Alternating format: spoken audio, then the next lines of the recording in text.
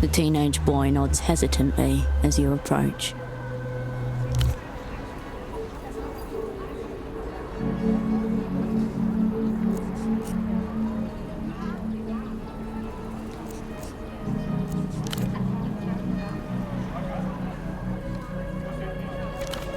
And what do they call you? Cool. What can I brief you on? What about her?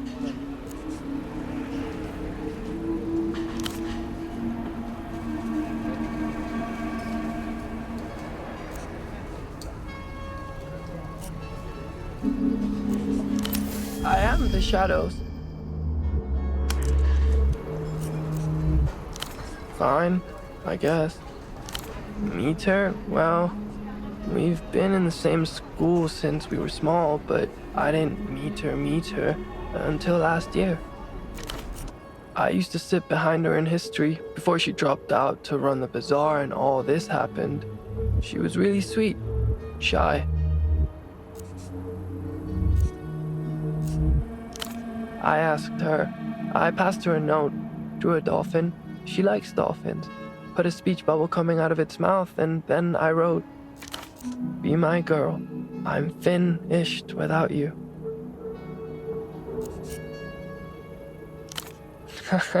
Yeah, you got it. It was nice. Drew me one back that said, "I accept your proposal." She's too important for stuff like that now, with the Bazaar and everything, but I get cooler presents. Genuine name brand shit from Luth. Cool. Yeah? He was here. I saw him. That loan ad over there, there's a mailbox dot under it, and Headphones guy used it. I think he took something from it, small, like a package. It was hard to see. I was hiding back here.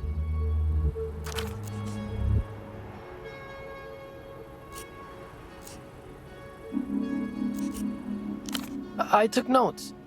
Tall, smoker, long jacket, big collar, biggest headphones ever, and creepy. That's underlined 2 times. He looks off in the direction of the man's disappearance. Awaiting review.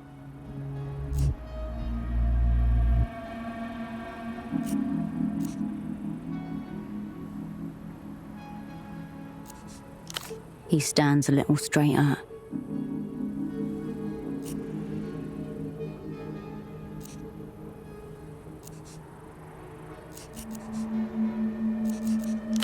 Great. It felt so sick. So I nailed it.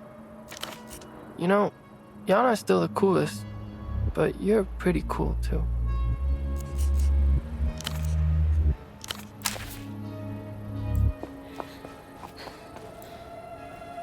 Mal credito, no problemo. A small image of a grinning man with an aggressive pompadour tosses fistfuls of coins at you. The financial citizen. Buy now, pay later. Beneath him, a rusted mail slot welcomes loan applications. Unlikely. The slot is too narrow and the chamber within too deep. A quick appraisal reveals 2 heavyweight locks. You'd be here for hours. An envoy of the so-called developed world. Kurt wasn't looking at his eyes. He was looking at the stack of paper clutched in his fists. Behold, the new seduction. All disputes fall under the credit provider's local arbitration. Any further details about the credit provider are nowhere to be found. The signs are all too obvious. You stand before an enemy outpost. The boss of liquid imperialism. A cosmeticated reactionary armed with both handgun and limitless credit. And this is an astral door, a dead drop.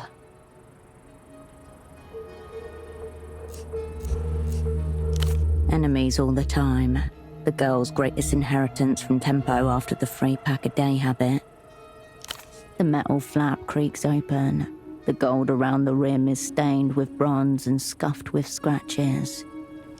The blade of light catches crimson plastic, a red disc, marked with the words Ultra Violator, followed by You But From a Dream. A tensing in your gut as another piece of the Doom puzzle slots into place. The very same.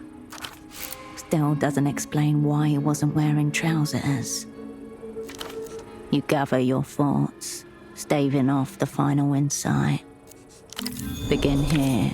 The weird man in headphones is an MTER operant. That much is clear from this astral door. Logical succession. Most important part of the job. The matching discs cannot be a coincidence.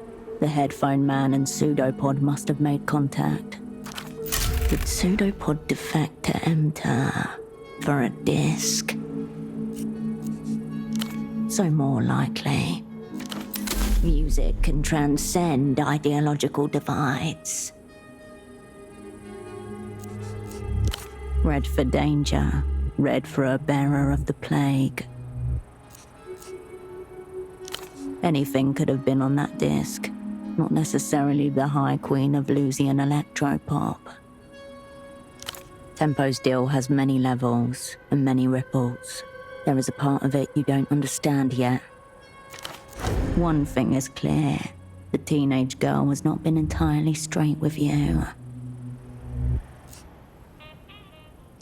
Maybe she can't be straight with you. Not yet. She's protecting something. Because she thinks you can handle yourself. It's a mark of respect.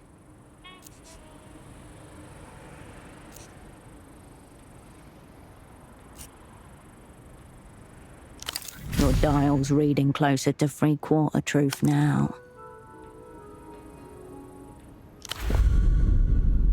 The pompadour man looks expectantly over your shoulder, his gaze alight.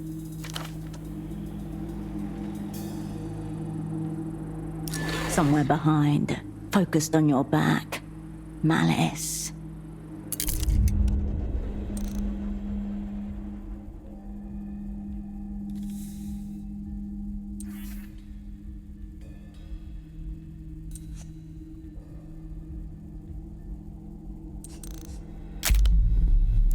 Predictive reinforcement, a honed skill. Someone has you in their sights. You have a sliver of time in which to react, the span of a single mental event.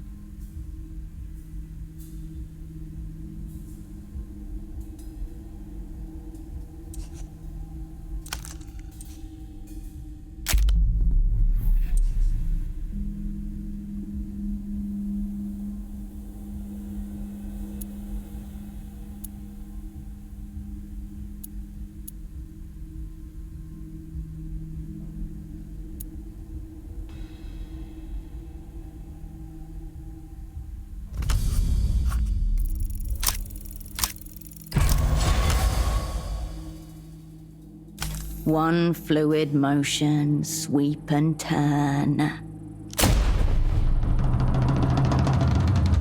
The bullet cracks into the wall beside you, followed by the thunderclap of the gunshot. Darkness on the edge of your peripheral vision as the center sharpens to a scalpel point.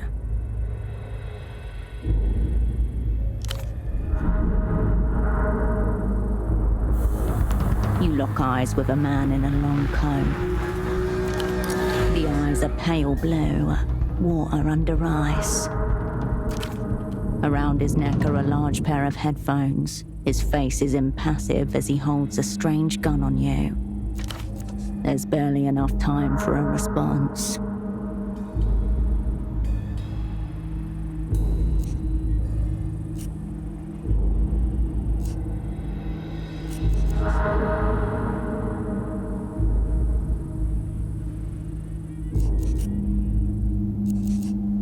He looks confused for a moment, then ducks and disappears through a metal door to the side of the rooftop.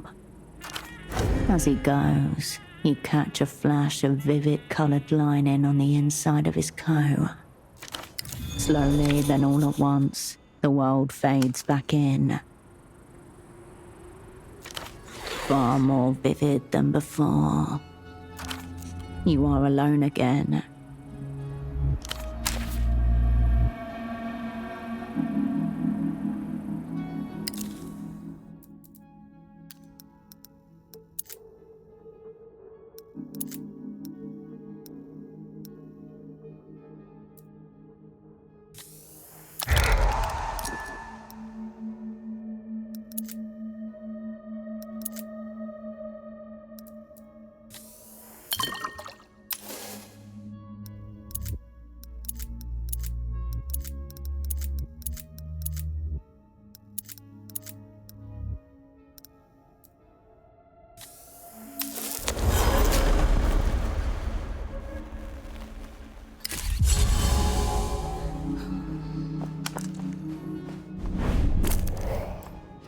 Loneliest of town.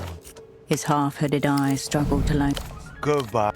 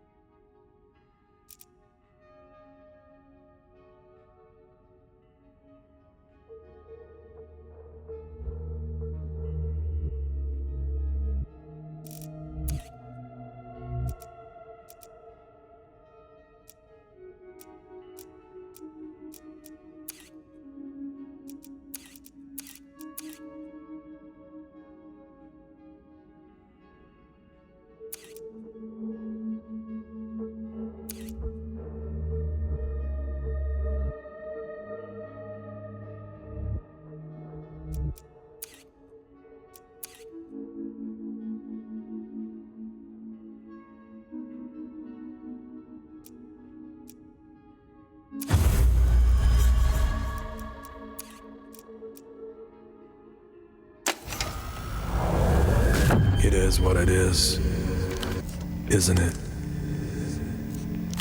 Ambiguity is one of your usual comforts, along with mentally compromised ramblings and a persistent denial of your own agency. All hallmarks of a philosophical spy class, nonetheless. It's guided by a logic that drowns all else in a sea of anti-serotonin. If that's what passes for smart, then sure.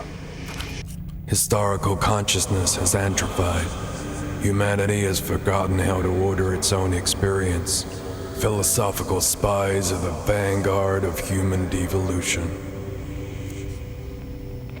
Whatever inborn need guided Paleolithic humanity to seek the warmth of other bodies utterly vanished in you.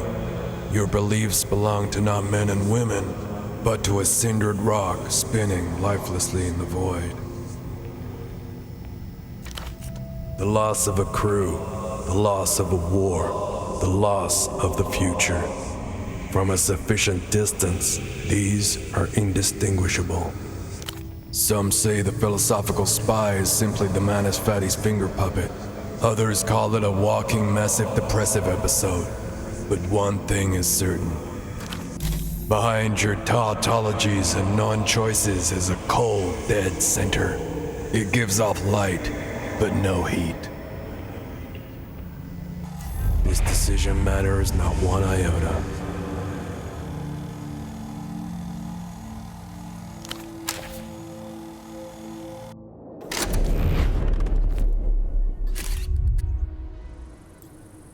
Back again, are we?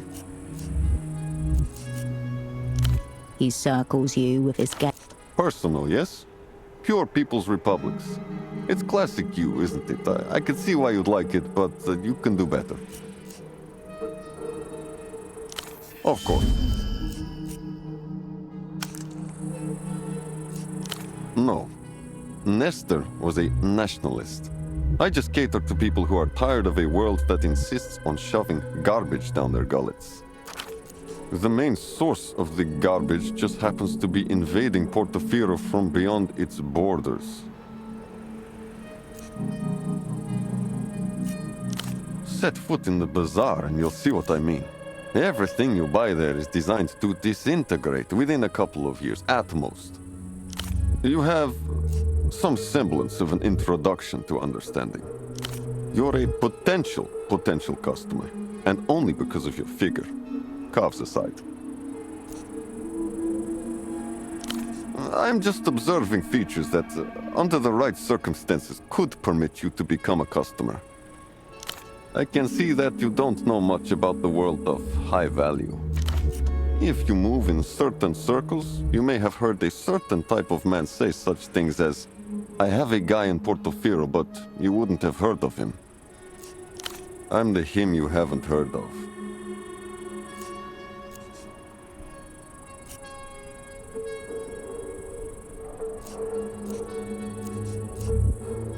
When I say your selection would be an insult, it's your taste I'm criticizing.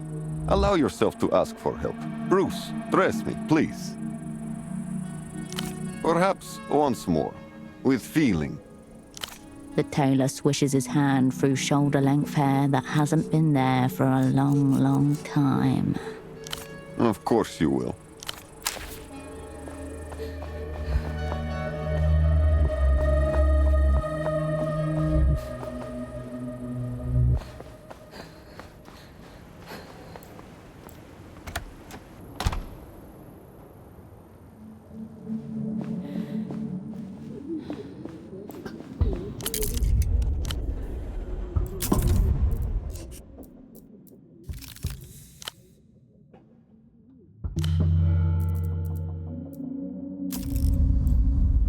Stray spies still wandering around, looking for their forever home.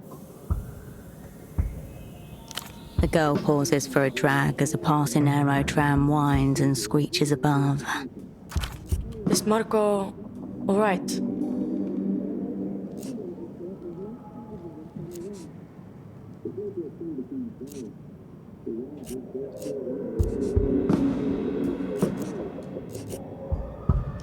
Okay, that's good, thanks. A nod. Uncharacteristic gratitude. He actually shot you. Hardcore, Hirsch. Very cool.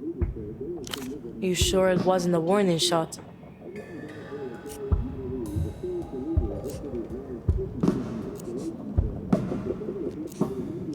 Rock and roll, baby. Heavyweight. I could have sworn the headphone guy was with the Luthians, but you say Emperor again. Either way, it doesn't matter. He's a midnight prick like you.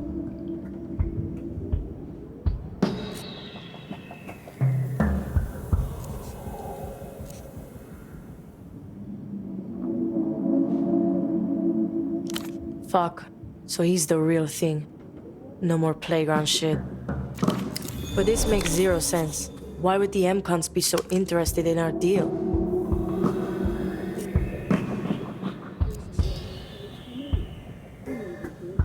The girl grinds to a halt in front of you.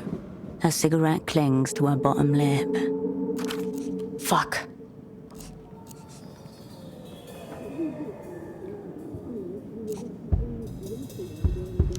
The girl takes a long drag and raises a slow middle finger at you. Alive?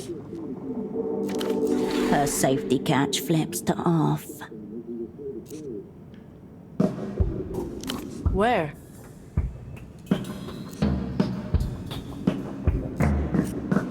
Last place he expected to find himself, I bet. Would be funny if it wasn't. So, not the Weeping Eye. Emter. That one's the big bank, right? This unre-educated youth must be made to feel the full weight of terror behind those 6 letters. Seems like they found some territory then, if he's currently chained up in it. What's he giving them? Are we fucked? Shit. Pretty hardcore. Maybe you are the real thing. Or the closest we've got. Thanks for coming through, Herschel. I honestly don't know. Temple never said anything about him. Which was strange. Most of the time, he can't wait to tell you about his latest secret. She's holding other things back from you. But this is the truth. This one? He was terrified from the jump. Does Dante prick say anything else? Join the club. You get a jacket. And what's that gonna cost you?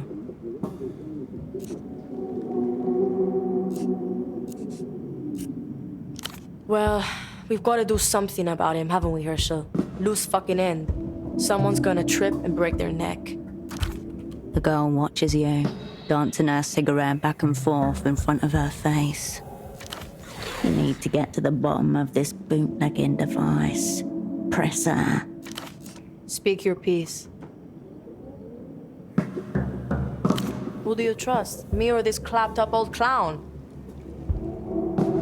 Oh, that mega violator. Yeah, sure, I've got it. Rarest you've ever known. One of a kind, even.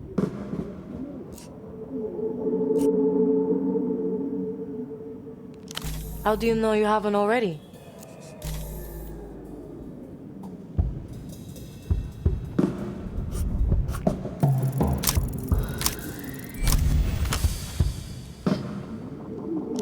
A memory passes through an older memory, and each calls the other a ghost. Both leave a little of themselves within the other. When'd you get so slow, Hirsch? Me. I'm right here. Always have been. Death's for small thinkers. Transitory cunts. I'm the eternal kind. You think Taxman, prized fucking asset, wouldn't hold up his end of the promise? I told him, Cascade or nothing. Person to person. He is there and not there. All your senses twitch at the eeriness, at the undeniability of it. You know what else doesn't make any sense? I've been wanting to say this since I first saw you. The girl stubs out her cigarette, steady yet forceful, suddenly engrossed in the act of crushing. How you been, Hirsch? I've missed you around.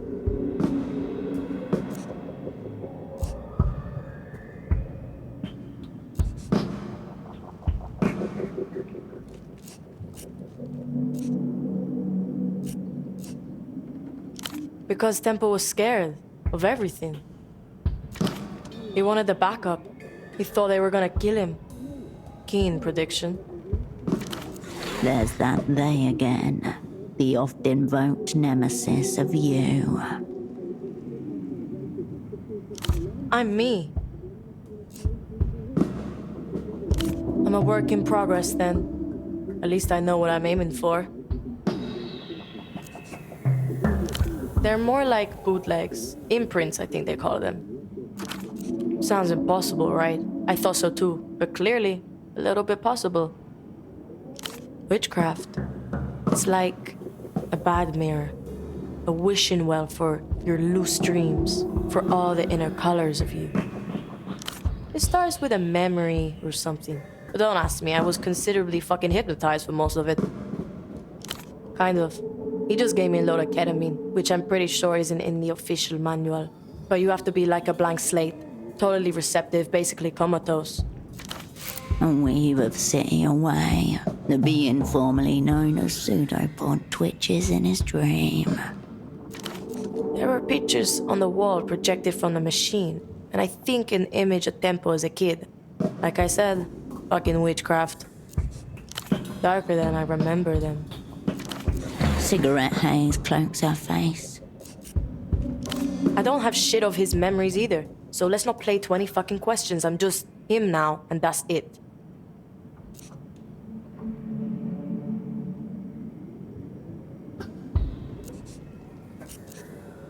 There was rain in my head, Hirsch. It was always raining, and it was always midnight beyond the clouds. I wanted... I don't know. Not that. And why would I want that? Haven't yet. I'll let you know. Anyway, this is a forever kind of deal. And the deal is, I deal with it. Move the fuck on. It feels like I can't quite remember myself. Like I'm watching myself through dream glass. All smudged and smeared. I watched a lot of TV as a kid. Whenever there was a bad storm, the blocking antennas would get fucked and we'd see pieces of Luthien TV breaking through. All weird and wavy. That's how it feels sometimes. Like a signal error. Hearing someone else's thoughts and now they're yours. But the static's not the thoughts. It's my mind trying to make sense of them. Nope, just me. But also there's more me now, outside the coverage zone. Yeah. Curse go forward, curse go back. You remember him saying that a long time ago. Chant-like, a little ritual.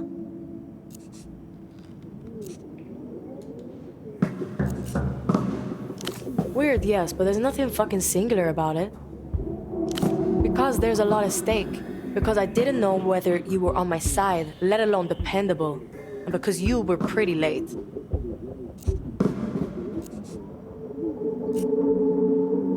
Also, I really didn't think you'd believe me. I mean, I wouldn't. Then yeah, doesn't it chime a distant chord? The Lusian political elite being strange copies of themselves.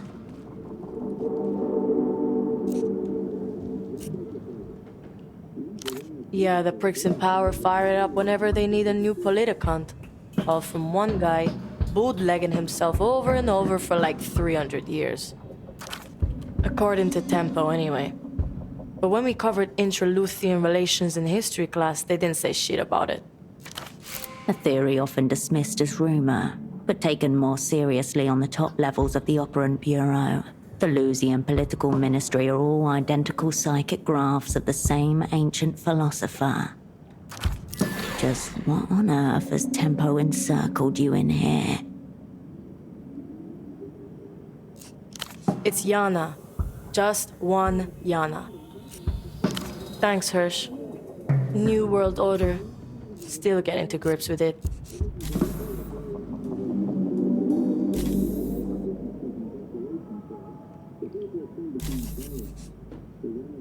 Right here.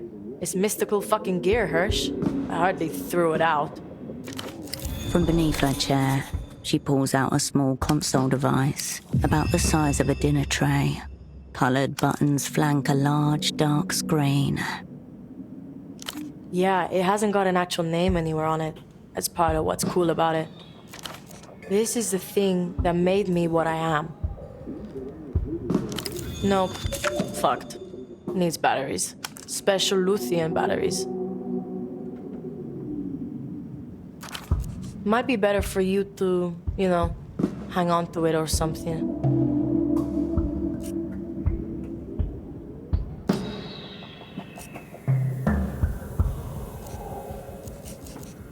Because it reminds me I'm basically some failed test pressing. You have noticed her eyes avoid mirrors and windows, anything with a pronounced reflection. Also, you seem like you're in a load of shit, Hirsch. Maybe you need to back up yourself. So do me a fucking favor. And no, it did not come with an adapter. But it does have cocaine in the seams. And a little bit of nose blood. Speak your piece.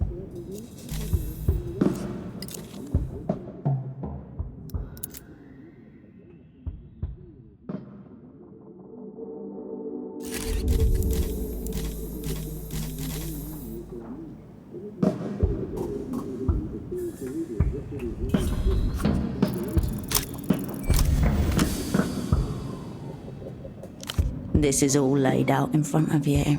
A map of islands with unmarked bridges. Take it from the top. Does it seem like your former asset thought this one through? A hurried, desperate backup. Yet the practical logistics of the scheme were planned long in advance. This reveals a fundamental truth. And yeah, that's why she was there, which leaves a single question. I was wondering when you were gonna ask that. This whole fuck show started when we brought... Actually, better if I just show you. Follow me. And Hirsch, be cool. The girl mashes the ends of her cigarette into the tabletop and glances at you once more as she rises. The girl leaves a strange cord hanging in the air as she turns to face you. Yana? Who's this? Her gaze has both hold and fight. It takes effort to meet it evenly.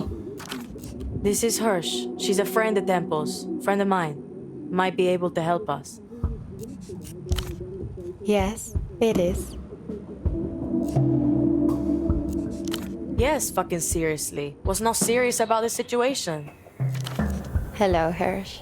It's nice to meet you.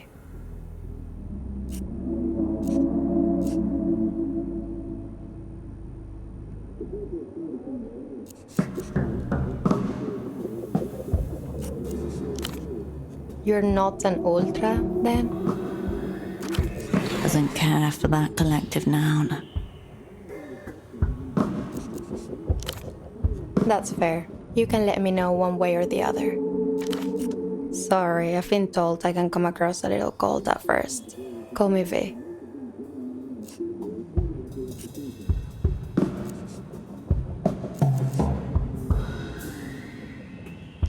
Cool. I'd like that. So what are you doing here, Hirsch? How does she know about the plan? Because Hirsch is a communist spy. Oh, cool.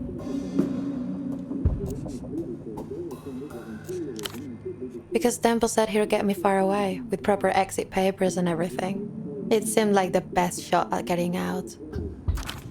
Raw deal, she thinks. But still a deal. Eastern Republics was the play. Very casual on their entry requirements. Best shot, like V said. So I took it. I trusted Tempo, and now I'm stuck here.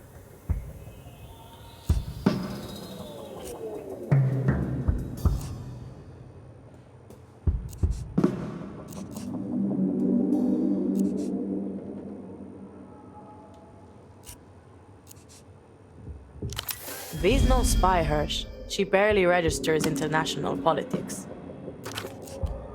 That's right. I don't find all that stuff very compelling. I'm just trying to get out.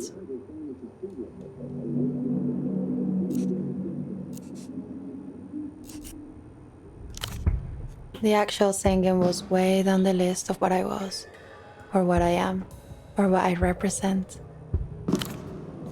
Then, let's say the new material didn't meet my standards.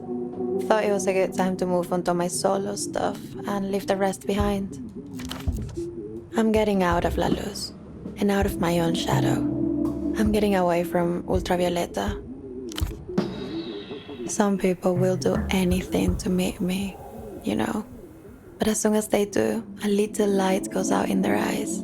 Then a part of them wishes they'd never met me at all.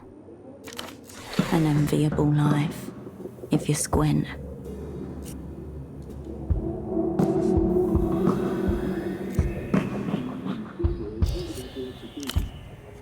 I know. Pretty funny.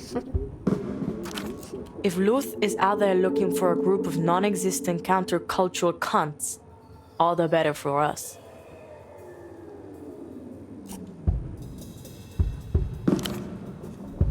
Probably Lucian citizenship and an Axis all areas lanyard. Don't even think about it, Hirsch.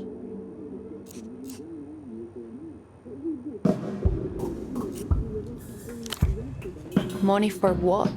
Some kind of dream chasing as you slowly forget everything that made you worthy in the first place. That will not be me. I see those artists recording pale imitations in cold studios and then going back to the big houses that their real work paid for. Houses haunted by younger versions of themselves.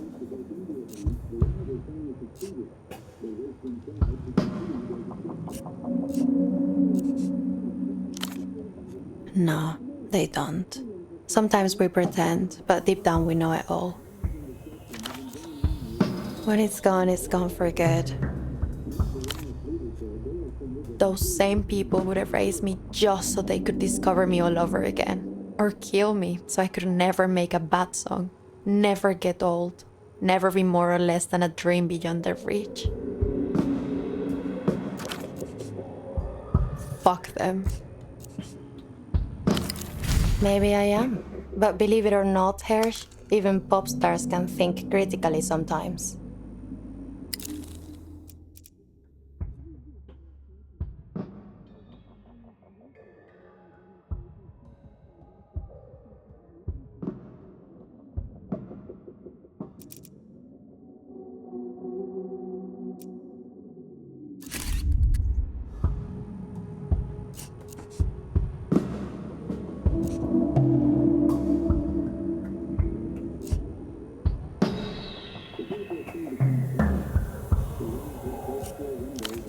Right, then you might accidentally become a critic.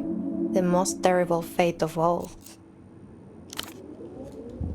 I didn't fake every tear, but I faked a lot of them. I'm still going together to the Eastern Republics. This is just a whatever the fuck, creative stopgap. I believe her. Yana's my S tier.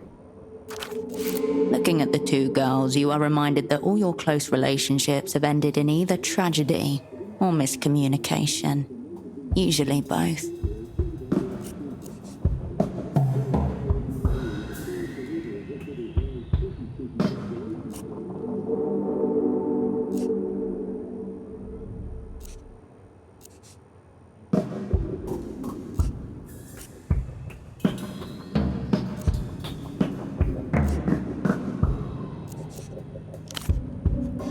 I will. We will.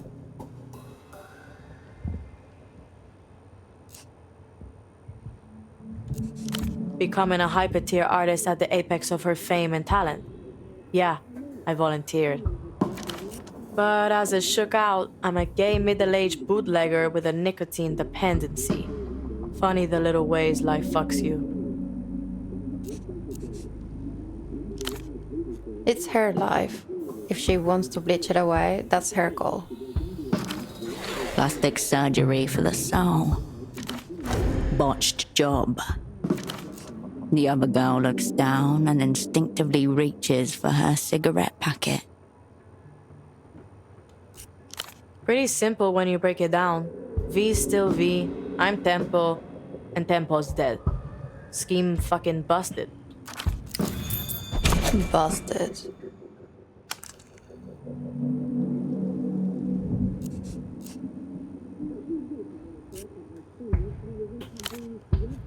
Where did you get that? Like an unfavorable omen. I'm just surprised to see it. I was sure my record label shelved it. I don't think you're supposed to have that. Nobody is. Those red discs are single play only, right? All the promo singles are on those. What do you mean weird? There is something eerie about a theme being played out, completely spent. The red doesn't help either. For some reason, she's uncomfortable talking about this. I remember some scandal in Luz many years ago about the weeping eyes use of sonic torture. But discs? Promo discs? Nah, I've never heard of that. You can save people with music though. I truly believe that. So I think you could kill them too.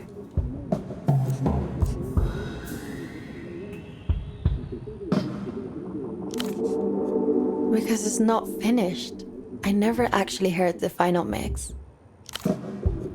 You should ask Espada Records. I don't control the masters.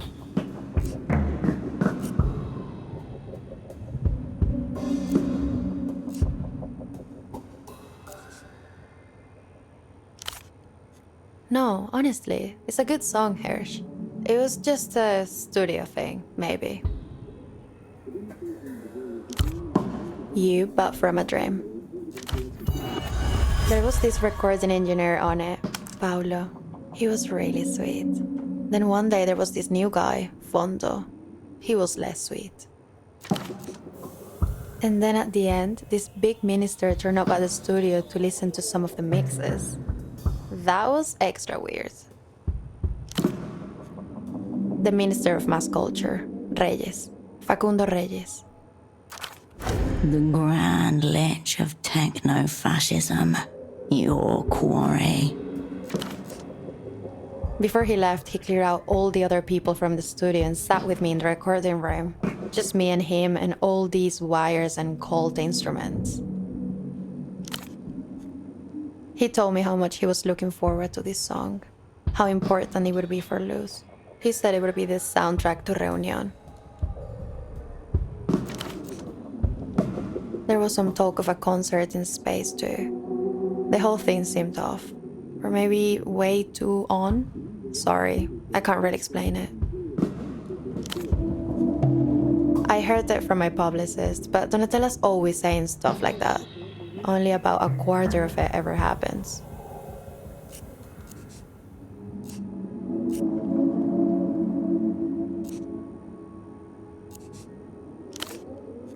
Now I can get you on the list, Hirsch.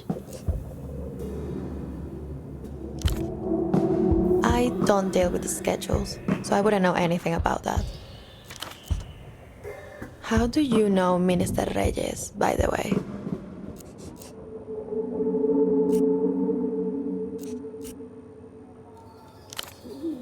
Okay, I won't. Super fucking shady. Now I'm worried, Hirsch.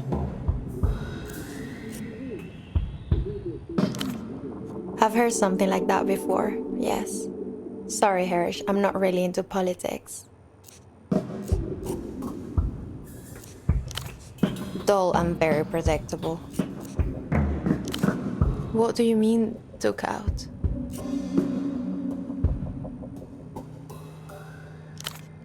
Oh my god. Are you serious, Hirsch? A disc? Fuck me. Yana, I don't know anything about this.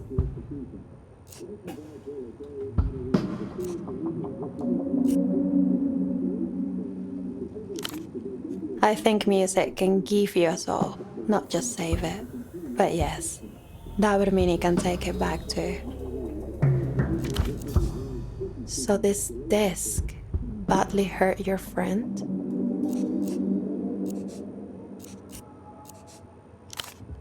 I'm very sorry to hear that. No idea at all. There are hundreds of bootlegs out there of my work. That might not even be me on there.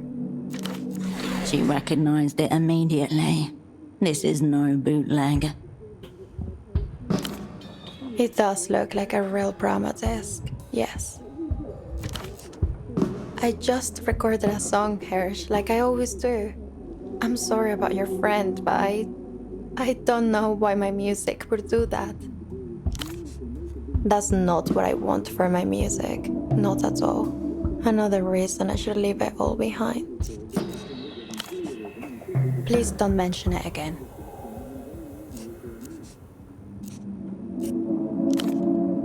I'm not sure it even really happened. First thing the instructors do in La Fábrica is take over your name and give you one of theirs. That doesn't matter. That doesn't matter at all. A begins with A. I went in when I was 6 years old. So all this kind of seems like it's happening to someone else. Some girl called Ultravioleta. and I don't want to be her anymore. It's not mine. Please don't mention it again.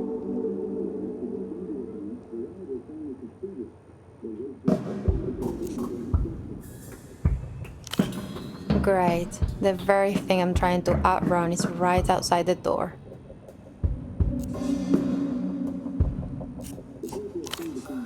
I know their type. They're obsessives. I mean, it's harmless enough. I don't know.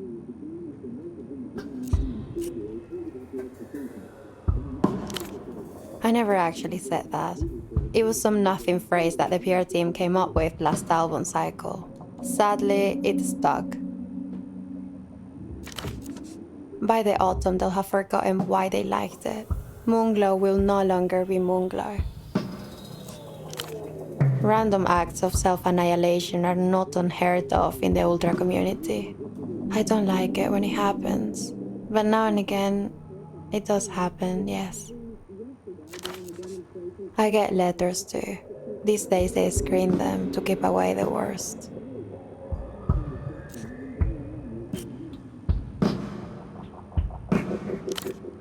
Obviously, I don't think it's cool. This is why I don't like this whole fan shifting thing. They go too far. Then they start encouraging each other. My music is about feeling, not surrender. Don't lump me in with those skanky cunts, Hirsch. How do you mean, Hirsch? It's kind of different, Hirsch. I didn't want to be V. I just wanted to be anybody but me. As you can tell, because I fan-shifted fucking tempo instead. I knew you both, Yana, before the imprinting. You're not just Tempo or Yana. You're your own person now. A two-tone kaleidoscope. The girl throws a quick glance at the pop star and half a smile. Yeah, you're right, Hirsch. I can't control it. Well, I can, actually. I can flee the state and never come back. I agree. I won't miss them. Easy. Keep running, all the way to the Eastern Republics. A good music scene. And a distant shore. Then I'll let the light carry me.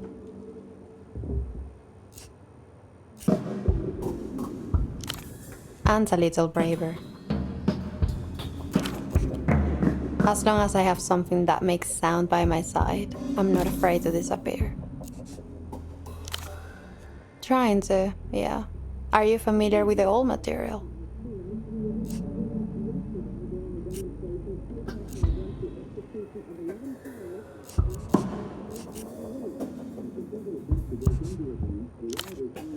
I think the overplaying is the point. State-sponsored. Anyway, L-pop's all sad, but not all bad. I brought a few good songs here and there.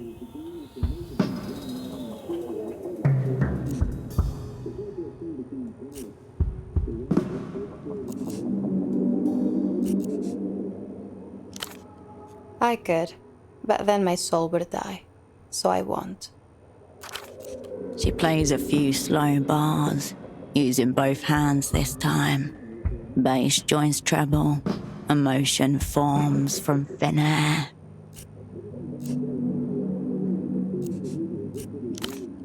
I'm a solo artist. I don't have a band, just collaborators.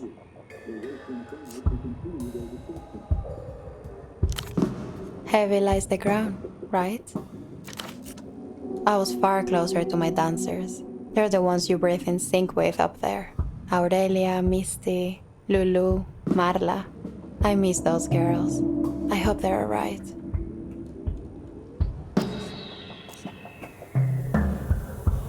The pop star leans forwards and takes in each of the faces carefully. This is a good photo. It has feel. You were close to each other. That's all we really get out of this life. A string of moments hung on fragile threads. The photograph is hard to look at, but easy to touch when your fingers find its edges A kind of strength charges through him. Thanks for showing me, Hirsch. Indifference and disinterest. The pop star has nothing further to say on the subject.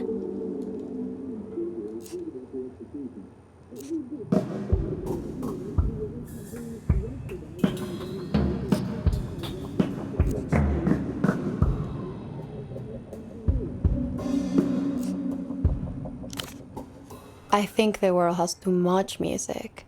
It's everywhere. Shops, restaurants, cafes, rooftops, lifts.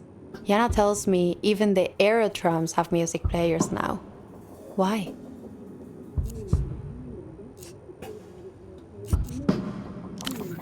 I think it's to stop people from feeling things.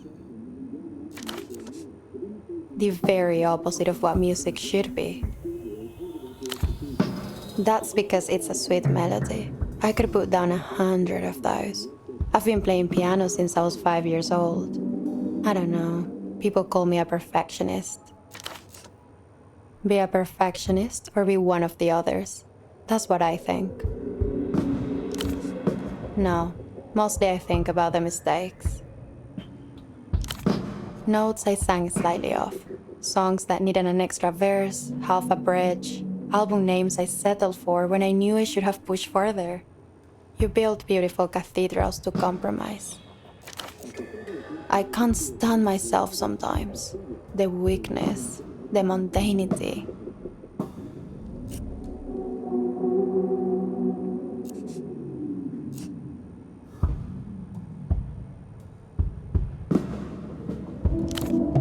No, they all have to be good. If they're not, I'd rather give up now and never play another note. A lack of vision, that's the thing I can't forgive. In myself and in others. Okay.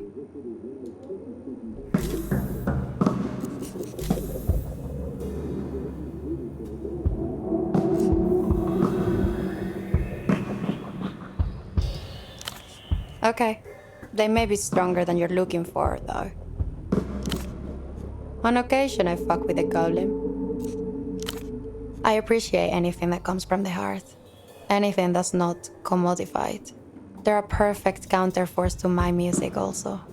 Melancholic rage against melancholic emptiness. I listen to them before going on stage sometimes. They emotionally tune me. It's weird. I can't describe it, but it works.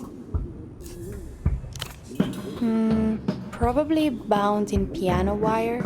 Final track from I Will Know You by the sound of your structures collapsing. No. Scum synth? You watch her nose physically turn upwards a few degrees.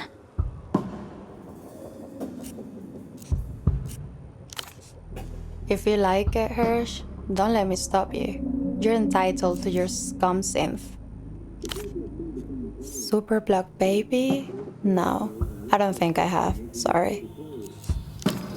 Probably not. Sounds heretical. How does Super Block Baby go? Here we go. The spontaneous audition that launched 1,000 collabs. The pop star hums the melody back at you. And then again, a couple of steps slower. Nice melody. Lyrics need work. No problem, Hirsch. We can just call it L-pop. What would you like to know? The genre is maybe 30 years old, I would say. Year 65 sounds right. It evolved from traditional Lucy and funeral ballads, but the instrumentation is all synthesizers. That's how you can date it. Certain synth sounds for certain years. The earliest songs followed the Lusa Requiem form too, with extended overtures before the verse kicked in. These days, they're more classically pop in their structure.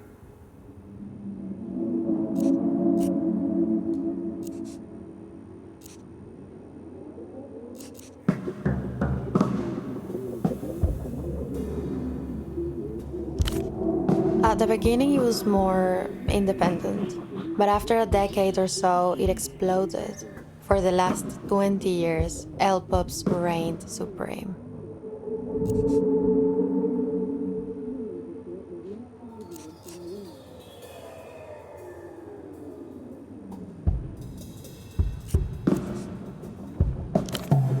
Of course, that's the beating heart of L-Pop.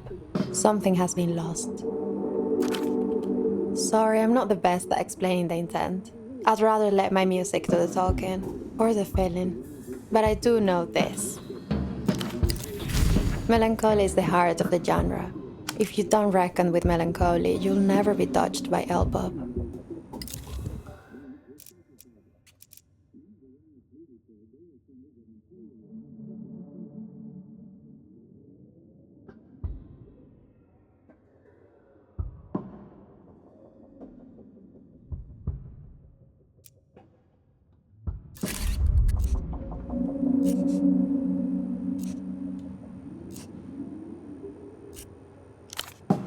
That's missing the heart of it, Hirsch. Sadness and melancholy are two different things. Close, yes, but different. A song can communicate with you like it was made only for you. It's a psychic medium. L-Pop will catch you unawares if you're not careful.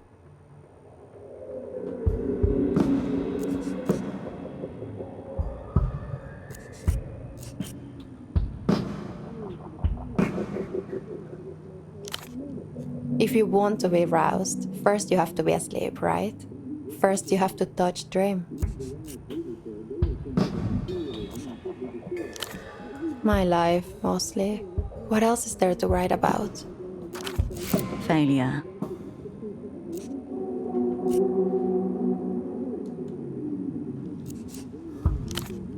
I'm talking to them. That's the point. Two-way mirror. It's my job to be a blank slate. Once I channel the emotion from my life, I carry it to the listeners. Then I become a void. They can project it all back into me.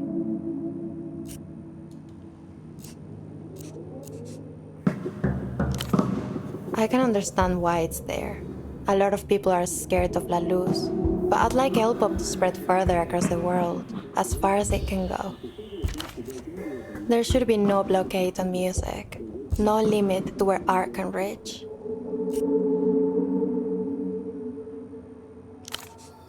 I took some inspiration from an old Lucian death rite.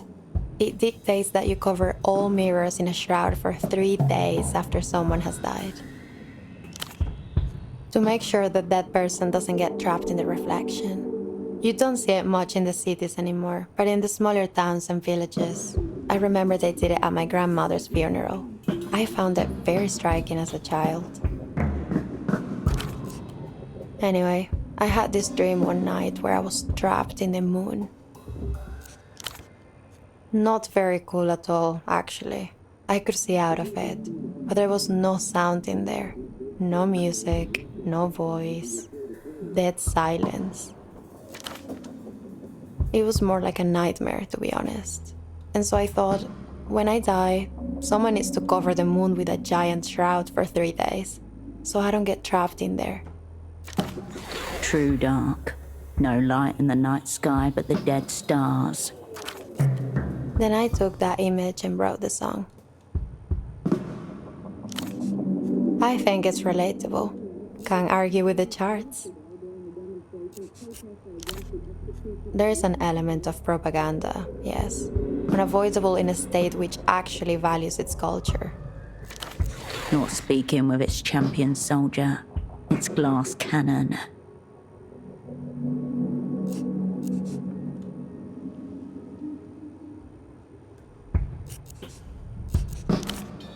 Call me a deserter then, but I've given enough. No more Hirsch. I don't think anyone keeps a record of that. Maybe. You'd have to ask the Ministry of Mass Culture. No problem, Hirsch.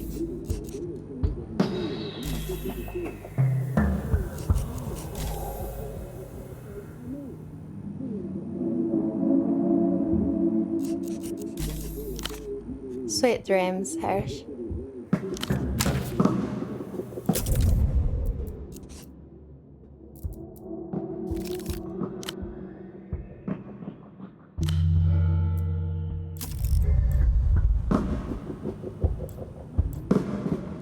Hirsch.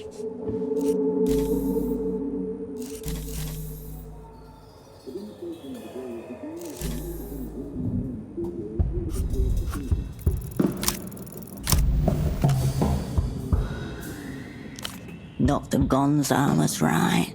This has to be a sex thing. He just wasn't thinking big picture enough. What's an ASD? Oh my goodness. Hirsch, no. Please stop. I've had a lot of issues with fans and my sexuality. You're bringing it all back up.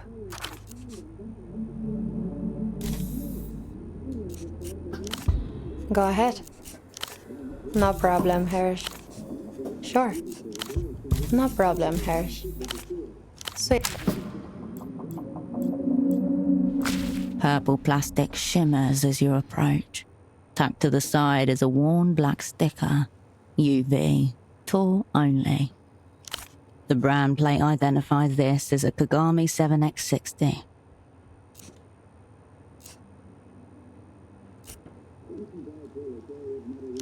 In terms of sheer sale numbers, and people buying it who will never actually play it, they already do.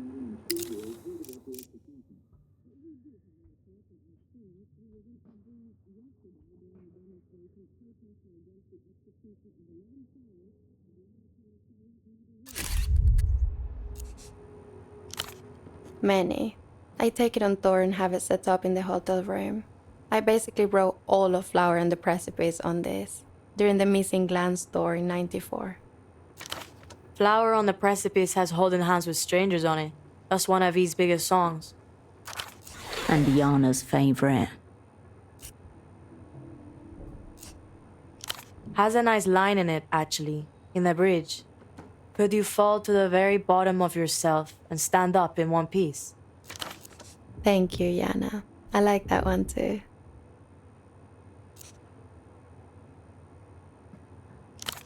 Like any of us. I could try. Harder than you think. You press your finger into the nearest key. A light, airy tone glistens across the room. Middle A. Good start. Hirsch, what are you doing?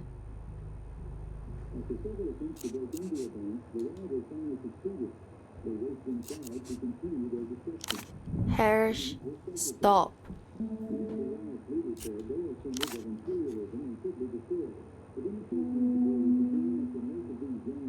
We're watching you do it.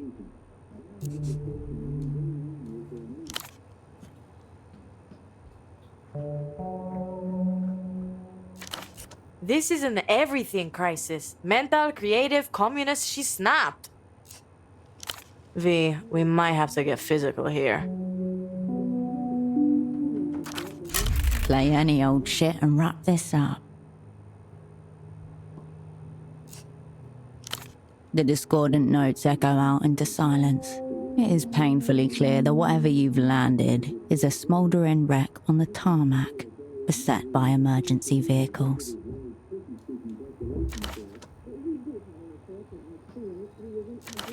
The smile of a girl visiting her grandmother on the dementia ward. Thank you for sharing.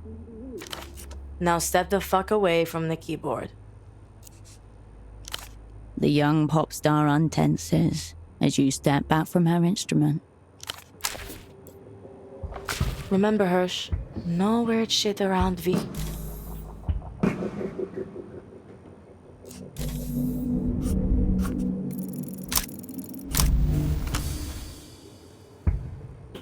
Names are easy, just go with your first idea. First ideas always win out. Obvious. Lame. No. Sounds good. Get thinking. And yo, Hirsch, that operation with Asset Scarf, tailing the weird headphones guy, I'm pretty sure it's about the imprinting device. I don't know. Maybe. Probably. I'm highly fucking acquainted. She takes a deliberate drag. Eyes on you one moment, the cigarette the next. Let's have each other's backs, Hirsch. It's less scary that way.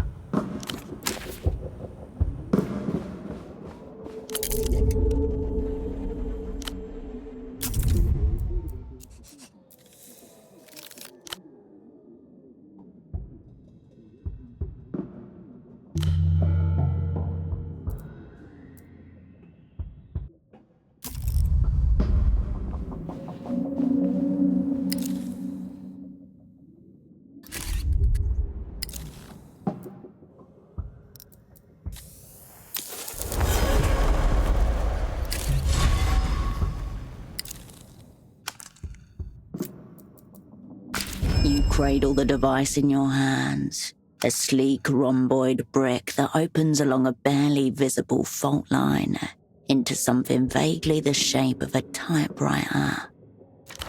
The side that hinges outward features thin screens and sensors evidently meant for scanning biometrics of some kind, whereas the stationary side is occupied by a small control panel.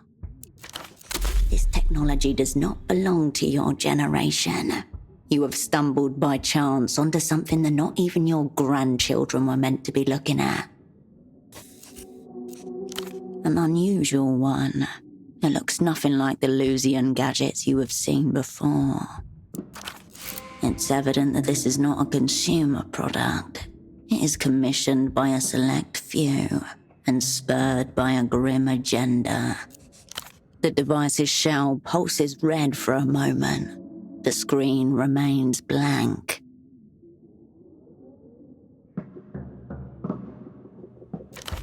Out of battery juice.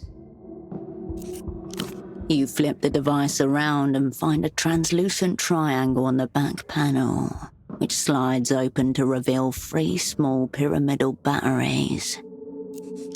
Lusian, evidently. Spin. All that remains in the empty compartment are 3 contact pads, their gold-plated outlines matching the shape of the inert batteries. Now you look for replacement batteries. Search for Lusian electronics. Expensive, newest generation. If it's foreign and lights up and/or vibrates, it might work. Your precious wolf sword, for instance. As you open the sword's hilt and extract its batteries, the plastic blade splits apart, rendering everything but the batteries unusable. You transfer the batteries to the imprinting device. The pyramidal cells click into place, as if they've always belonged there. A low current pulses through the device in your hands. Ave Imperio Luminoso. The screen boots up with the salute of the Lusian Empire. Stop your reactionary misadventures right this instant. The salute is indifferent. All that's left to do is to use this immense power. Reactivate your double. Clone your consciousness. An unusual. It's evident that this is not. You feel it calling for you as you slip it away.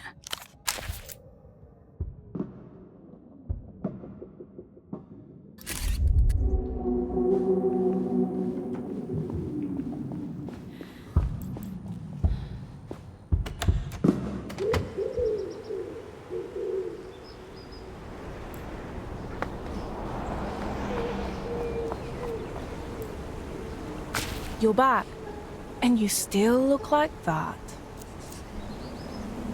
Oh, what happened?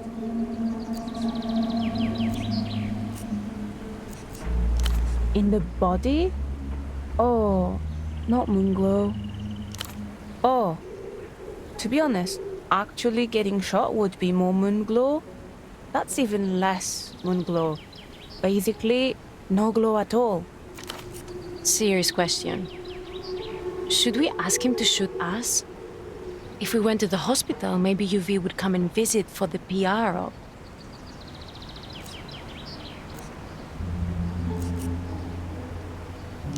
Oh. For real?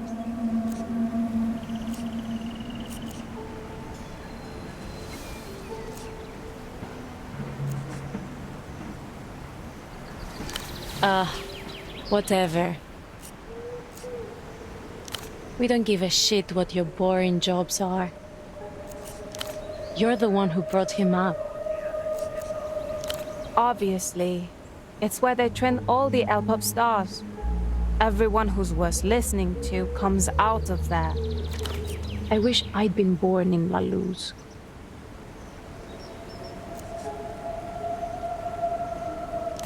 Yeah, we do. We've read all the music magazines. I hear they might start running direct flights between here and Cicatriz Frontera soon. We have to go someday. Shut your lying whore mouth! Stop talking like that. UV would never. But yeah, you're being a lying whore and you should shut your mouth. You need it. You deserve it. Look at your hair. She's harsh, but if she weren't a little horrible to you, then you might never know. So, it's a kindness, really. Please, don't tell us we should be nicer to her. We've tried. It was too hard. I hate lying. She's just not one of us. You have a serious lying problem. Were you abused as a kid or something? If that were true, then I would literally kill myself. Thank you. Sure. The stall remains as If there's a copy of Holocene's novel in Portofiro, the sci-fi section of this stand is probably your best bet. You return. You're looking for blood-stained something. As you push your hand between the moth-eaten volumes, something pressed between them falls out and lands on the floor at your feet. It's a blank business card with the letters IOU written across it in blue pen ink. Blood type hecatomb, 5 Reno marks, penthouse housing campaign, use call box.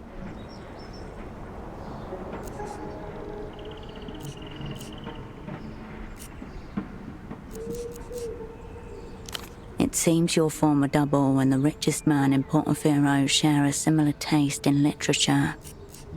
The private currency of a private citizen, someone who considers himself an entity worthy of his own monetary standard. His pied de terre in the housing campaign. You just need to find a way in. Look for a fancy call box. You turn away from the piles.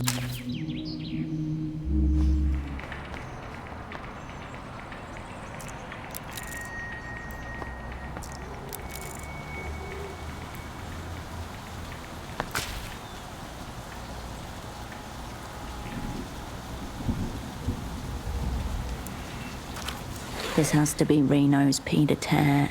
He's one of the only people in Portofiro who can afford such material luxuries.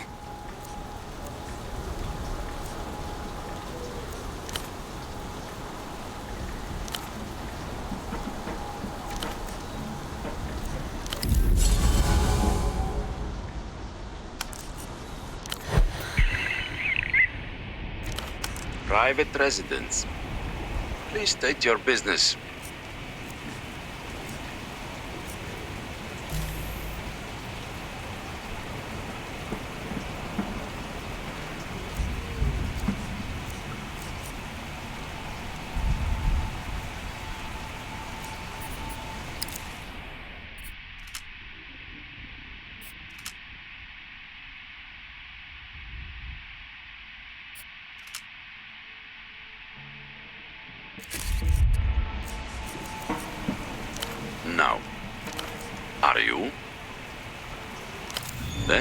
both not Reno.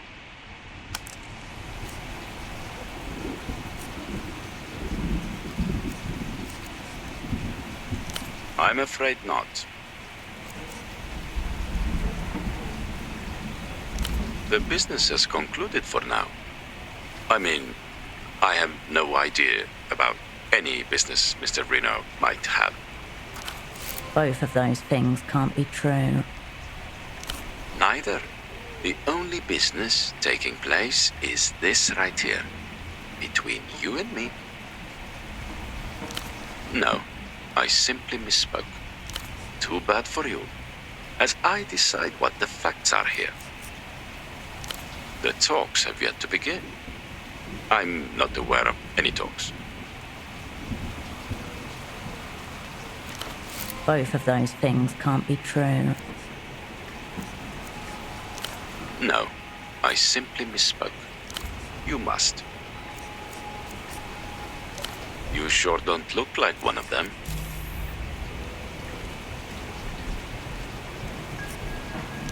You step away from them.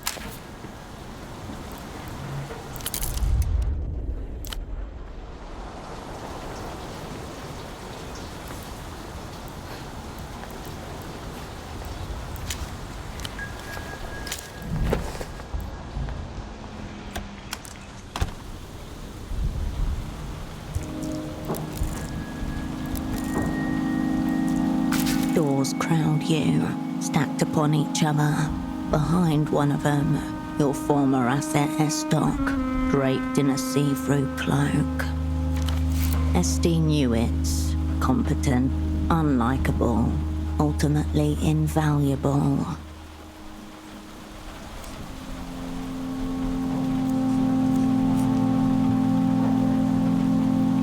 Talk, yes, then spy. One of these apartments belongs to Estoc. You just have to discover which. You must be subtle in your approach. Your assets still live in her cover. That will make her unpredictable and desperate. Esti keeps a special mental calendar marked critical phone call from Herschel. The calendar has been counting for 5 years.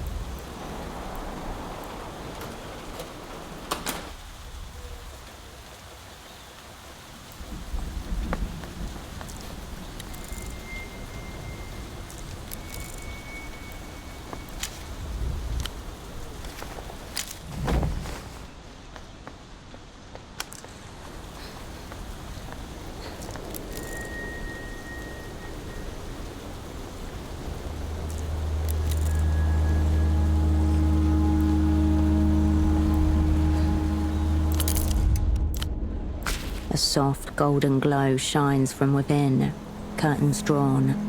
Return during the day.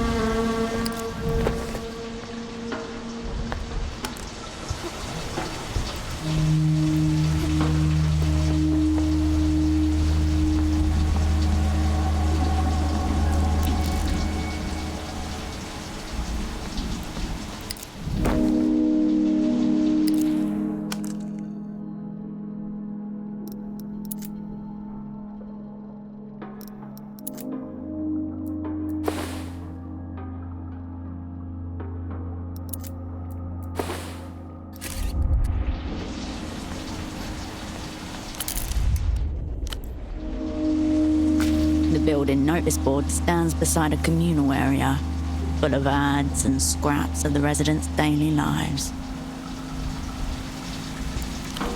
Rain splatters off the plastic sheets covering the notices. Fairly standard fare for a notice board. A notice for a cat lost months ago, next to a printed out sign advertising private maths lessons for struggling students. One notice, however, stands out solely because the original printed sheet has been altered by multiple scrawls in a variety of colours and hands. The piece of handwritten paper declares, the rules are very clear, read them and understand them. No gathering after 10 p.m. We can hear you clomping about and we've had enough. Beneath that, the responses read, "She thinks she the cops. Fuck you! You don't run the building. We know this is you, Mrs. Kavanagh." Fun-hating, inappropriately authoritative, low. That's Esty. She must have married, either that or changed her name. You know that she is known in this building as Mrs. Kavanagh. That is something. You turn back to the roof.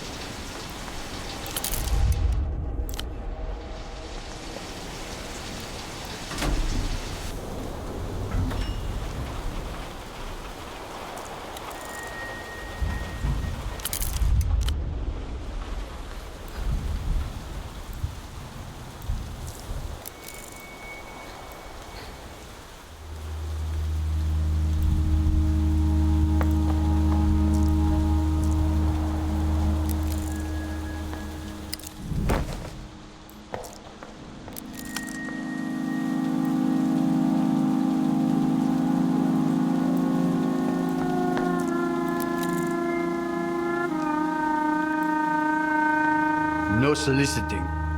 And mind the floors, will you?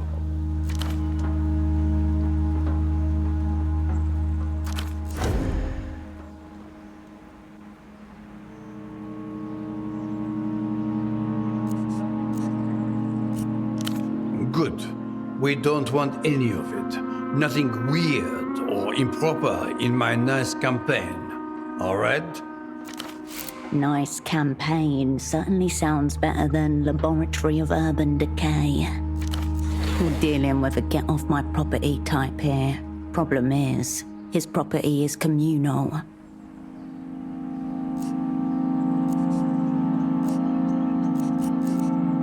I said no soliciting.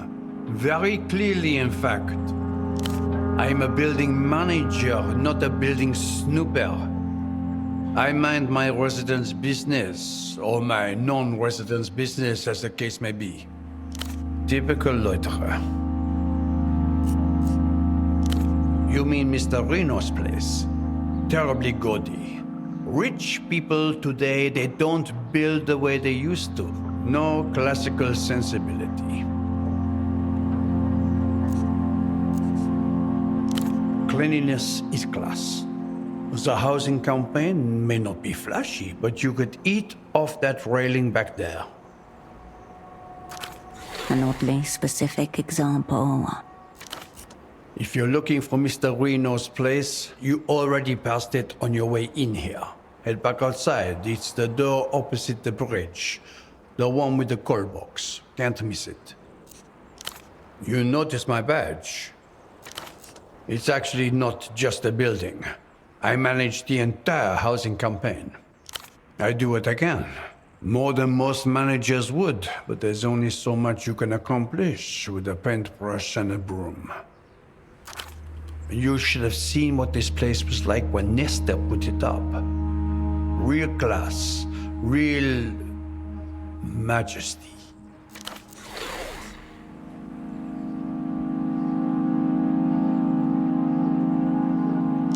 A palace for the people. Clearly some kind of a slogan from the days when this was built.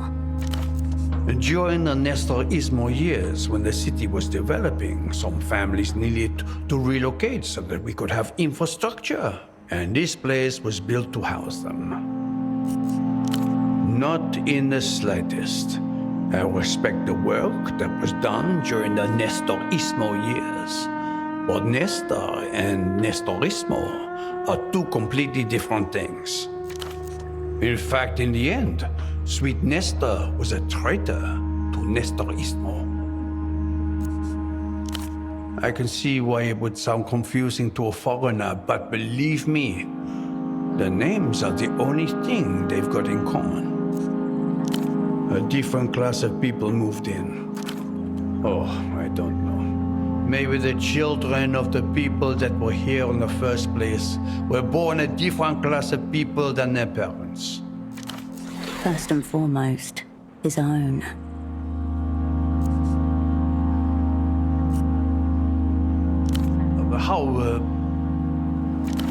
You can almost hear the emotional blast door slamming shut.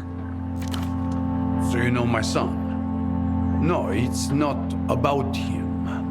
But he is typical of his generation.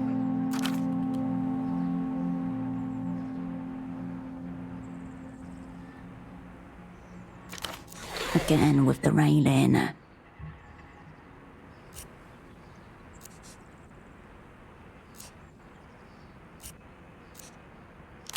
It's good that some people remember what we were capable of. Back when we had the sense of decency and cleanliness. Much too late now. All too late.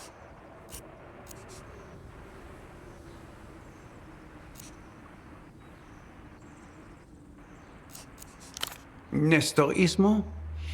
How would I put it? Nestorismo is the name for the Portofiron national spirit. It's got nothing to do with one man. It's just named after him because of the timing. When he was in power, Portofirons were recognizing themselves, aspiring to something more. Nestor didn't believe in anything. He was one of those men. Say anything to stay in power. Between his first and second exile, every idea was popular with the people, got put into law. Even the ones that were fiscally suicidal. That was a time of consolidation for Nestorismo. An insanely subsidized economy of illusions. Eventually, Nestor figured out that the Portofiron citizens weren't the ones keeping him in power.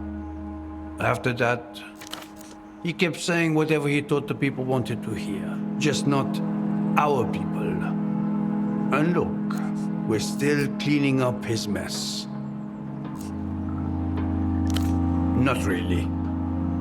I mean, you could help me sweep if you wanted to, but look around. You think one person alone can clean all this? We used to have one manager and 3 concierge. Now, it's just me. I'll pay you 20 sol if you're interested.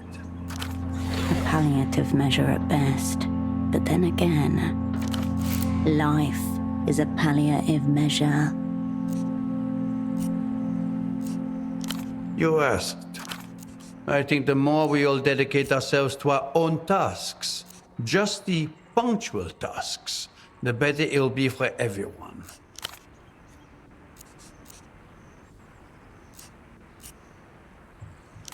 Unsurprising. In any case, he won't get a soul from me. Matter of time. The basic concept of money is an enigma to his generation. The idea that what you trade for money is your time, your work, and not something else. Coolness or something, it's baffling to them.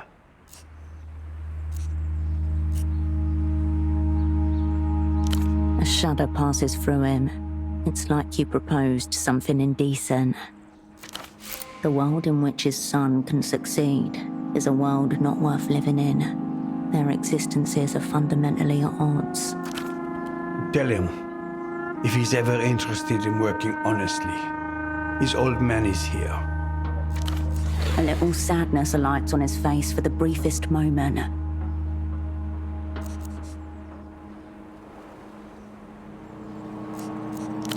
There have always been problems, if that's what you mean.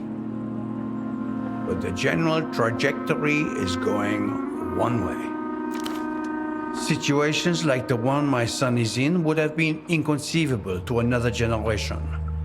A young man in the prime of his life, crippled, actually crippled, by his devotion to...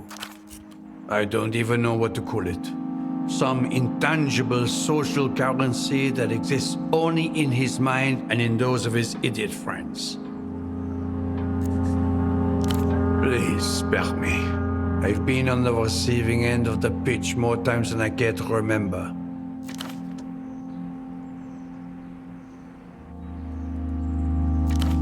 He sweeps his broom a couple times, a tick that sets the world back in order.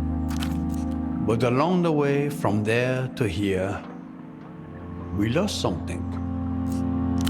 His whole generation, I worry, genuinely, about what will happen once mine is too old to work. Will they be able to keep the trams running? The plumbing? The electricity? Will the railing go unpainted until one day it crumbles and falls off? Again, the railing. It is imbued with some exceptional significance. A symbol with meaning you cannot pass yet. I'm not exaggerating when I say he and his idiot friends are fully capable of starving to death without realizing it, was evaluating each other's transparent jockstraps, or whatever the latest scene trend is. He nods and sweeps his broom. Pick up your feet when you walk. Photographs, candles, tucked under the stairs. You'd be forgiven for initially overlooking the modest shrine, were it not for the roughly carved wooden figurine, waist-high, sat off to one side. This is a shrine to Sirius, angel of romance, war, and negotiation. If it weren't for the candles, you easily could have mistaken it for a shadowy heap of discarded belongings, awaiting the weekly rubbish collection. Tonio's been maintaining it, but he's the only one. Few of the middle-class residents of the housing campaign want to be seen openly making offerings or tending the shrine. Such things scream working class. Among the usual photographs and candles, people have left mysterious items. A single house slipper, a dusty magnum of champagne, a small pouch filled with some sort of musky, sweet herb. And scattered throughout, wedding invitations, faded, creased, RSVP dates years in the past. It's customary to invite the angel to festivities, to bless the union. You are cordially invited to celebrate the joining of Mr. and Mrs. Pascal Kavanagh on Enetos 3rd, 92. Of all your assets, she may have been the most singularly grounded. Maybe it was her husband's idea. Or maybe you don't know your old asset as well as you think. You take out the little off-white rectangle, red-inked lips glinting in the low light. With a soft flutter, the card drops onto the shrine and into the dark pile of offerings.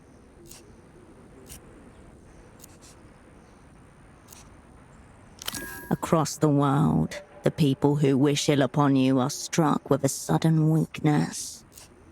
The shadows shift and grow long, candles flickering, the air thickens around you. Each prayer counts. They should not be wasted. The red slips of paper hung overhead undulate gently as you step back.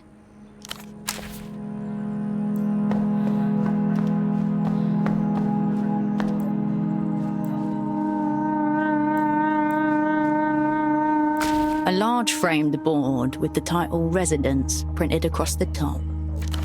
Sounds promising, but probably too easy. The title and initial entries are printed in thick, embossed ink. But over time, names have been crossed out or added with rough pencil. Third row, Kavanagh, is one of the penciled names, written in a clear hand. Apartment 4. That's it. You have her. Now it's just a matter of working up the guts to knock on her door. You come away from the wall.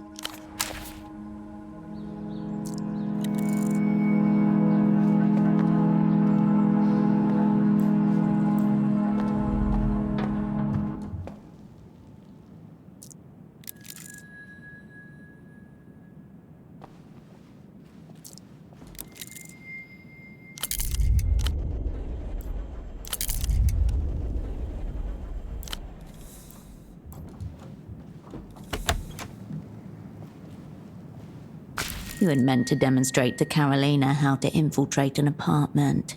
Instead, one of you knocked over a flower pot and you had to dart inside, panting, hoping no neighbors called the police.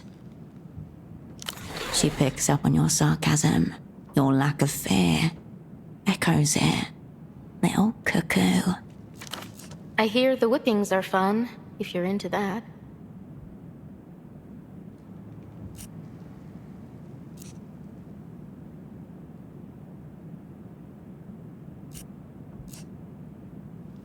Our boars are way too used to eating trash. They'd turn their snouts up at fingers.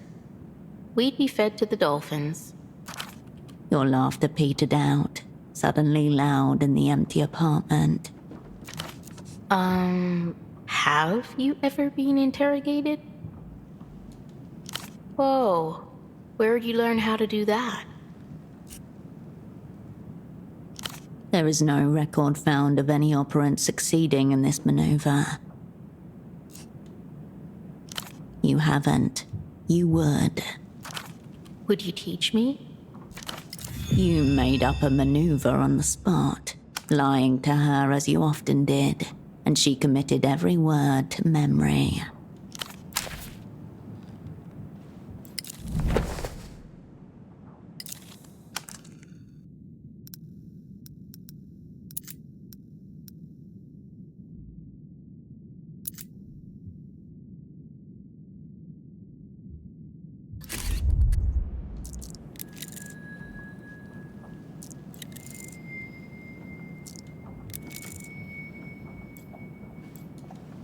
The moving boxes stacked in one corner of the little apartment are not empty, just abandoned. At some point, somebody tried to paint in here. Roller and tray, sponge caked with a crust of ivory latex, but gave up before they even covered half a wall.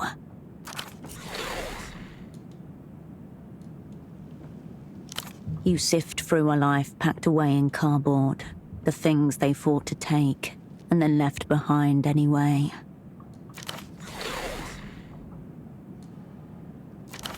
No jobs left in Portofiro, no money for next month's rent, no future in this place.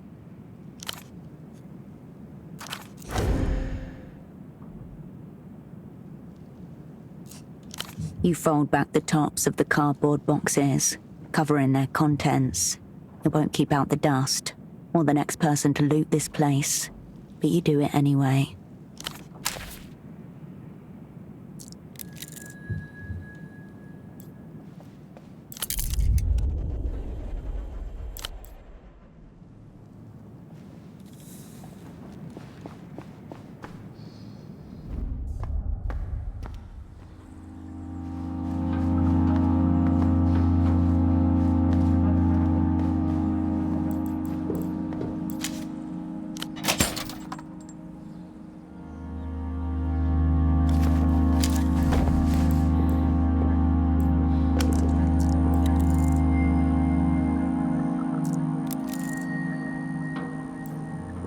A postbox with drawers numbered 1 to 12. The whole apparatus locked at the side with a single keyhole.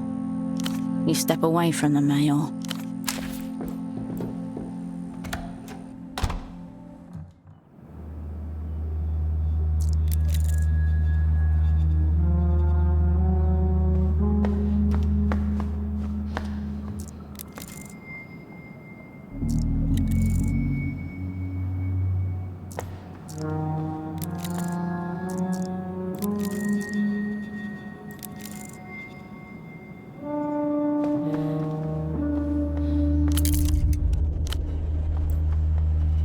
You have arrived at Esti's doorstep. The last time you spoke was the day your network blew. You called her back like you said you would, didn't you?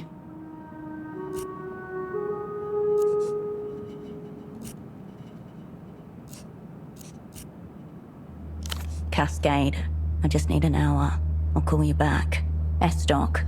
Herschel, I'm serious. Cascade.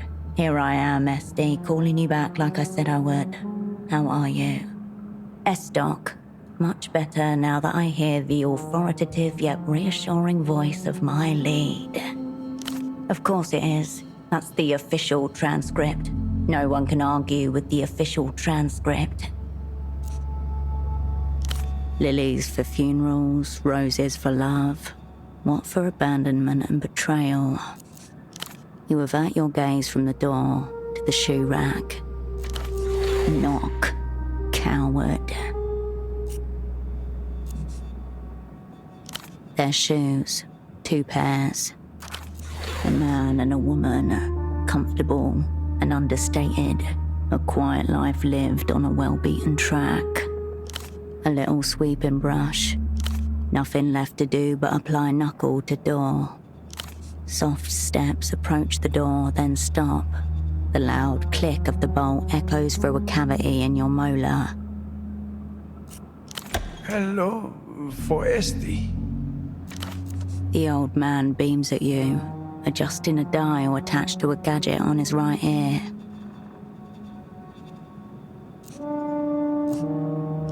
He watches your lips, then smiles and nods twice. Please call me Pascal. Nice to meet you. You are?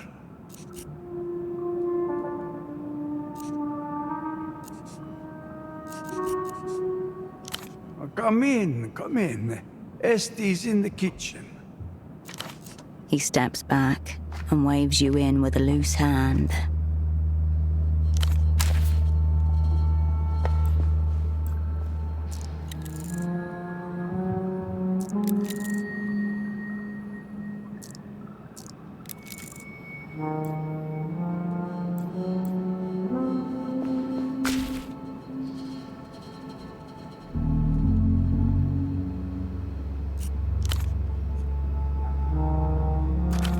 To Esti's right, a man with a familiar mop of upstanding hair.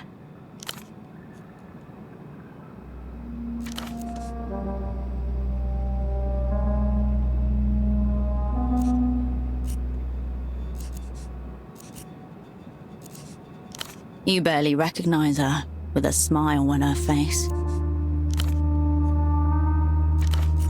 You don't have any photographs like this. You don't even know this many people.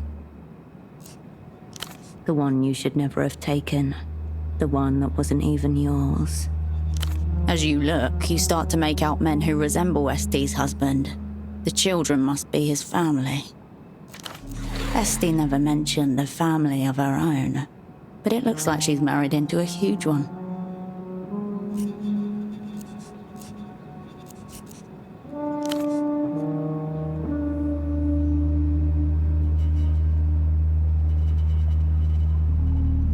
You turn away from the sideboard.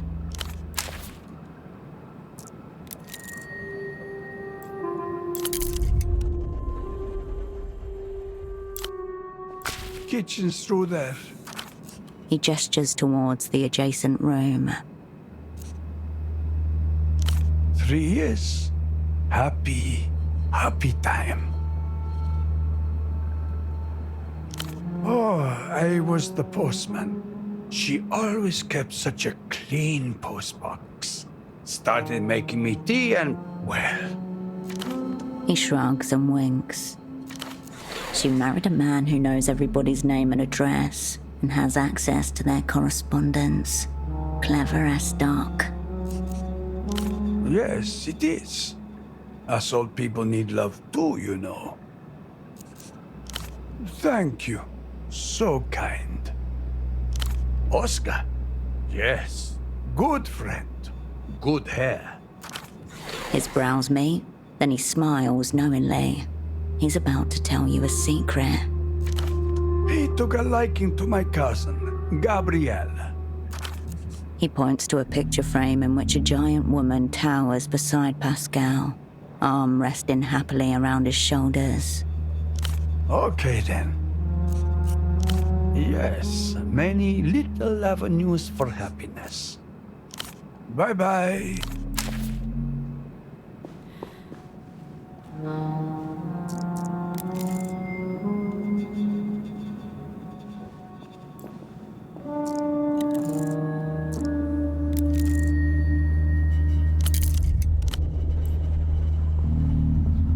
Hello back there. Just give me one moment. New cafetiere, fiddly little thing. She hums happily to herself, fussing over plates and cups. Lovely weather we've had, don't you think? Her shoulders stiffen at the sound of your voice. The humming stops. Herschel. Mouth set in a grim line, slight twitch under her right eye. What a surprise.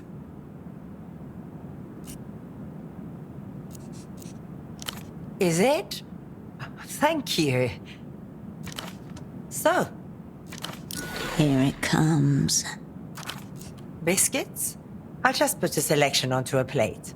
I have some new ones, actually. Chocolate. We can. It will be nice catching up over biscuits. To what do I owe this unexpected visit?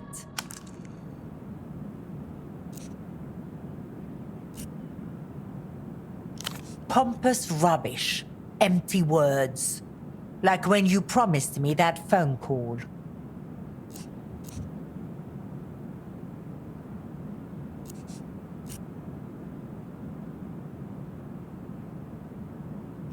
But we are supposed to keep trust among one another. We were hunted, Herschel. The whole network. You placed me with Emter, surrounded by them, watching them search for me. I had to make myself safe where you left me.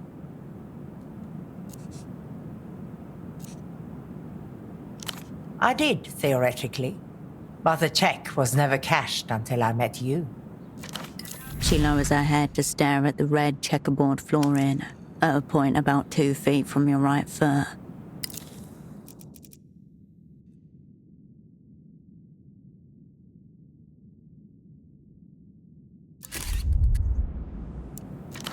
What did the opera do with you after you extracted yourself? Archives, Makes sense.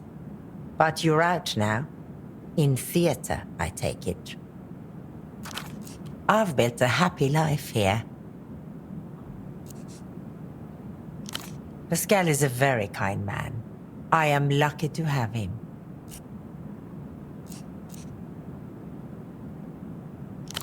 He's gentle, sincere, reliable. He's everything I once thought I'd left behind. I will not put his safety at risk for anything. There is nothing to know. Did you ever marry?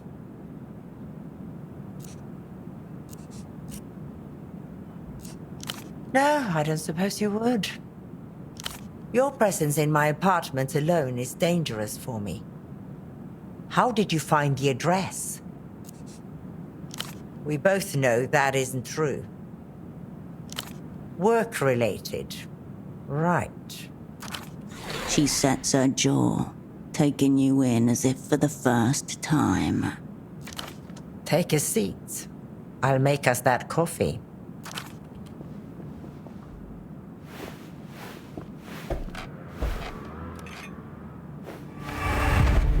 She spins towards you, arm raised.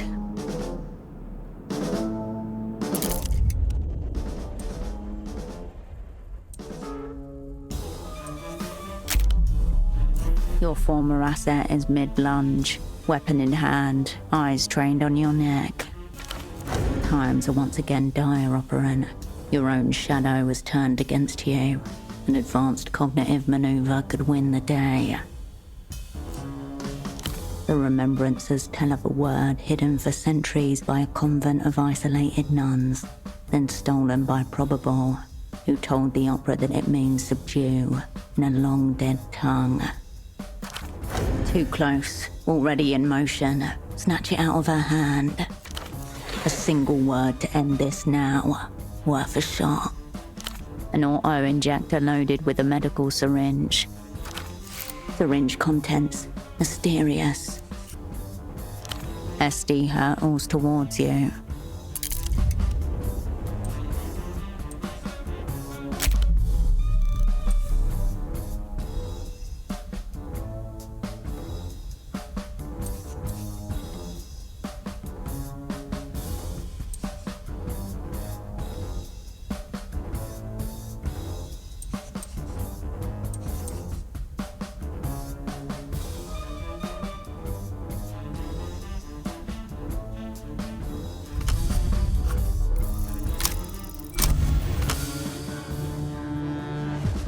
Your mind's eye lands on a slender file, cold to the touch. Its pages speak of a convent whose adherents speak an enchanted language, capable of rendering listeners powerless. At the foot of the final page, you find the word, karasukate, subdue. Your former asset freezes. A vein bulges on her jaw, cerulean. To your left, salt rattles in its shaker.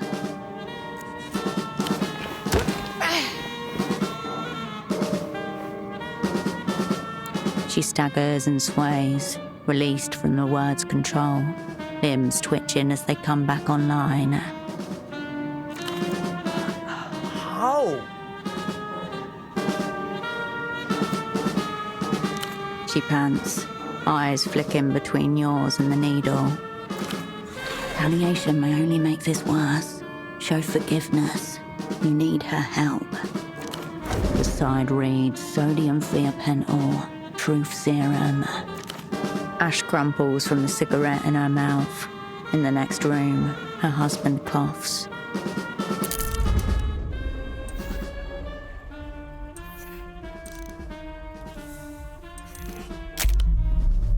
You're in control. You could either use the syringe on her, run for it, or break it and forget this ever happened. You won't forget this ever happened. Which means she's less likely to chase you.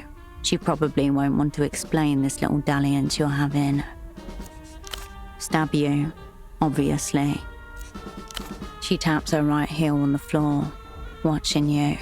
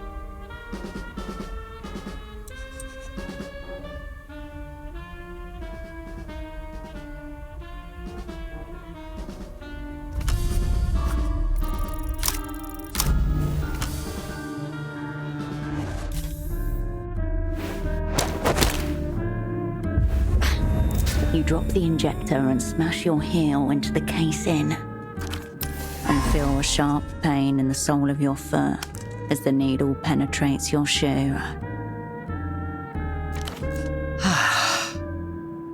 Wonderful. Thank you for the selfless gesture. Your vision begins to blur. Your legs tremble. Swan dive, face first.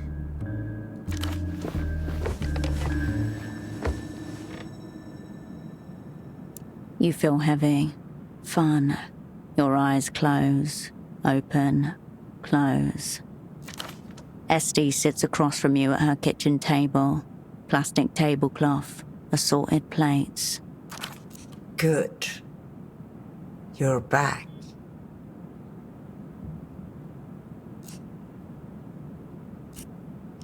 No, I lowered you gently into a chair. I didn't even slap you, although I was very tempted. Now tell me what you're doing back in Portofiro. Orders? Message? No, friends. Bald guy. Massive bald guy.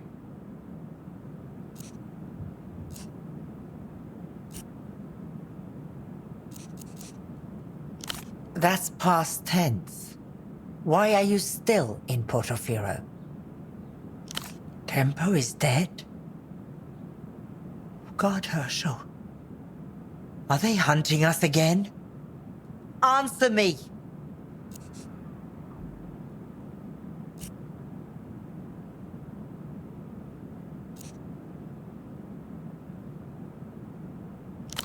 No. An immediate change in her. Pale, hollow. She puts her hand to her mouth and drops it. She can't look at you. No. No. This can't be real.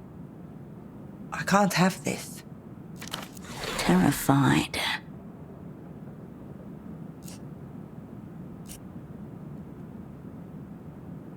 Melita. Who is Melita? She's your controller, isn't she? Of course, you are in a delusional relationship with your controller. Of course. What you have just told me, you have never told me. Understand? How could you come here? You lead them to me. With an assignment like this, there is no difference between making a contact and pulling the trigger. They will find everyone you've spoken to. You've doomed us all.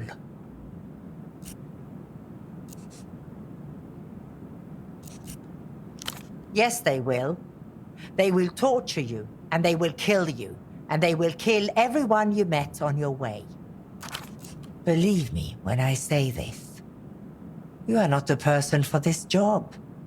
There is no way the opera seriously thinks you could pull this off. This is suicide. You should quit while you can. You're playing a loser's game. 1,000 ways to fail, no way to win. You are cannon fodder, at best. I will not. No. We cannot have any part in this. Get out, Herschel. I wish I'd never met you. Bad news. It appears that Estoc no longer considers herself your direct rapport, or your asset, or your friend.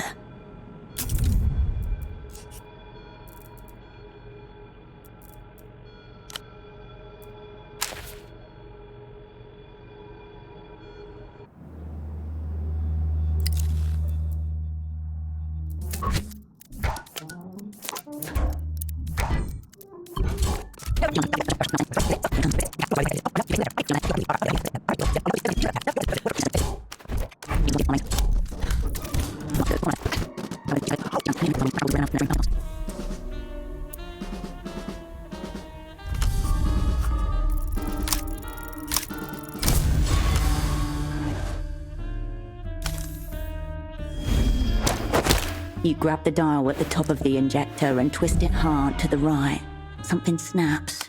You drop it and crush the pieces with your heel. Damn you, Herschel. The cigarette hangs limply from her mouth as she pushes her palms into her eyes. The palm push of surrender. She's done.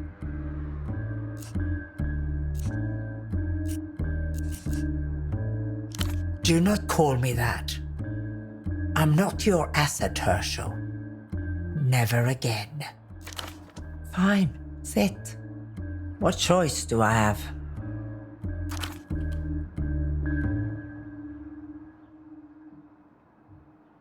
You sit across from each other. Between you, a plastic tablecloth, assorted plates. Pajamas, but no slippers. But she warms her feet on her husband. What on earth do you want from me, Herschel? What are you here to scavenge?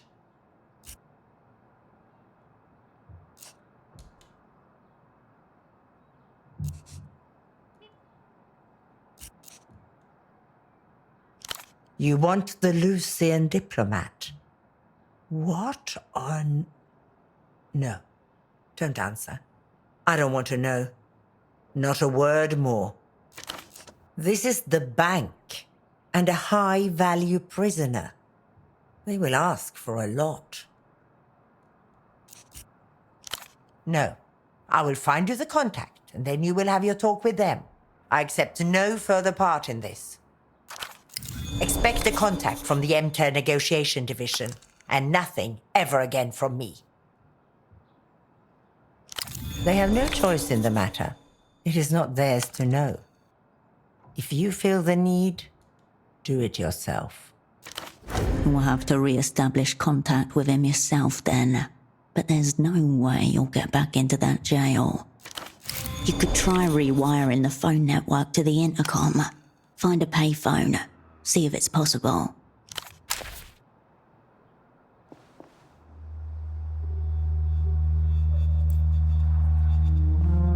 Herschel, you're back. She sighs, deeply. I won't. What do you want? What did you call us? Your whole sick crew? What about it? She shakes her head, slowly. It's a wonder he made it past 40 the way he lived. But I'm guessing it wasn't the drugs that took him in the end. Who was it? Oh. For all his vices, he did not deserve that. Leave him there, for his sake and yours. You deserve each other. She inhales, scowls. No, that wasn't fair to him. At least he takes his own delusions seriously. Sorry to hear that. He was young. Was it to do with the network, or...? Then we're living on time stolen from him. I'll say a prayer. I don't know. Nothing can be done. Her lip curls. She lifts her chin, an expression of pure contempt. She's about to tell you something awful. She was picked up by the weeping eye. Tortured. All systems go down. A brief but total outage. I don't know. Is that really all you care about? Your network, your career? She was 19, Herschel. If Karolina managed not to give him anything, then the weeping eye will have taken a lot in return. Torture changes people, Herschel. Something that sounds obvious, but the extent of it isn't. They know the truth of what we can do to one another. I don't know. Nothing. Back in Rustam, I hope. Agreed. I bet you do. No. No. Poor man, he was doing so well. It's the pressures of the job. The ambassador's wife. He has such a fragile heart. She should feel lucky to be loved by a man like that. He'll come back to himself eventually. I believe in him. I do not think of Frederick, the junior negotiator. She purses her lips in distaste. There is a slime to him, a certain sheen. He's nothing to do with my department anyway. Her face does not change. I suggest you persuade her to stop. I will not. I don't want to know that. Now stop. Stop it. Yes. I didn't. I'm still here. It was an internal investigation. I passed. Yes. They executed the interviews with a maddening bureaucratic precision. Every file, every movement, every sneeze accounted for. I started to hallucinate. Imagine crimes I never committed. My hair fell out. I thought I was made many times. It's called macrame.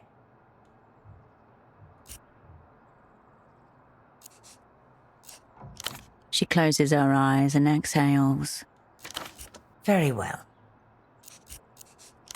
What now? Yes. Goodbye, Herschel.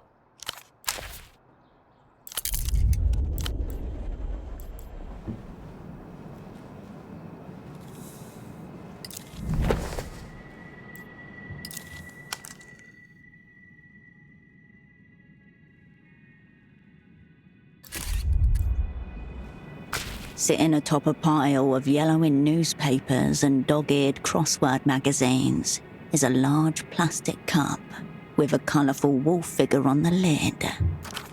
He holds a long pipe in one languid paw, his posture relaxed despite the twin blades chained to his back. His name curls around the side, Placid Wolf.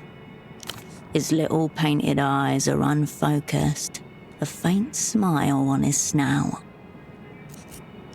He's a modulating influence on the other wolves, and more importantly, he's a highly rare and collectible piece of merchandise. A bitter herb, smoking it is what keeps him grounded in the present moment. The moment will return, if that's what you seek. Happy, floaty, dank. Placidity and happiness are sometimes confused for each other. This is a mistake.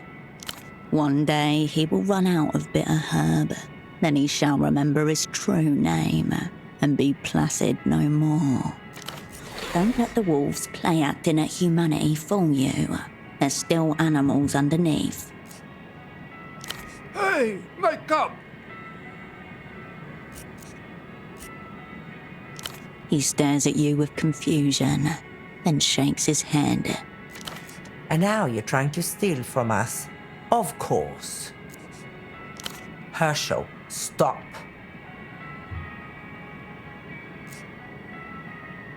Herschel, stop. Pascal grins at you.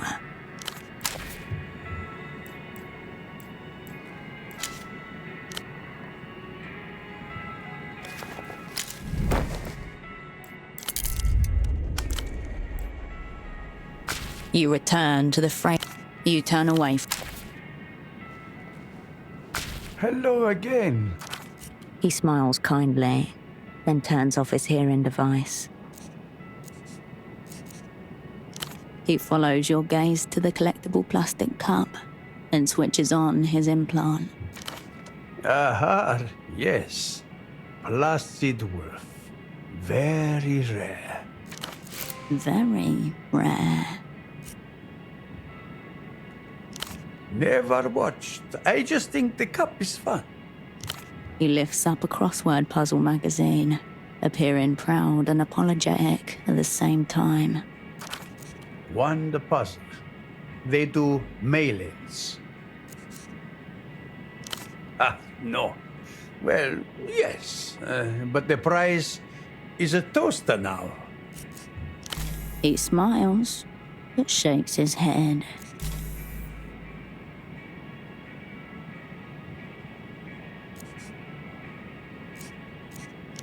The TV is silent, playing what looks like to be a documentary about dolphins and their trainers. Docile grey heads bob up and down from a large tank. Noticing your attention, Pascal grins up at you and turns on his hearing device. Do you like dolphins? Spoken as if he's talking to a stranger's child.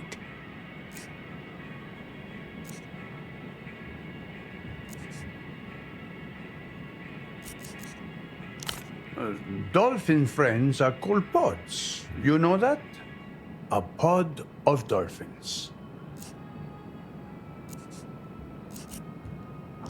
Yes, we are a pod. That's nice.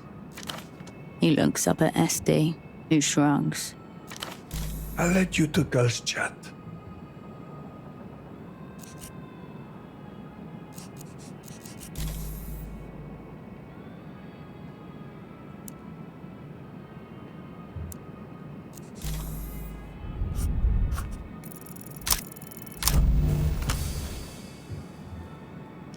He just wants to see you grovel.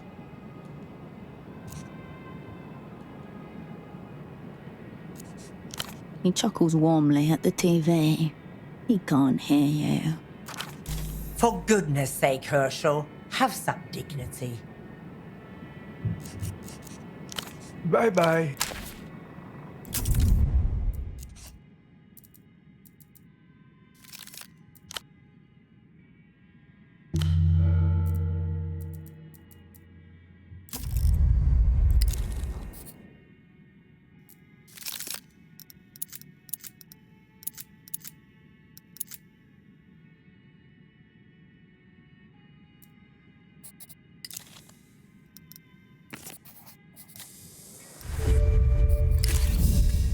Welcome. He looks over his shoulder, like an actor asking the director, "Are we rolling?"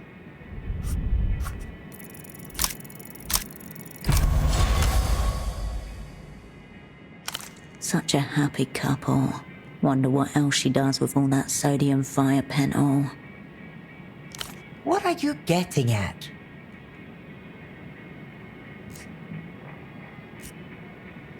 Is this the cup? For the cup? You can't be serious.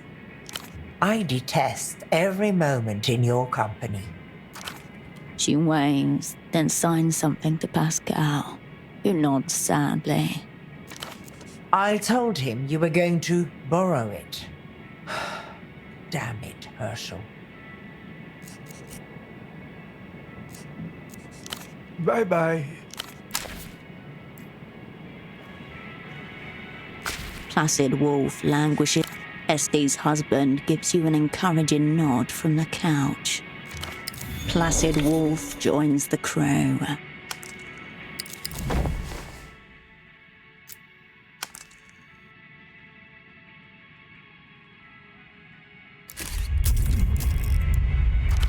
Unbelievable.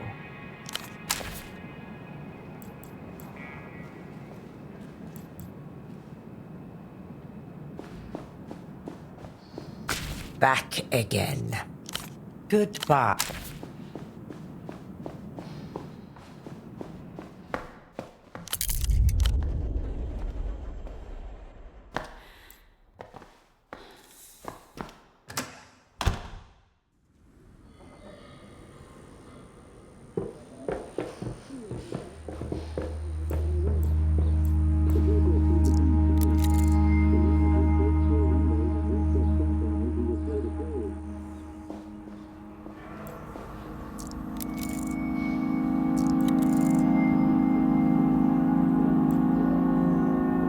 Plain canvas satchel hangs from a coat hook.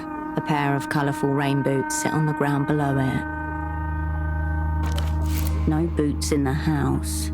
A tidy, meticulous occupant. They kept a pair of feet dry as they stood in ankle-high water in the basement of a magazine office. She must be staying here.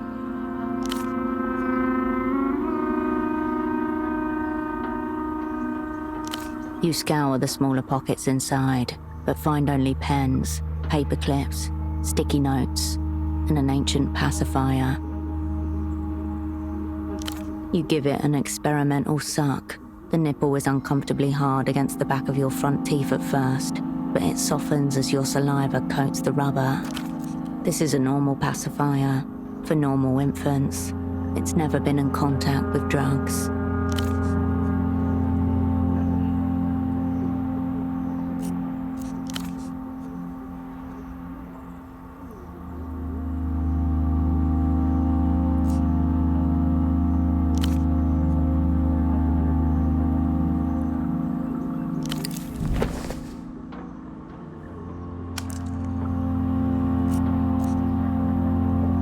The satchel was virtually empty since you took the book out. There's nothing to exact retribution upon. You turn back to the alley.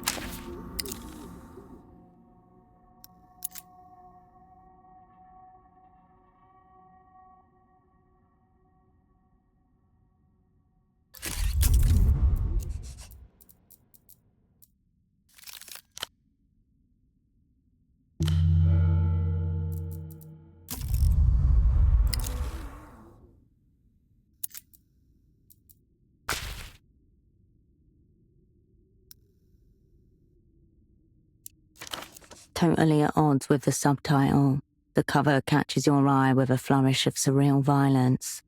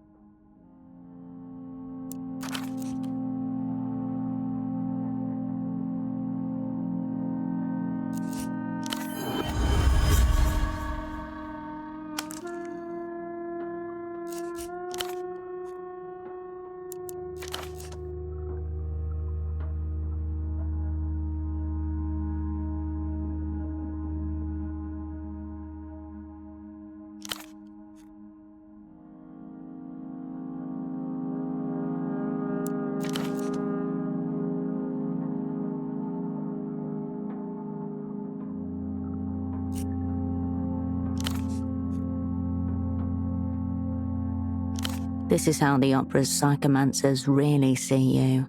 A mad monster to zoologically classify. There's an entry somewhere in one of their bestiaries with your name on it.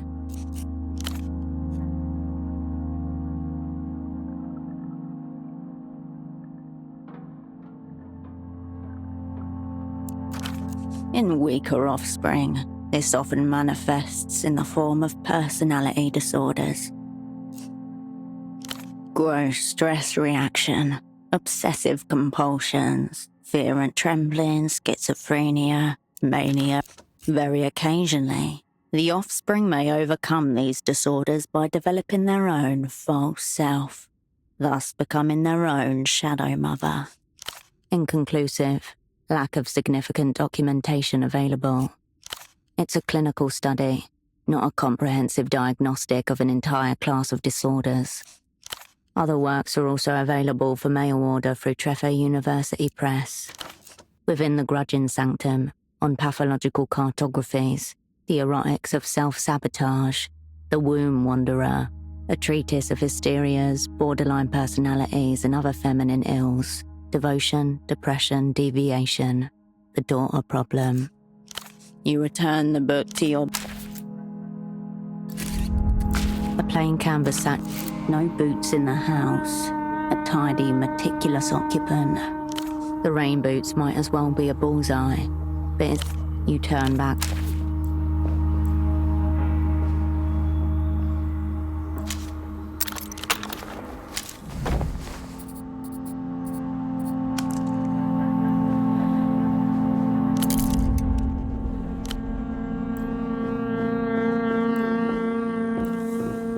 You return to the postbox. You step away from the mail.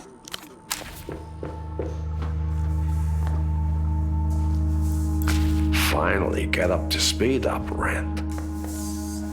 Just catching up on my shows. You see this one? Big and... On the screen, a black wolf swings an iron slab of a sword through a row of chrome-plated adversaries. Arterial blood spurts forth in bright red gouts. Probably a few too many by my count. Maybe the techno-future's not for me. Reminds of something else I saw recently. One of the opera's finest infiltrates a secret amateur jail, then guts it out against one of their most sadistic interrogators. Bold, reckless, real human drama, you know. An uncanny buzz in the air, as though a director might pop out of any one of those doorways yelling, "Cut!" Of course, some would say that's a bad thing when you're a spy. Different tastes, I suppose. In any event, seeing our protagonist disappear into an empty labor camp was no way to end the season. Had to make some calls. The girl, the paper heart. You know your role, operand. Play it.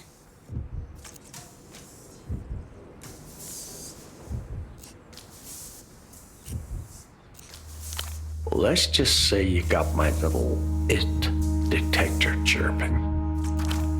Now the opera's got you on a daring new assignment, set to strike the hidden face of mass culture itself. Time to see whether your conspiratorial ramblings match up against reality. A bead of cold sweat slides down your back, whispering no. You're not really about to spill your guts to a null entity, are you?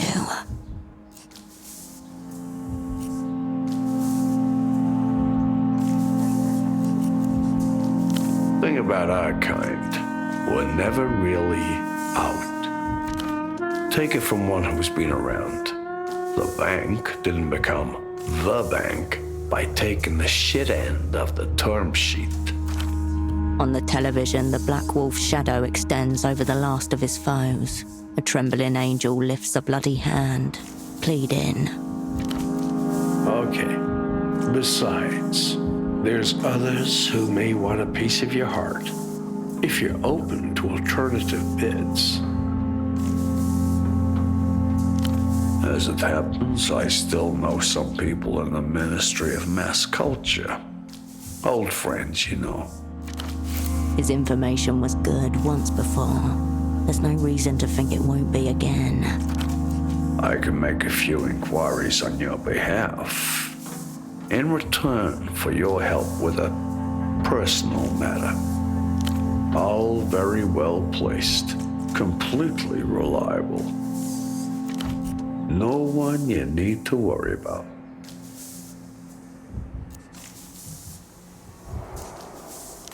A little archival research with a touch of smash and grab. Have you made it to the Pito track yet? Bon, meaning you're probably well-versed in the local lore. Remnants of Nestor's galactic boondoggle and whatnot.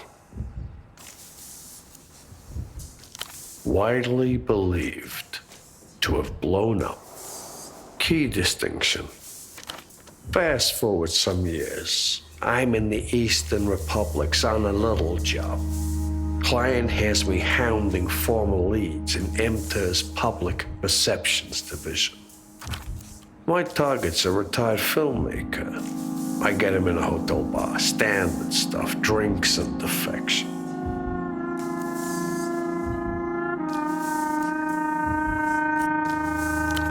simplest methods never fail. Well, almost never. As it happens, I misjudged my man's tolerance. Next I know, I'm dragging him out of a hookah parlor at 3 a.m. I lay him out in a vacant lot, smack him around a bit. He's lolling up at the stars, babbling about Portofiro, 77, and Project Autonomia. His tour de force and Gesamtkunstwerk rolled into one. Special and practical effects, scale models, multiple camera angles, dozens of simultaneous feeds, not to mention an actual rocket launch. He's not seriously suggesting.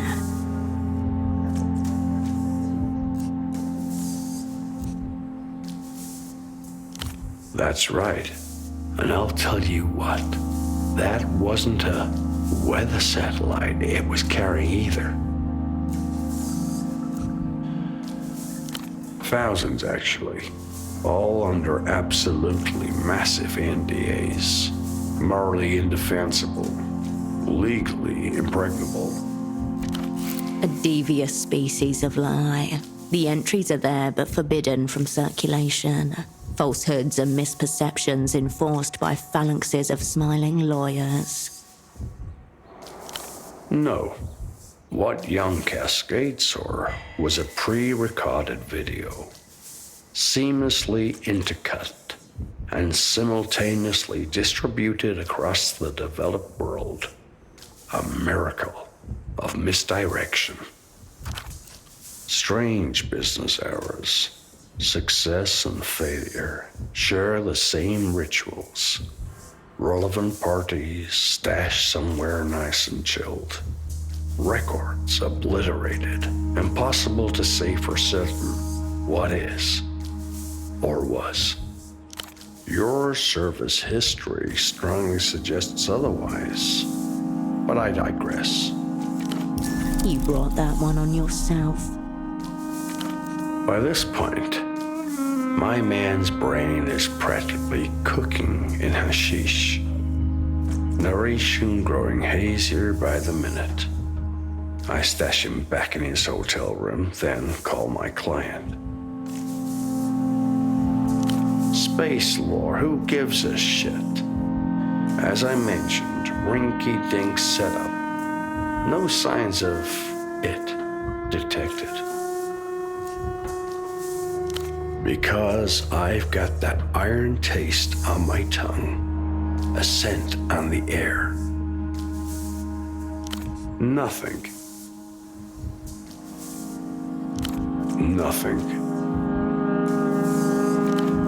My target vanishes like a hooker at daybreak. When he rematerializes a week later, he's near frozen, zipped up in a gym bag in the unpressurized hold of a cargo plane.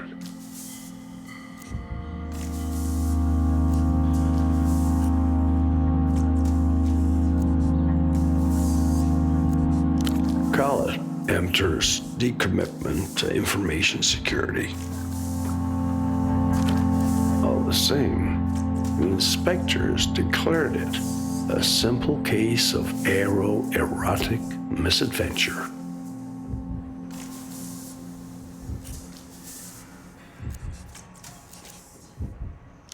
No, operant. I don't. Here, the trail would have gone cold, but for this. Before he misadventured himself into that gym bag, my target gave me a number. One I've kept safe in my piggy bank until now. HKT-04/17-E, a reference number for certain records from Project Autonomia, forgotten in the archives of a decommissioned rocket silo.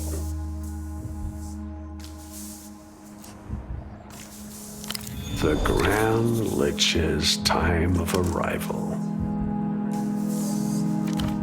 Time, place, weapon, squad.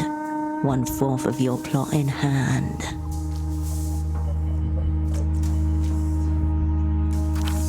Meanwhile, the end credits have begun to roll on the little mounted television. Your eye catches on the words. Produced in collaboration with the Ministry of Mass Culture. Ave Imperio Luminoso. A better deal than you'll get from the bank, I guarantee you. Look at me. I'm a sad old man in an ugly shirt. Bad schnapps and historical tragedies are pretty much all that keep me going. Very good. Bring your flashlight and a good pair of walking shoes. I understand the stairs are formidable. At this stage, I wouldn't rule anything out. If I knew, there'll be no task operant. Not weather reports, I'll tell you that much. I understand the archives are in a state of disarray, ravages of time and so on. Still, I'm sure there's lots of interesting stuff down there, if you feel the horror of the blank space coming on.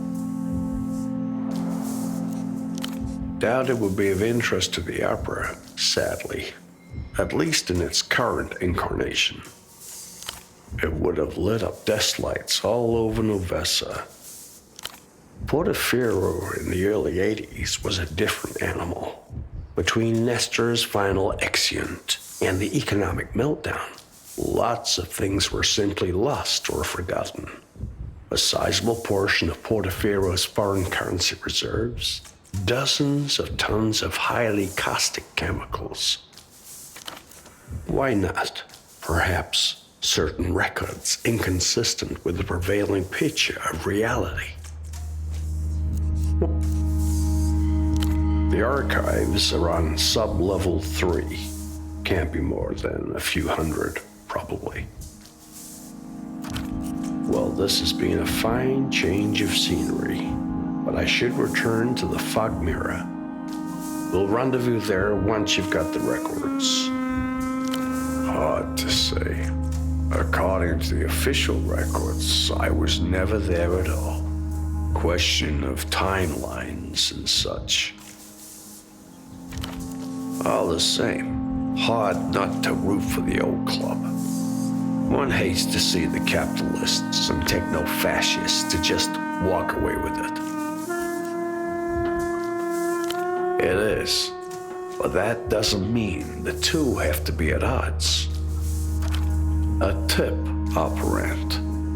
You could waste your days sniffing my rapidly disappearing gluteus, trying to guess if I'm a double, a triple, or any other fancy.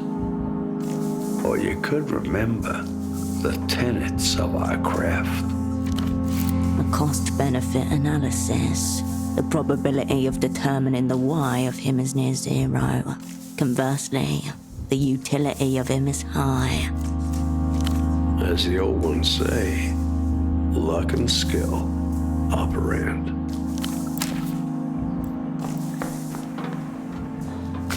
No flyers, no pamphlets, no... Pick up your...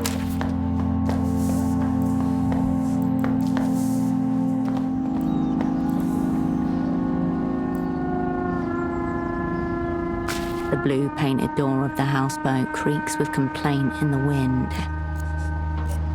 Busy. Come back later. Unmistakably the voice from the miracle line. Duchess.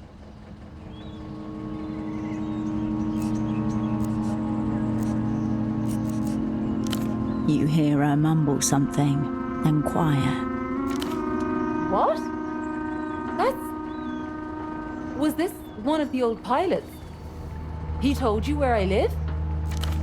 Her voice closer to the door, cheek pressed against wood as she peers through the peephole. Did he? Damn. Just come in.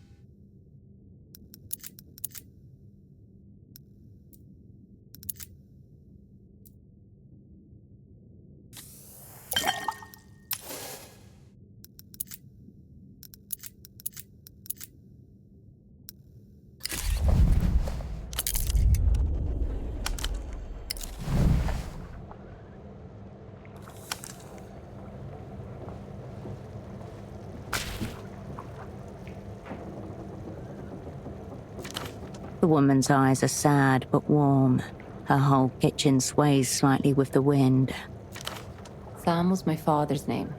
That old creep just keeps finding new ways to make me feel watched. Posture relaxed, looking away. She's confident that you aren't in on Pigeon's scheme.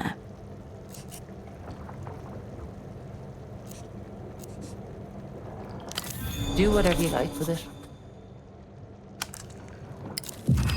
Big hips, nice lips. So hot. She wants it. I'm sorry the old creep made a fool of you, but let's not let it ruin our day. I feel like that would be letting him win. Not really. He just likes me to know that he's watching, and to feel in control. He won't escalate unless he thinks I'm trying to escape. I realize how strange and frightening that sounds when I come to tell somebody else. But in my line of work, you just get used to it. You're welcome, hon. It's nice to speak to someone in person for once. I'll have to grab the phone if it rings, but otherwise, I'm free to chat.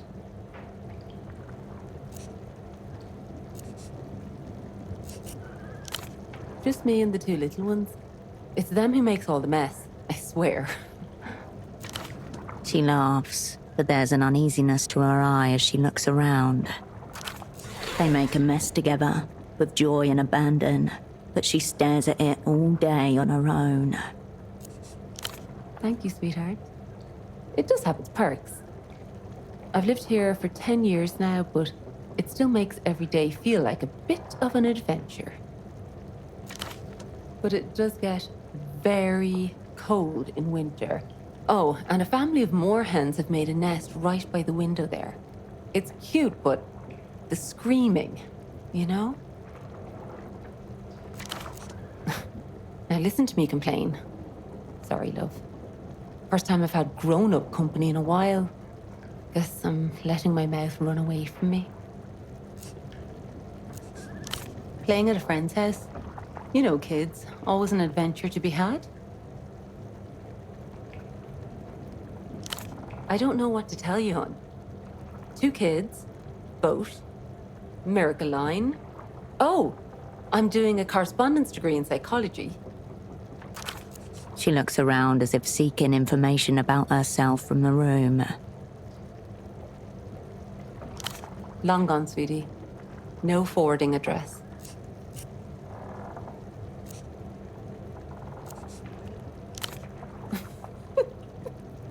No, darling.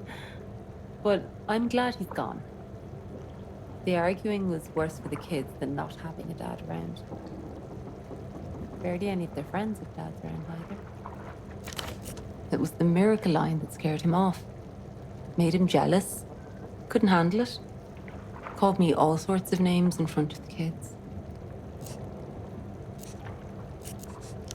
Yeah. I had an interview at a sandwich shop.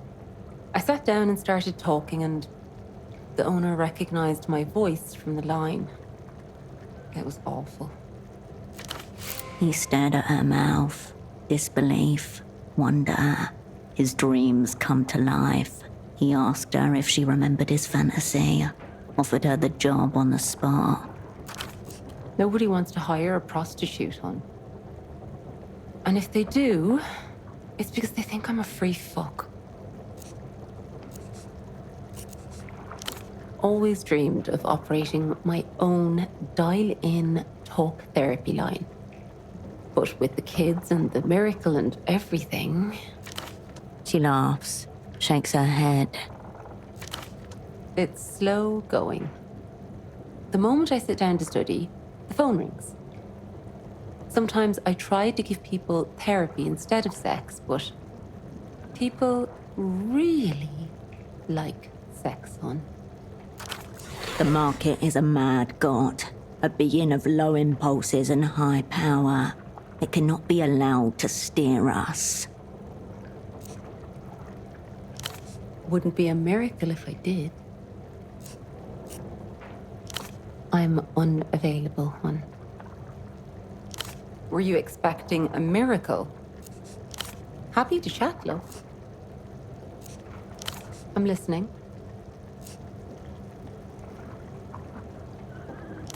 I've heard that too. I prefer not to think about it, hon. It's my income. If I start worrying about the company tanking or changing their minds about paying, then I just don't know what else I'd do. Oh, ancient history. Had a toddler and a baby. Needed to be home full-time, but still make some money. Saw an ad. Went for the interview. She shrugs sadly. They like a foreign girl with a smooth accent. That's been life ever since. Bet it gets her off. Bet she's where. Most of the time. I had so much fun with you. Oh, phew. So it's just automatic, really? There'll be some man waffling on about mermaids or pop stars, and I'm just here picking the polish off my fingernails.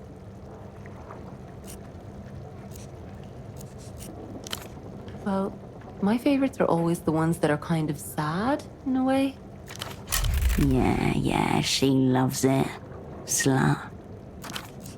I used to have an old client who called me because I could mimic the voice of his late wife. Not even any sex stuff, just chatting about his day. It was beautiful.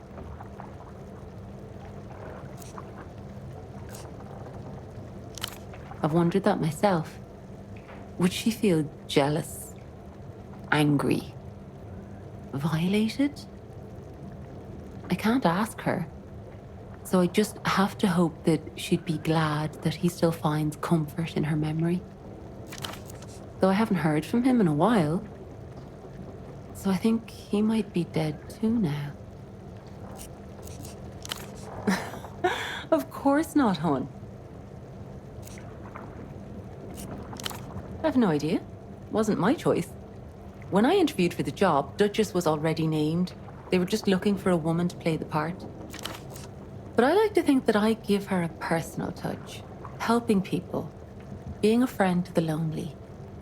She's doing a job, indulging fantasies that I would never in real life. But ultimately, it's me. That's your line operator name, is it? I can spot lies from space. Nice to meet you, Herschel. But I still can't tell you mine. You know how it is. Trade secret. You're sweet. Wow, really? Oh, sweetheart. You're angel sent. There's a book I've been meaning to pick up for my sisters. If you're up for it. Just a textbook. Green cover. She said she left it in a satchel outside her door. That's my book. How do you have this? Right, of course. It was, yes. I was actually hoping my sister would read it.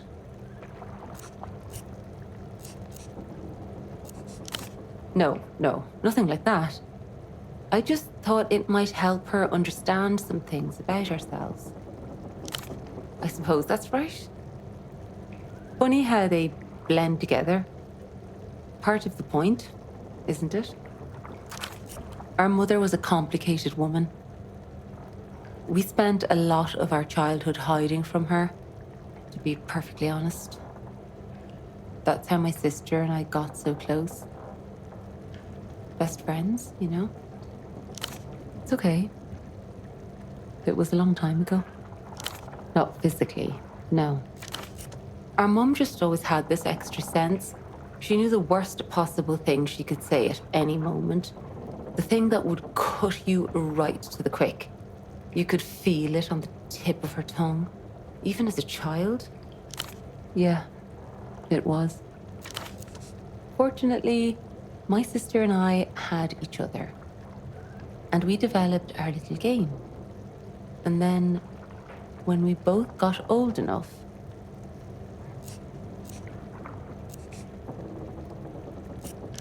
exactly that.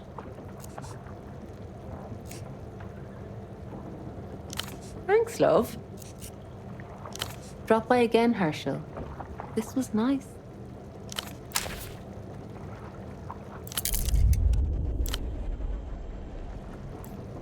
Hi, Herschel. Sure, hon. Happy to chat. I'm listening.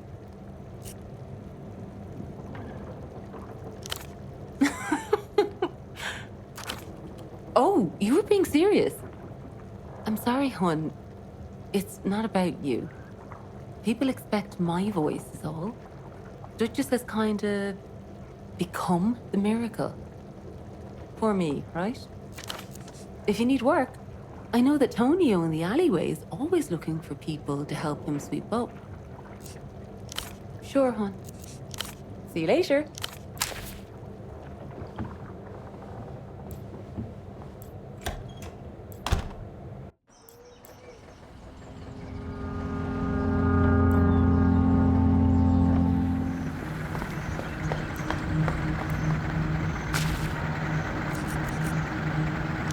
All right, let's start with the big picture. What kind of protection are we talking about?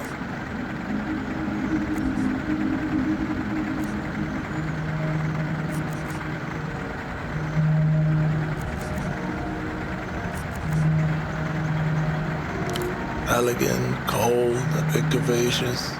Just one move and bam, right through the chest. Like when I first saw you. Steel or polymer? Steel. Superior feedback. Every bullet shuddering while you remain still. At the Novessa greenhouse, you and the other would-be operants were trained on steel. There's something comforting in the familiarity. That's my girl. Now, this one's crucial. Safety switch, or you ride and roll.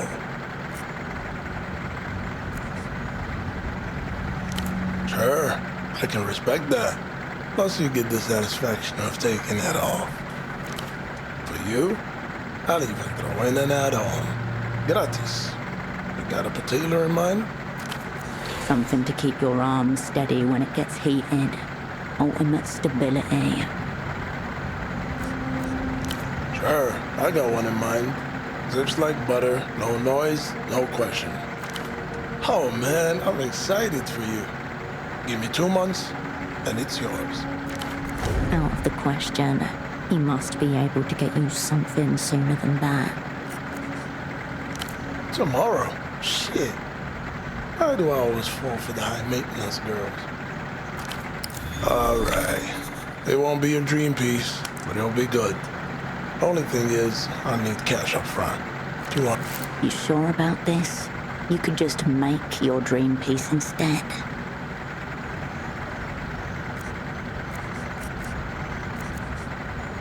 The factory issue.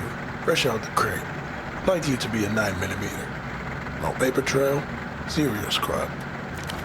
I know your weapon the second I'll see it. But quality and quick turnarounds don't come cheap.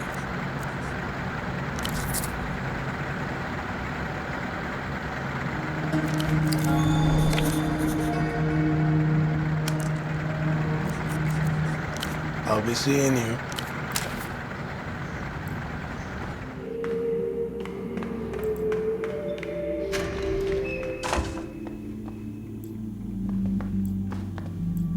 You stand before an arc. Your fingers skip across the brittle tab. Your index finger instinctively alights on a thick maroon folder. On its cover, a seal dulled to black, and a title, Proyecto Autonomía. Concentric circles, with words curving around the edges. Post-mission report, 77. Old wax flakes under your finger. Hundreds of heavily redacted sheets. An executive summary, various logs, telemetry, personnel files. A brief survey of the document aligns with what you know. In 77, Portofiro attempts to launch a manned weather satellite into orbit. However, within minutes, redacted T+763 redact. A note here indicates that while the explosion was visible from the ground, no sound was heard given the distance. The post-flight review suggests critical engineering faults led to the unscheduled dissolution of the spacecraft. No other details. For a moment, you're back in that classroom, staring at a great plume of smoke on a small screen, rising and rising, until the feed abruptly cuts out. The entire crew is marked lost. Their names and positions are included on the next page. 1. Commander Esteban Roque, flight. One of these things is not like the others.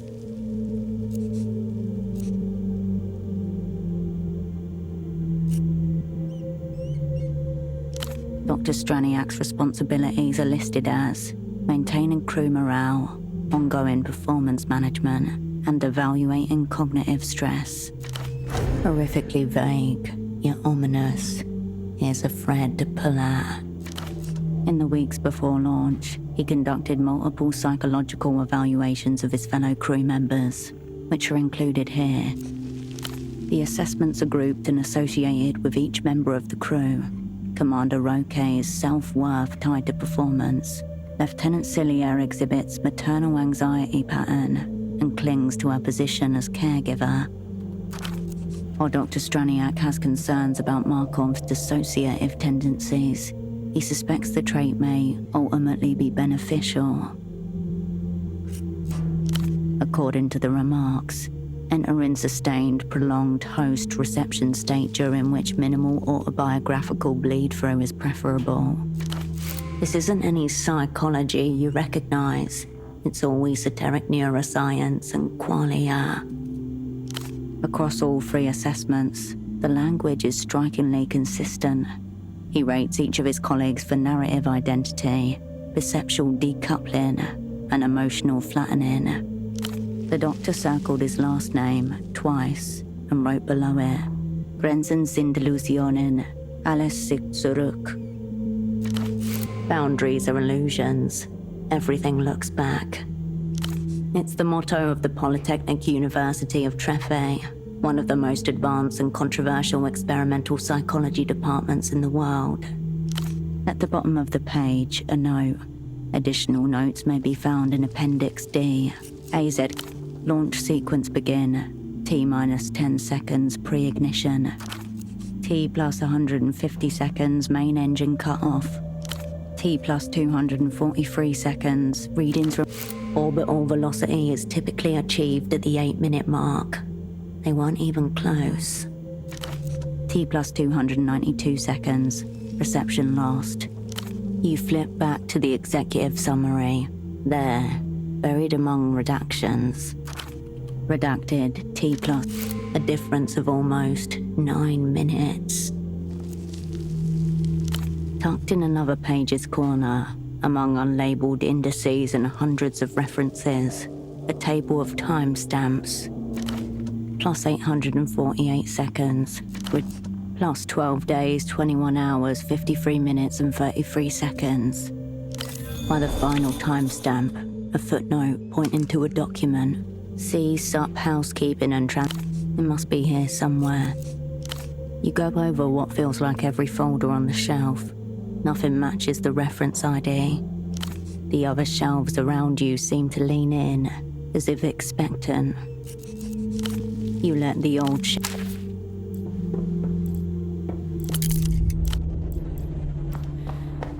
You approach two large archival shelving units labeled B and C. Pressed close together, they sit on recessed rails. According to these labels, Shelving Unit B consists of additional appendices, while Shelving Unit C is devoted to housekeeping and transmission.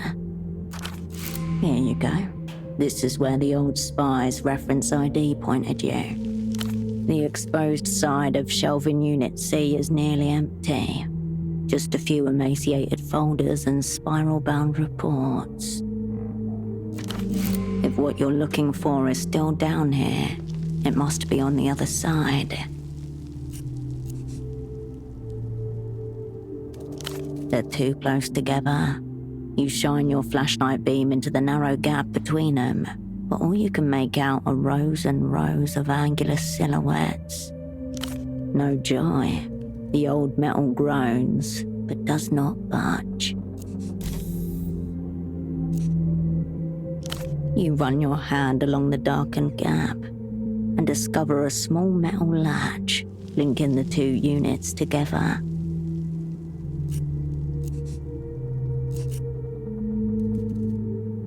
You disengage the lock on this shelf.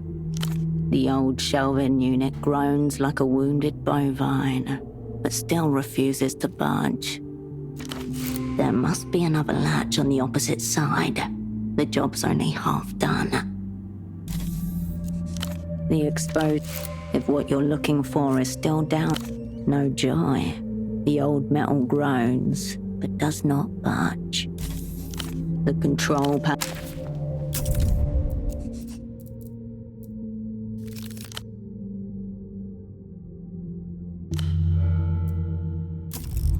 You approach shelves B and C once more.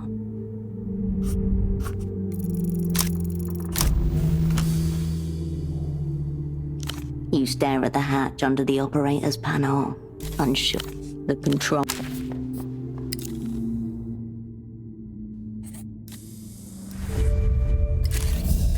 You approach shelves B and C once more.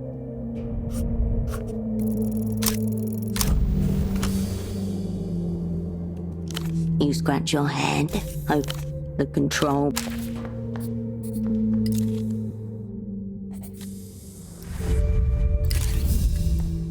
You approach shelves B and C.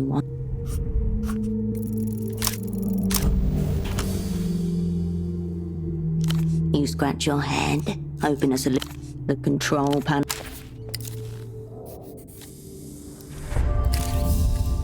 You approach shelves B and C.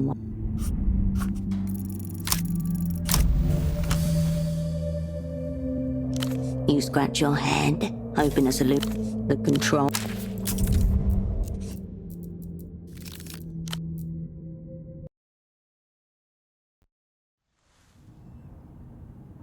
You approach shelves B and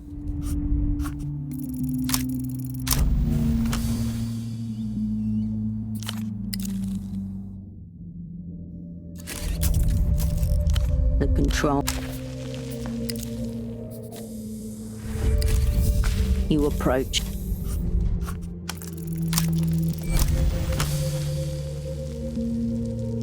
You pop a small hatch open and slip your hands into the warm cavity. Inside, a motor sits exposed, humming lightly. Nice. The rail bus connector links every shelf here via the tracks. Force them into maintenance mode and their contents are yours. Go ahead. Tinkerer's choice.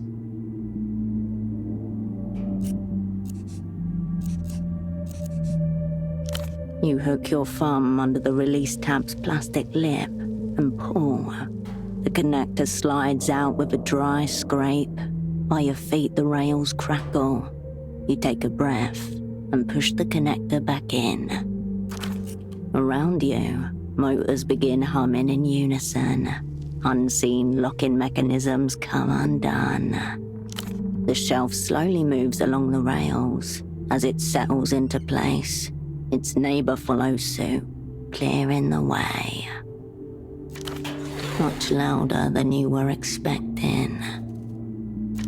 Applause yours.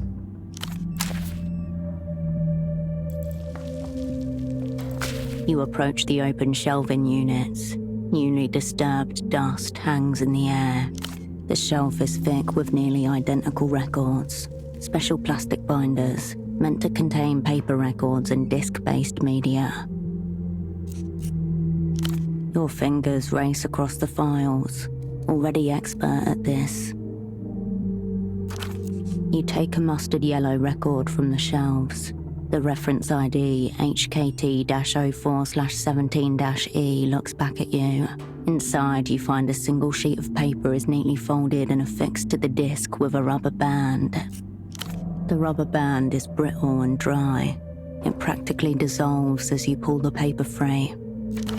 The text reads, Summary of Contents, Transmissions from Satellite Autonomia, 16 Decatos 77.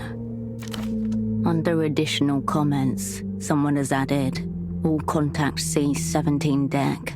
Crew presumed lost. Refer inquiries to redacted. So the trail ends here. Its casing is yellow, the disc inside nearly white. It's not like any other you've encountered. This is a U-matic. Are the form factors the same as any modern disc? The encoding method is entirely different. Your part in this exchange is done. The null entity had better come through. It will be a relief to get out of this place.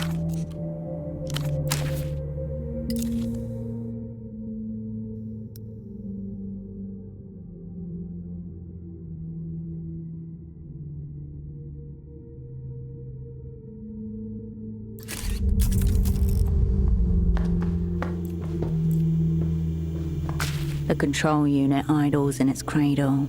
Lights soften to a tired glow. No reason to fiddle with it at this point. Thank you for your service.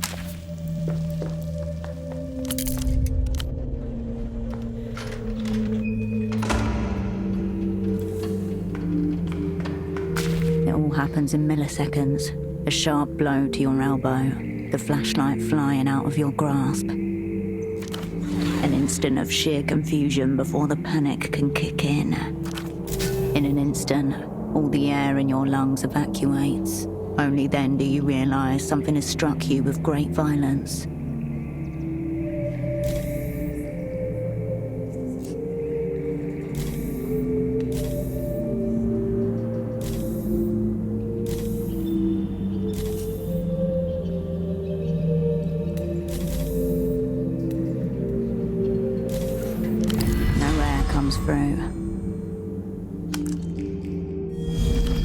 Vacuum sealed, your airways convulse feebly.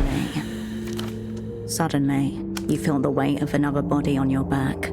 Someone straddles you, and a pair of strong hands begin to roughly pat you down. Where is it? Where's the disc?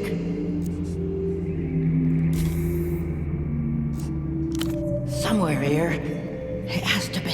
He said it would be. It's the metal stripper, the one who urged you to come down here.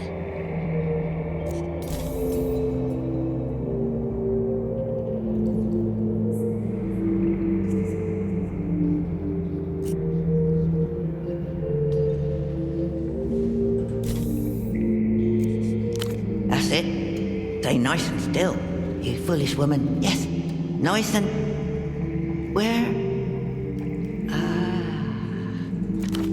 You feel a tug as she begins to pull something from your pocket.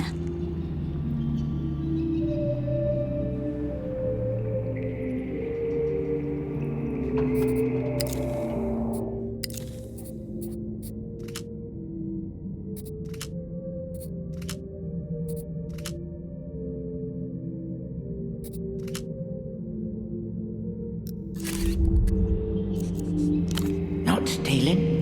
This isn't yours. No, it isn't. Suddenly, the weight upon you disappears as your opponent dismounts you. You bound to your feet, but immediately crash into some hard object.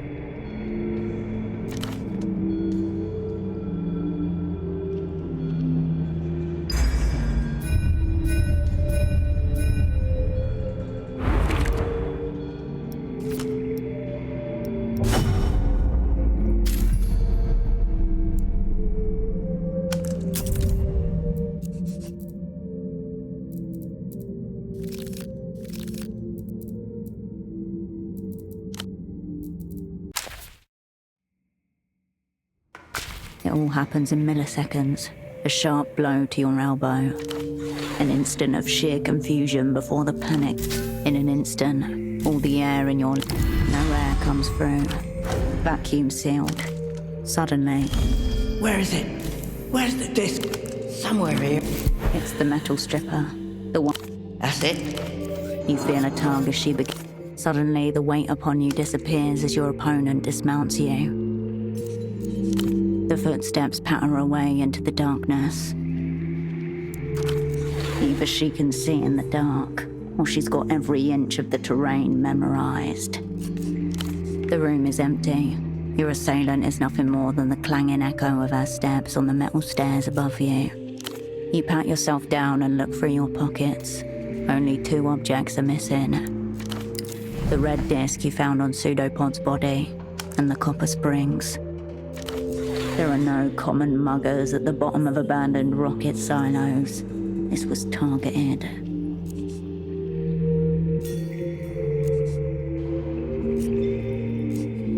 If so, that possibility is no less unnerving. Several people know you had the red disc. No one knew about that space disc. Something slippery and muscular squirms uneasily in your gut.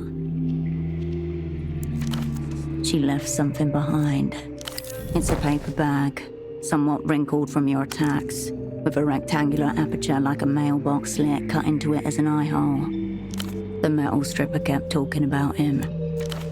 A deranged fan, or a representative. At least you have a lead, of some kind. You should return to the surface, operant. You have questions that need answering.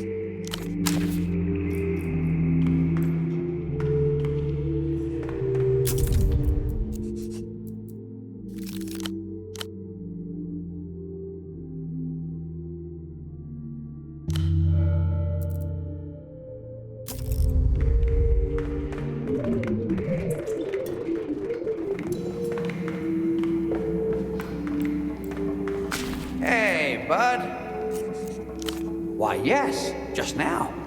A lady came barreling past. Almost missed her. She was speedy. Intense form. A thief.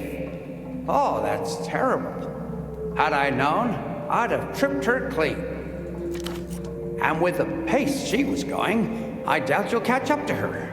I'm sorry, bud. She's one of them scrappers. You can tell by the non-ergonomic rags. Poor things usually gathering copper out front, muttering to herself.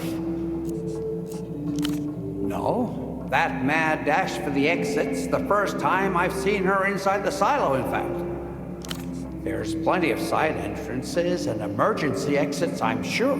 Not that I've explored them myself, but a curious soul would. Good luck catching her, bud.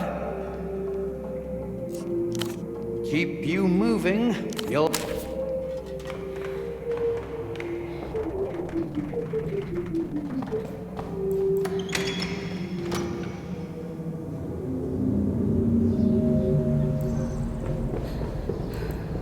Hello, Hiro. Oh, we did. Very sunburned lady in a headscarf. She was making a room for it? Ask them. Certainly. Bye.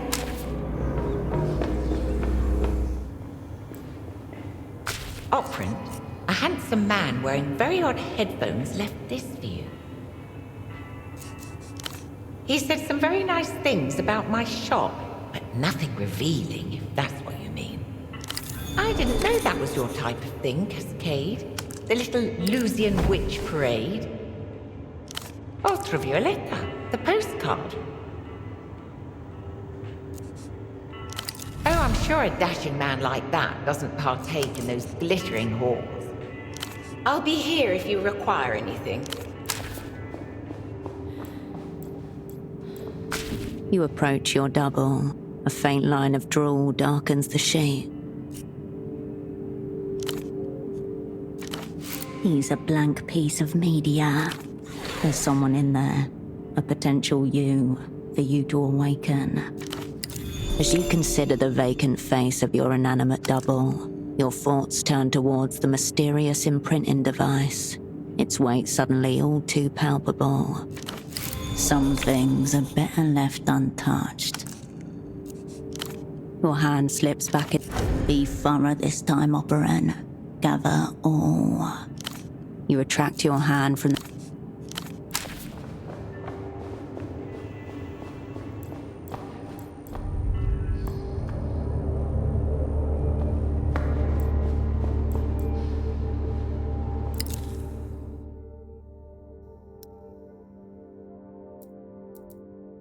Ultraviolet gazes out at you from the postcard, draped in a half-length cape and decked with shimmerings. A pair of pilot goggles hangs around her neck. She offers a V-shaped salute with her right hand. Expression unreadable, as if you caught her on the fringes of a dream.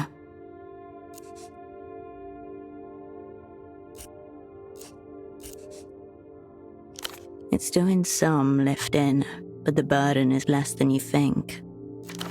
Ultra's fly formation reads the electric text beneath her.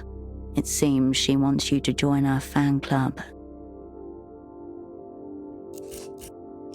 On the back is a handwritten note to a fellow fan, fogged mirror, upstairs.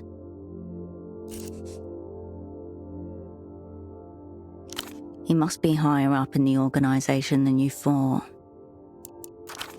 Do not forget, this headphone man took a shot at you.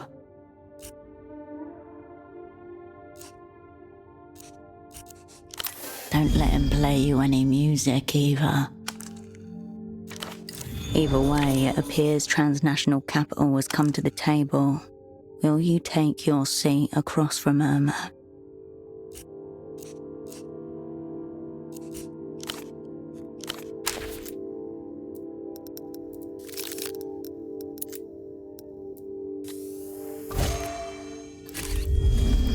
The bed welcomes you for...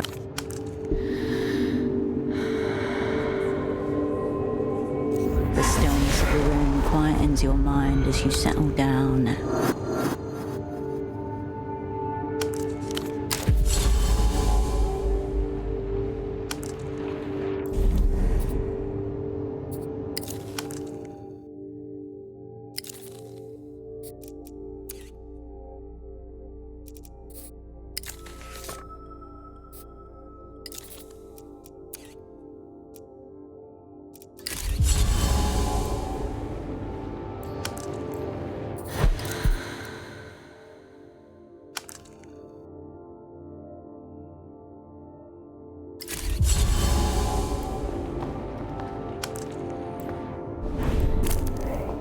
The stereo is right where you left it. You slot the disc into the drawer and press play, but no intelligible sound comes out, only static. No use. The pneumatic disc encoding method is basically extinct. You can't play this thing without specialized equipment. You step away.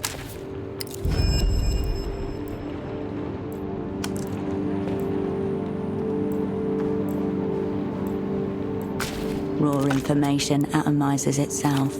Cascade. An unprofessional question.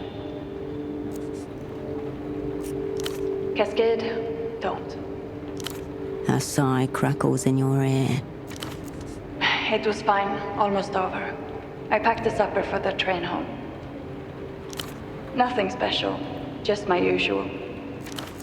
It's a long journey, not much to see, nothing to do. Especially after dark, mostly just my own reflection in the glass. City lights zipping by. It's peaceful.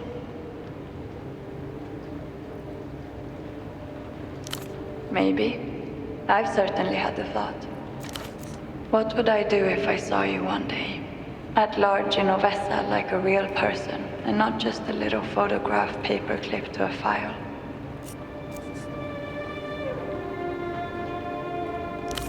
Nothing. I'm sure, but I can't.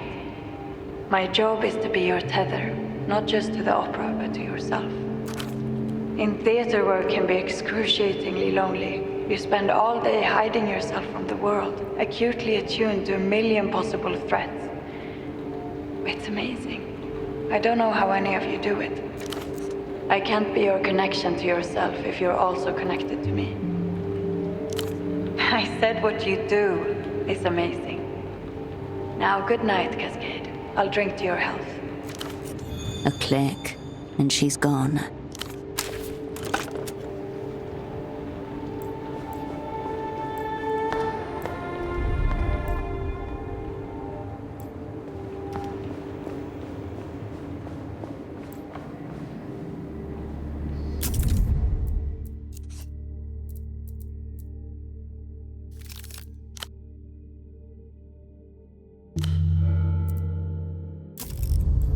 You approach your double's bedside.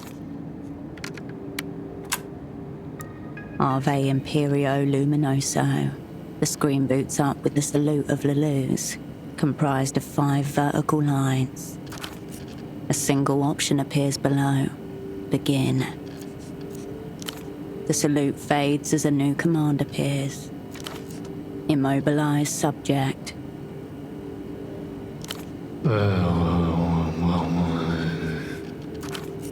Position subject to establish eye contact. After some nudging and twisting, you manage to get his head to stay upright, and his eyes slowly roll into place. Weirdly stiff, and yet too lax to be easily posed, like a rubbery puppet lacking a hand inside. Another red light blinks to life, this time on your side of the device. Subject eye contact established. Establish eye contact. Object. That must be you, the object. What begins as a single intense point in the center of the screen gradually radiates outwards across your field of vision. The world shrinks. Visualize memory for biological imprint, or select manual impression to force imprint. A memory, well, a sacrifice for the machine god.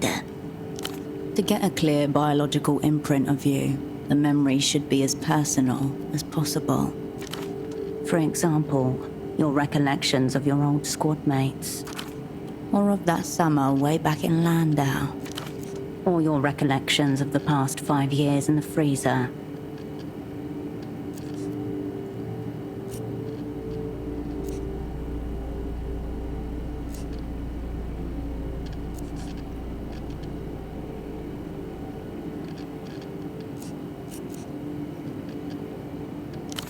Warning, memory will be lost. Proceed. Within the device, tiny fans whir up. A green glow washes over your face.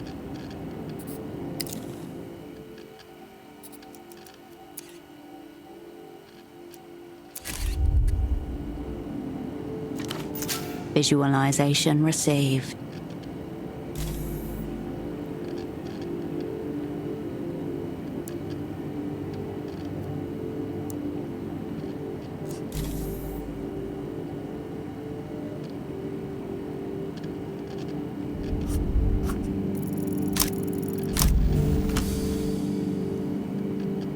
Pain, guilt, loss, what others would gladly give you, you cling to desperately. Without them, you wouldn't be yourself. Memory failed to imprint.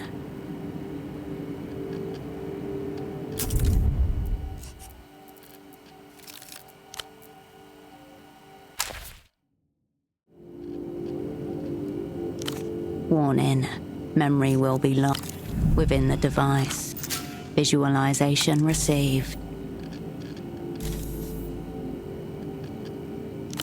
Ave.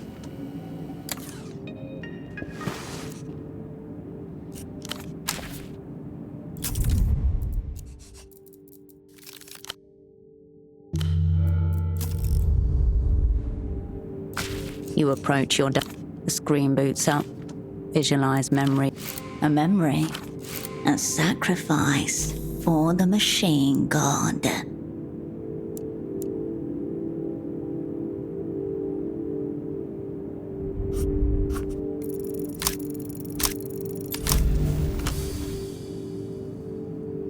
Pain, guilt, loss. Memory failed to...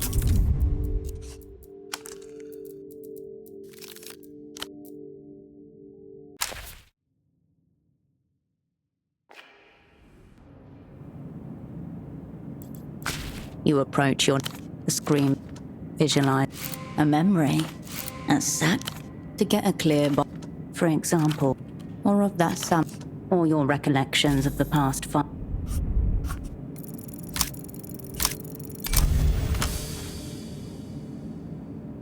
You dive into a slipstream of indiscernible forms, all silhouetted by the cold light of the sensor eye. A map of resentments, a territory of pain. You brush something in the deep past, the memory like light passing through fabric, singeing your face as it passes by. Like your heartbeat adjusts to the pulse of a drum, the device attempts to calibrate something in your brain. There are voices just outside your world, a group of figures, colossal and diffuse, running for their lives. You. Imprint in. Behind the runners, a dark wave swells and crashes over the foreground. Gunfire crackles in the distance. Muscles explode and bones are pulverized into dust. A bullet follows you past the corner shop, a bus stop, and the flower market into an ambulance. The device hums as though also in pain. The image brightens until something snaps within your skull. Suddenly, you realize you're looking at it. A recreation of the scene has been rendered in blurred, lachrymose textures across the screen of the device. The forms are indistinct. The colors a product of your brain trying to render an image too fast to properly observe. Finalize an imprint. Do not move. The words burn themselves into your retinas as the device begins to shake.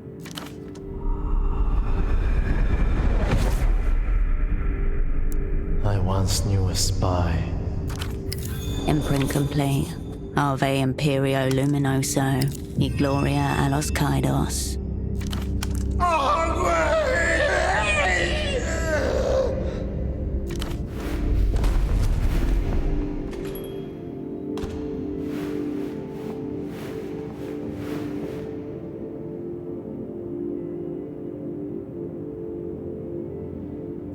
As you pull yourself off the ground, two things become apparent.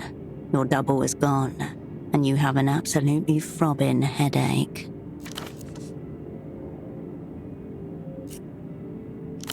The front door slams shut. Operant off script. The situation is serious.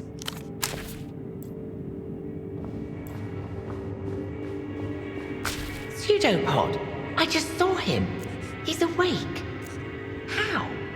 Is he all right? Out of the door. He was running towards the roundabout. Will ether do?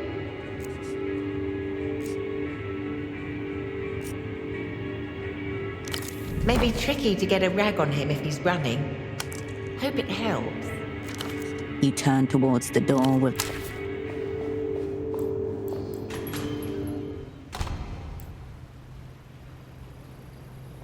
Think, operant.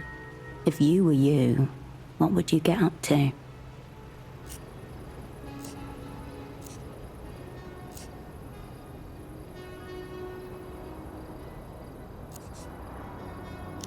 Perhaps the logical response to suddenly waking up as a resurrected clone freak.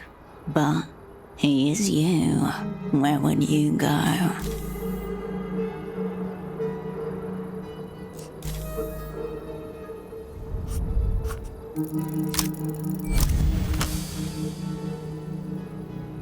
You close your eyes and reach out into the plane of shapes and colors available only to the attuned. The bar hovers around you, pink and pulsing with the memory of drunken minds. You search for your own feel, your rhythm, your thoughts. You catch the shadow of yourself, moving, confused and scared. But you focus. But I'm sure I've been here before. Don't you recognize me? A cargo boat crashes gently against the canal. The smell of fuel oil hangs heavy in the air. The boatman folds his arms and regards your double cautiously. He knows something is wrong, but not what. He hesitates, perhaps catching the sensation of you in his mind. You're retracing your steps.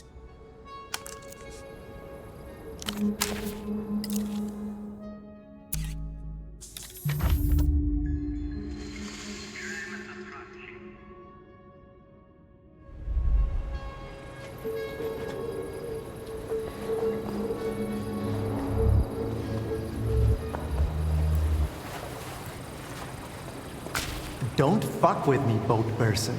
The Imex Bureau won't stand for trade obstruction. Your pantless double stands before you, weight shifted onto his back leg. The posture is defiant, unconscious, and terribly familiar. Approach with caution. You don't want to startle him.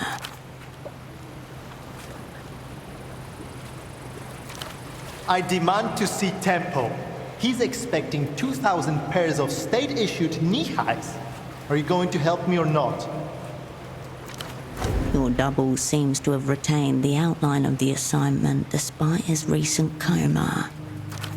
Best to play along.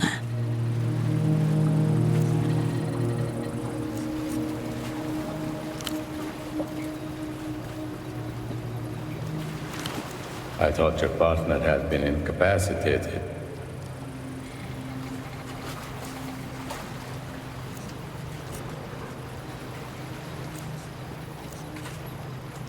A miracle, clearly.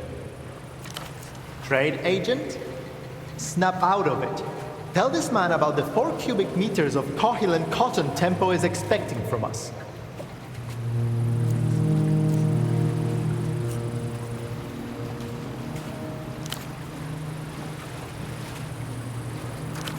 There's a maneuver you were taught to use when an operant is lost within their chosen persona. Kind of psychic demolition technique. Unfortunately, you've only retained the basic idea of it.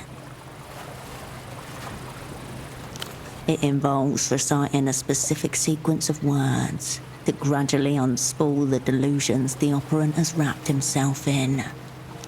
A successful maneuver should leave the impression of you intact and obliterate whatever residual notions he has of himself.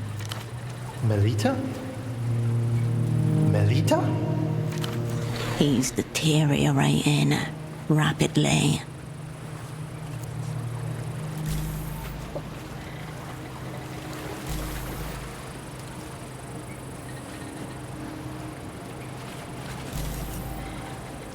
You can't be serious. It's Herschel Wilk. Why do you care? This man is an unknown known, ignorant of what he carries inside him. You can't let him go on like this. Calm. Pseudopod, a temporary appendage filled with cytoplasm, a feature of unicellular organisms. What about it? Stop wasting your time. Fix this. Now. No, it's not. My name is Herschel Wilk. Stop trying to confuse me. Trousers?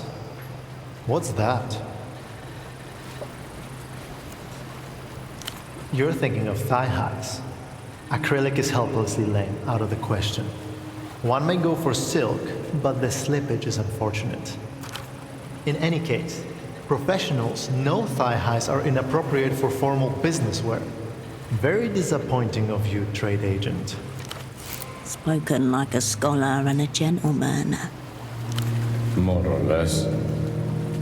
Kept repeating the story he first gave me, as if we'd never met. Socks, tempo, purchase orders. Tells me... Yes, yes! I'm still trying to get some clarity, man of boat. From you too, trade agent. His eyes are quite restless, paranoid.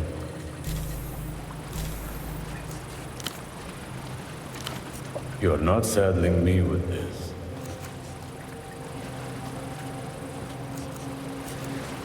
Doubt it.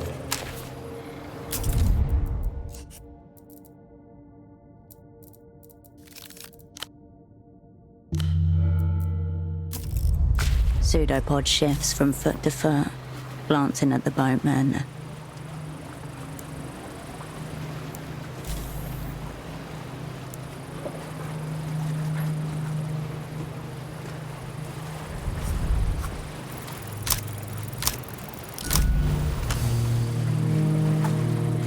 Best to start with the most basic of facts.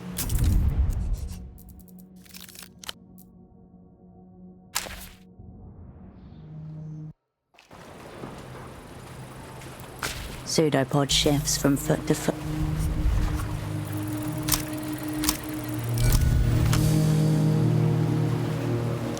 The sock merchant persona is pure projection, hinging on the ability to regurgitate a barrage of memorized details. But if one were to question it gently... I've had a keen interest in sock importation since '81. I caught the nylon bug during my student days after witnessing a demonstration against high-priced hosiery. It turned violent and I got shot. That's when I knew that the world needed to change its stockings, one pair of legs at a time. Oh, what an odd combination of you and the cover.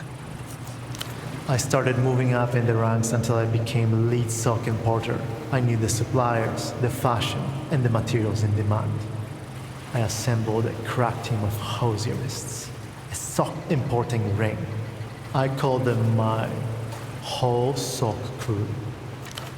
My career was brilliant, but something happened 5 years ago. Geopolitics intervened.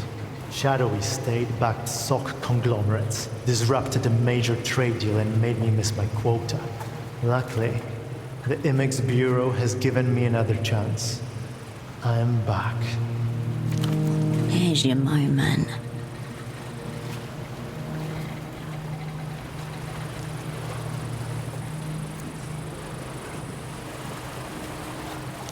T. Esterman. My cover, obviously. My real name is Herschel Wilk. Why, indeed? His lips curl into a smile, then thin abruptly as your reality dawns on him. It's all gone to shit, hasn't it? I fucked it. Again. They set me up, this whole thing. A giant them against me production. Seems like you've got quite a mess on your hands. He offers no assistance. You need to get your man to a clinic. Whatever's going on with him. Uh-oh. Where your double was just standing, there's nothing. Not even a whiff of performance we've gotten. Lost. Again. You look back over your shoulder, but the boatman has already returned to his own business.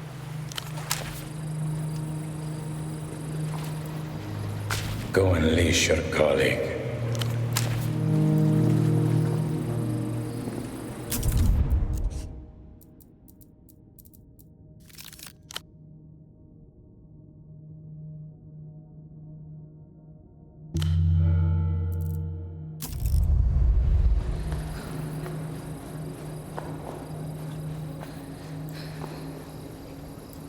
Didn't I tell you to remove that outfit? Your colleague, is he? Said he was missing a sock shipment earlier. Went in there. Surprisingly fast. The GM...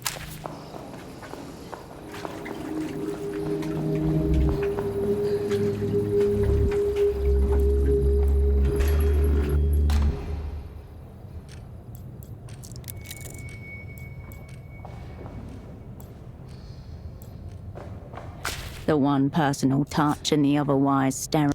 No baby pictures, no first day of school, no birthdays, no holidays. No sign that he has a daughter at all. Rendered a non-person for her betrayal.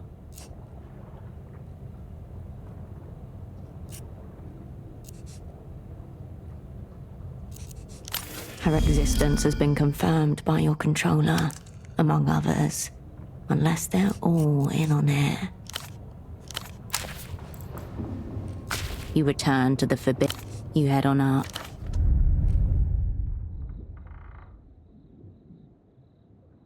You made it. You approach the children's figurines once again. The faces of the tiny... At 7 or 8, the memory would have impressed itself deep within the frontal cortex. Orange-suited, one of the figurines appeared. Maybe Karolina took it with her when even the smallest, a miniature.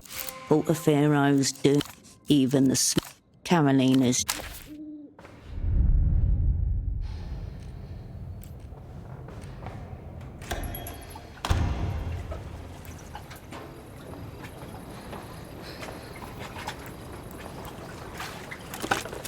And now we're not.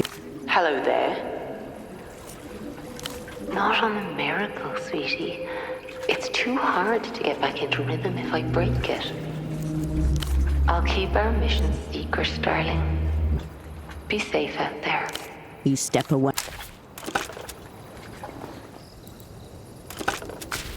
You step into the booth.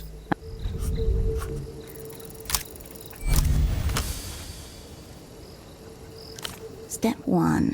Take the casing off the front housing with your screwdriver. After unscrewing the fastenings at each corner of the housing, you tug at the plastic until it reluctantly comes away. Underneath sprawls a mini-city of metal prongs and board-mounted circuitry. Step 2. Spin the dial on the right until you find the intercom frequency. Crackling electronic waves break against an anodic shore. The occasional snippet from a conversation breaks up the rhythm, a word at a time. A relay of chatter, invisible poetry that travels above and between the walking heads of the city. As you turn the dial, one word you hear makes you instinctively stop and listen to the rest of the sentence.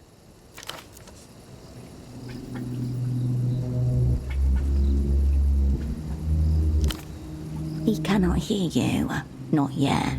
Before that is enabled, you need to save this channel and give it a number to streamline any future calls. Step 3. Hold down the lever with the word reserve above it for at least 3 seconds. In your ear, a voice.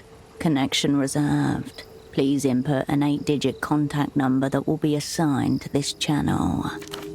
You will need to remember this number. No need to make it difficult.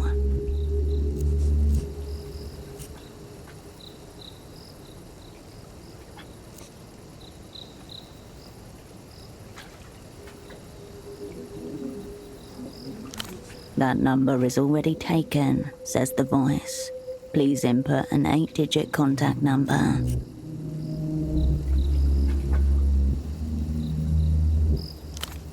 Number accepted, says the voice on the phone.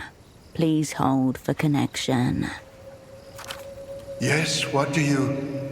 Wait. Who's there? I can't see you. Or have my eyes at last renounced their function? Ah, it's you. I was sure you were dead. Supposedly. And you've contrived some way to speak to me through this little box. Very well. What do you want?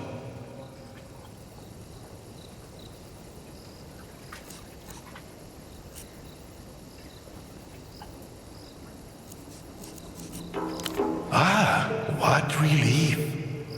You've set an old man's mind at ease. But now I'm curious what you intend to do with them. Does that mean you've decided to help me get out of this place? Joy. Denlev has some feet, to raise me up from my despair. What's the price? I suspected as much, of course. But tell me, why does your opera want to kill the Lucian Minister of Mass Culture? No judgment in his voice. His curiosity is innocent, almost childlike. No? Why should you? You're just the errand girl. So I'm to play the traitor's theme. Help a gang of communist thugs assassinate my friend and master, all to disrupt our brilliant march toward the final society. The line hums. Dank water drips. Sure, Herschel. No problem. I only hope that you don't plan to shoot me in the back of the head at your earliest convenience. An ignominious end for poor Dante. No one had to say anything. Some words are as superfluous as names. Silence pops and hisses on the other end of the line. Seeing as how you've already secured my exit papers, I suppose that means we have a deal. And what about my other requests? Tempo gave me certain assurances.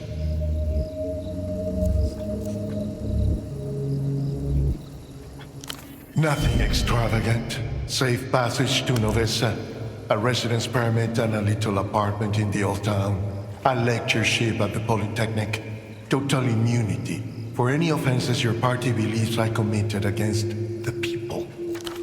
Speculative freelancing. Your old asset had no authority to make offers on behalf of the opera. Splendid. Then I'll await your word. See, I was true to my word. What do you make of our techno-glories? A tale as old as Anonimo himself. May I ask where you found a suitable subject? So rather than leave him a blank canvas, you made him a self-portrait in a convex mirror. And? Are you pleased with the results? I suppose if we're speaking, it means they haven't succeeded in murdering you yet. Poor sign, but perfectly legible. To be ripped from blissful eternity and thrust into this sewer. I would say fleeing the scene is a rational response. I'm at your disposal. I was meant to play the part of Facundo's loyal hound, sniffing out our negotiating counterparts. Odors of degeneracy and mutation, the likes of which only the developed world can produce. Of my purported equals, one is a high-tier alcoholic, the other is some sort of modern pervert. Despicable whelk. If you get the chance, give him a cake from me, right between the ribs. Concerning, you do well to reflect on what that says about you. But let's say no more about my counterparts. Just thinking of them makes me ill to my stomach. An interesting question for one who's fleeing the light for the shadows. Has your time here got you techno-curious? Sure. We'll keep it professional. Nothing your superiors would feel compelled to record for your inevitable denunciation. A long time ago, there was a clever man whose name has been scraped from the Universal Registry. That's why everyone calls him Anonimo. A name you recognize from your political theory training. A quasi-mythical figure. The first man to describe the ideology now known as techno-fascism. Dead 150 years before the invention of the computer chip. Now, our hero came to understand that history as we knew it was coming to an end. He could not say when or why, but he foresaw it before anybody else. This clever man advised the Emperor that the end of history will require a final subject, one that could only be fashioned by a final society.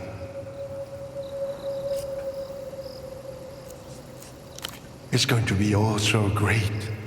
Here, the last vestiges of the individual dissolve in a suspension of horrible wonders.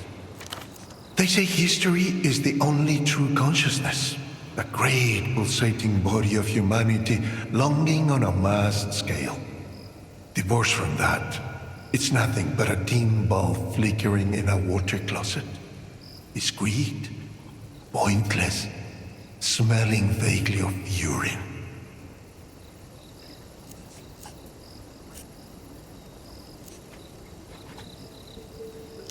Don't misunderstand. There's no restarting history. Anonymous saw that coming more than a century before Latour Wolgar.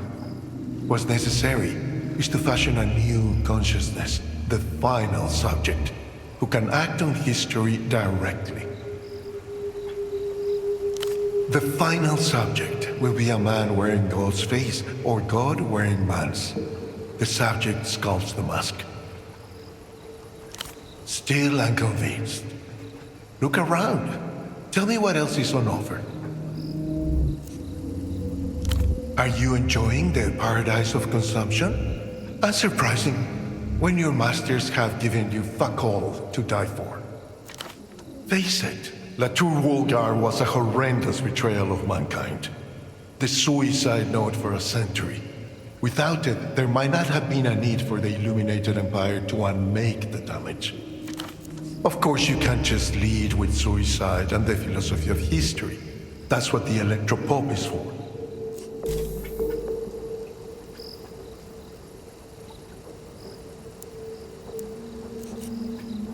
Go ahead.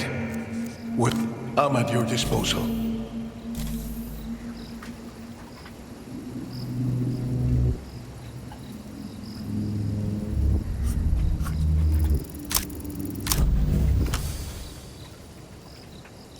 The Lutheran bureaucracy is a hive of psycho-fuckery.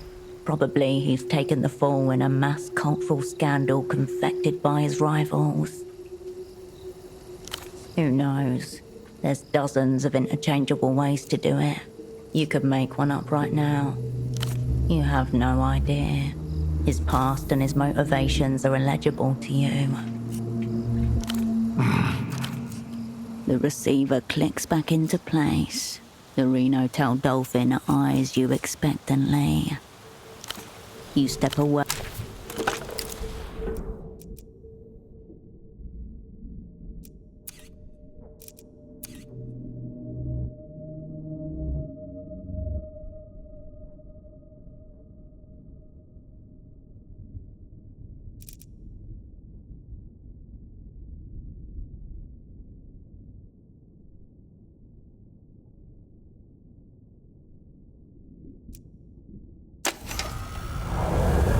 Congratulations, Hirsch.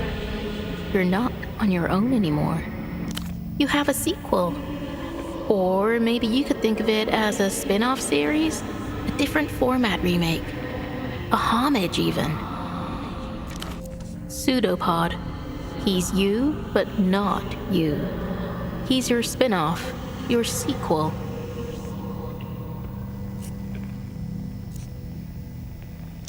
Come on, Hirsch. You're saying Iron Pedal 2 wasn't awesome? Sequels mean more lore, the mystique. Even if they're bad, they make the original look way cooler in comparison. Sometimes there's an installment so bad that the entire franchise has to be wiped from the collective consciousness.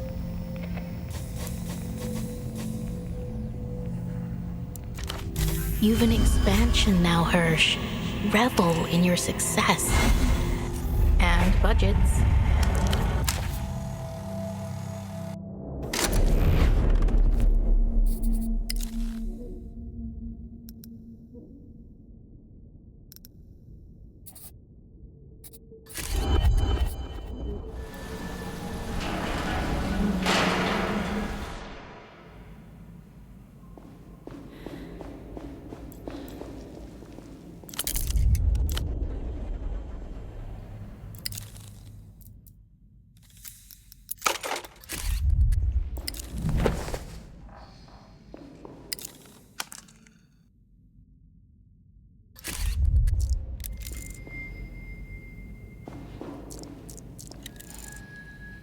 Amid the chaos and disrepair, the ghost of what this room used to look like emerges for a moment.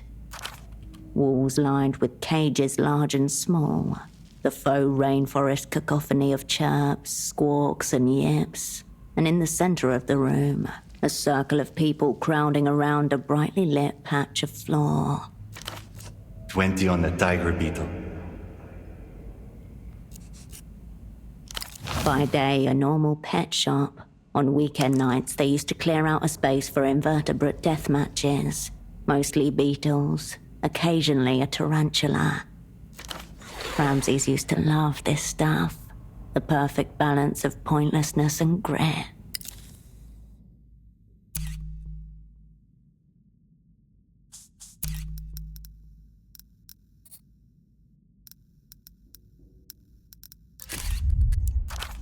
Who are you going for, H? Tiger or stag? The mandibles on the stag beetle were fully the size of its body. Obvious physical superiority.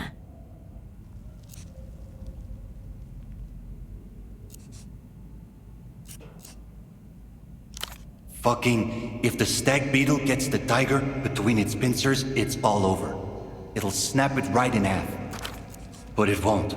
Thing's so clumsy, it looks like nothing it does is on purpose. The tiger beetle, on the other hand, purpose.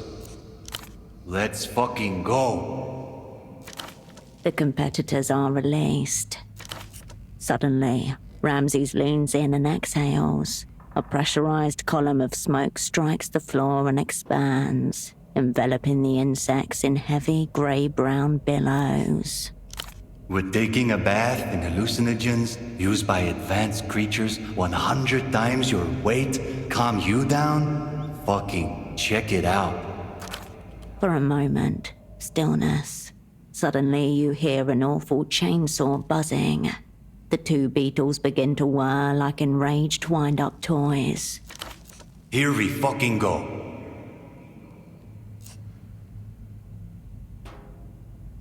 Indeed, you can't remember. The memory is gone, and so is Ramses.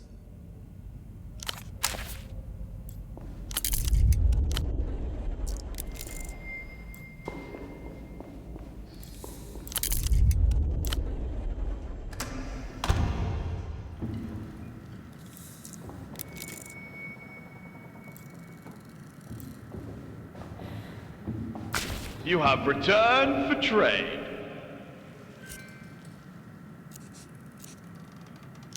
Let GM try.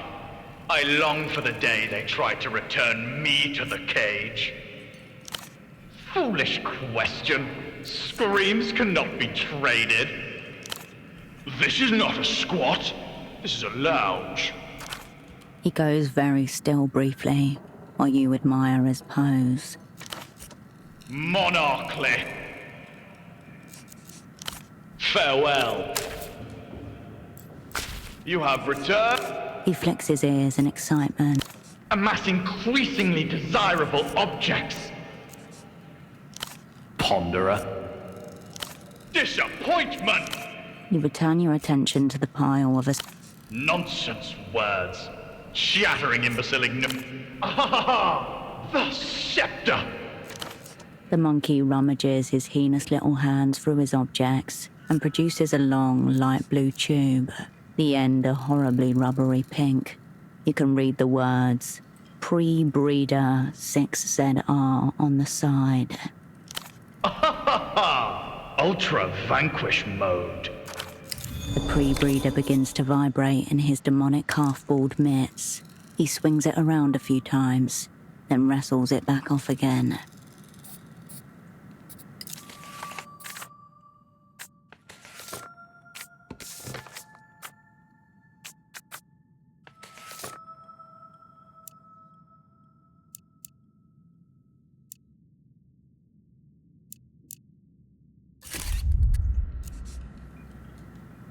The monkey bares his teeth at you.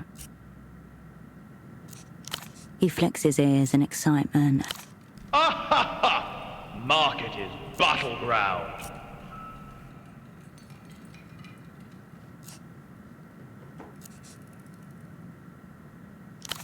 Hair on hair? Ridiculous. Nonsense abhorred. There is no rain in the realm. No rain! Displeasure. Disappointment! Farewell.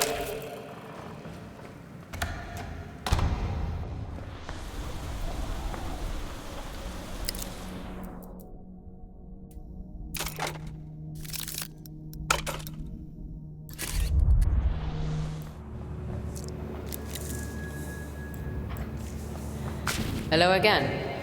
What'll it be? You seem to meet a lot of strange men here. She snorts. He's waiting in the lounge upstairs. See you.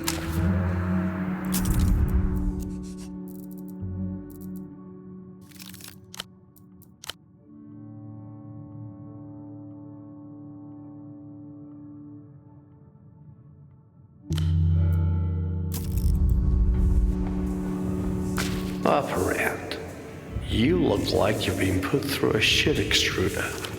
Even worse, you seem to have made the local news. The old spy jabs his cigarette in the direction of a nearby television. Subcommandante Bagman has secured a tremendous victory for the bold partisans of the realm, seized from an iodine-deficient pawn of the so-called Operant Bureau. Seems the mental sewage you've been mucking around in has finally overflowed the toilet. He's been repeating this inane message at the top and bottom of every hour. A small comfort. He did not address you by name. From the depths of the Beetle Tract, a metaphysical superweapon, the likes of which our enemies are utterly unprepared for. He takes a small object from his coat pocket and waves it around. It's hard to make out except for an unmistakable flash of red light. Rather pleased with himself, wouldn't you say?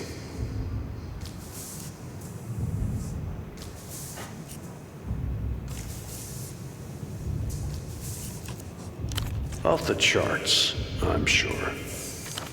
If you're capable of facing your reality situation directly, stay tuned. Now let's take some calls from you, dear viewers. The Subcommandante's metaphysical superweapon is useless, unless... Could it be he's found a way to reconstruct the red disc? But let's set side things aside. Did you find what we're looking for? Bon? Anne? What wonders awaited you inside? He raises his brow and tilts his head forward slightly. Continue, he's saying. Trebon, you haven't disappointed, Operant.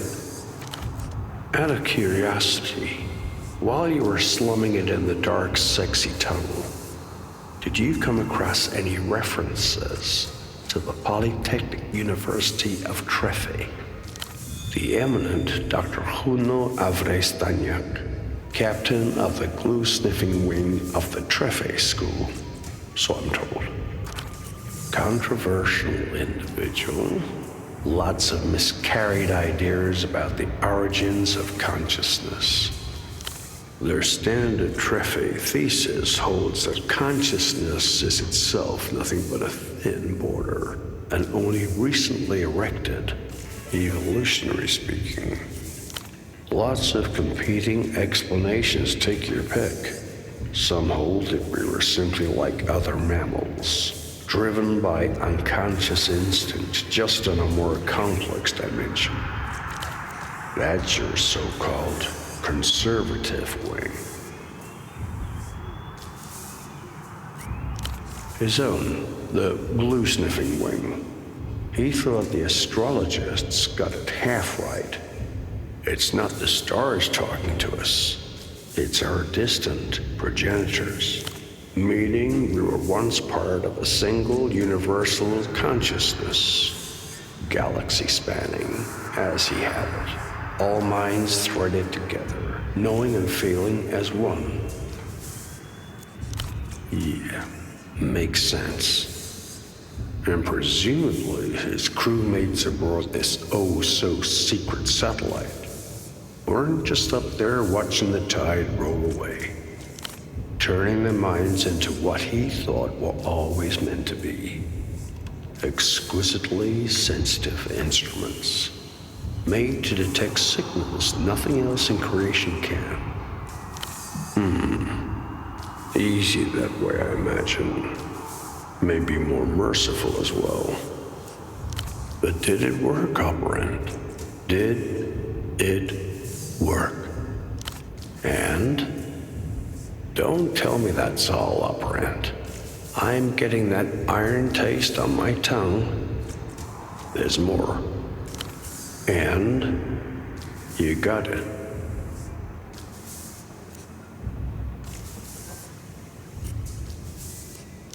Pneumatic. Not many things play this anymore. Old format. Fortunately, I'm an old format myself. He pops the front panel off his box with a heavy plastic clunk, nearly hidden among the skein of tubes, pumps and wiring. A built-in disc changer. Still leaves a matter of venue. Much as I like this place for the ambience, doesn't entirely suit our purposes, I think. I think yours should do fine. If we have any outstanding business, we should settle it now. Hard to predict what will happen once we spin this thing up. Meets upper standards, I presume. Free of listening devices, comes with a housekeeper. Safest place in Kizak, most likely. Fine. Let me know when you are. Don't keep...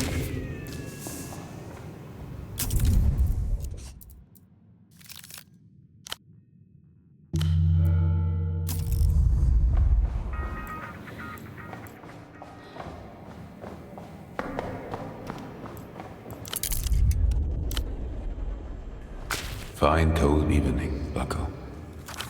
The man doesn't alter his posture, but follows your movement with unblinking eyes. He's tense around the shoulders, twitchy at the edges. Grubby little place, but it's got some color to it.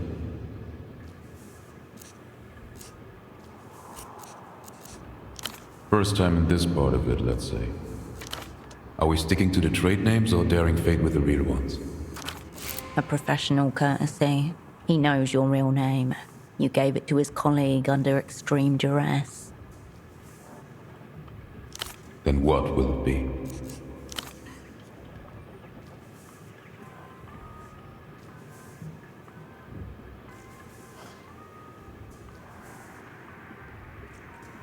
Alistair, but I much prefer Kaleidoscope if it's all the same to you. I'm sure she is. To secret treaties. And doomed spies. You know this man is partial to a loaded gun. Given your last encounter, you should be in control of the bullets.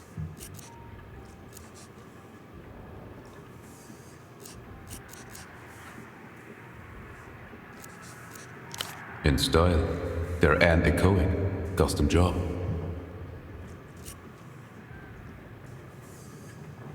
It also sounds like nothing at all, and in our age, that comes at hideous expense.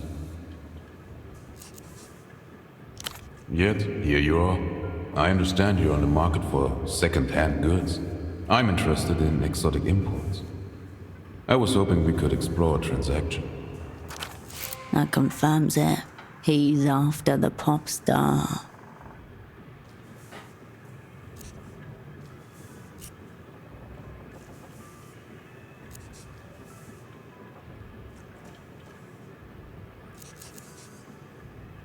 Then I think we understand each other.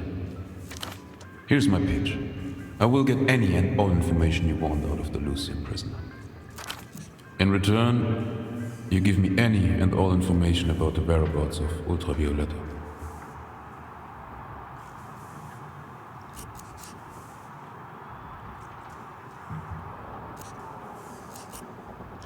Maybe so, but there will be no negotiation. Amto is trying to defect Luz's most valuable cultural export, the play of plays.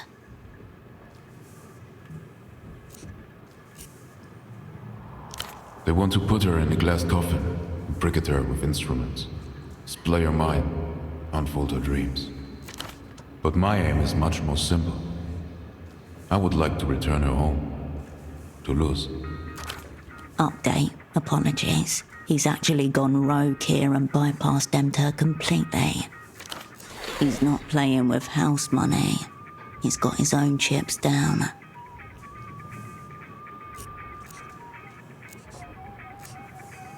It's not about me, or about being nice. It's about restoring order to the Ultra community. I've stated my terms. What say you, bucko?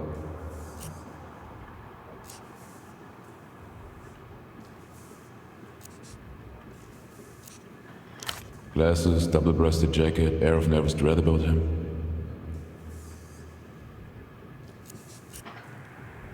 My apologies, I didn't expect it. Though I can't help but feel I did the Opera Emperor a favor. He's really dead? Not some kind of bluff. Genuine.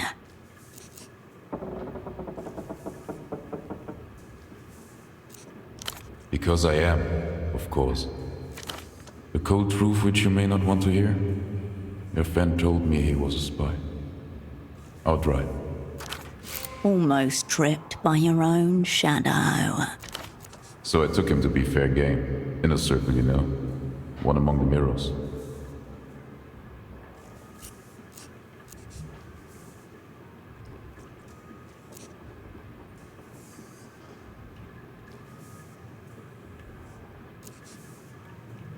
I had the best guess, based on rumors I'd heard.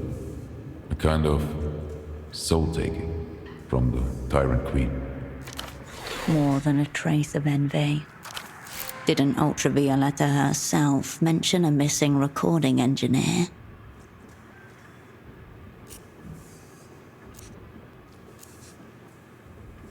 I knew it would be transformative. I think we have yet to determine whether it is bad. It's very likely that Ultra Violator took everyone by surprise with the song, including her ardent supporters in the Ministry of Culture. World-changing, mind-diverging artistry. Aren't we lucky to be living in such times? A light glows beneath the pale whites of his eyes. Of course. I've wondered what it sounds like. Dreamed about it even. But so far I've lacked the constitution to really commit.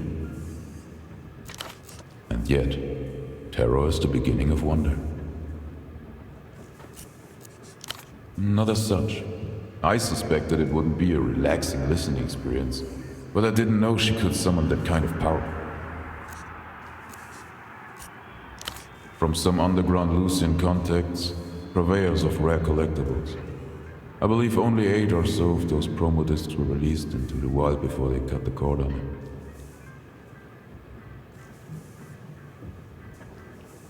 The Bazaar vendor? I tried to inquire about any uncommon articles he may have in stock. He told me I was a hopeless degenerate and to control myself, there are children around. Late evening under the Ultraviolet advert to the north of Party Alley, he was gazing up as if he'd never seen anything like it before in his life. It happens on the first glimpse. No judgment here. He and I got to talking. I gave him a quick Ultraviolet primer. He seemed to be quite taken with her. He initially informed me he was a sock importer with a superblock. Then he said he'd been pretending to be someone else all day, and that it hadn't gotten him anywhere at all. In reality, he told me he was a spy for the People's Republic. It was too early for Pseudopod to be in theatre alone. The opera failed him. I have no idea, but he certainly chose to confide in the worst possible stranger. Maybe on some level he sensed who I was. Your friend said he felt there was always some vital clue he missed, some secret sign that he was oblivious to. Like the world was turning away from him, person by person. Looked to me like he'd had a very long day indeed. So I gave him the red disc and told him to listen to it in darkness. Under stars if he could. Rain, if not. He said thank you, then he turned and walked away. I thought you just implied he's dead, or very close to it. Okay, play it that way. I just asked the man himself if I see him upright. No hard feelings, I hope.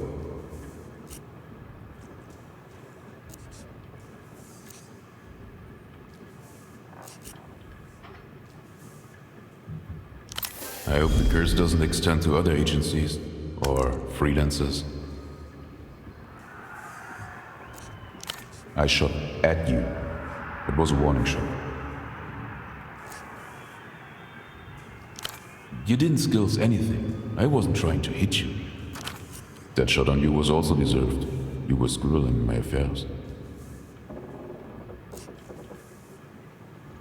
I'm mad. Can we just put it behind us?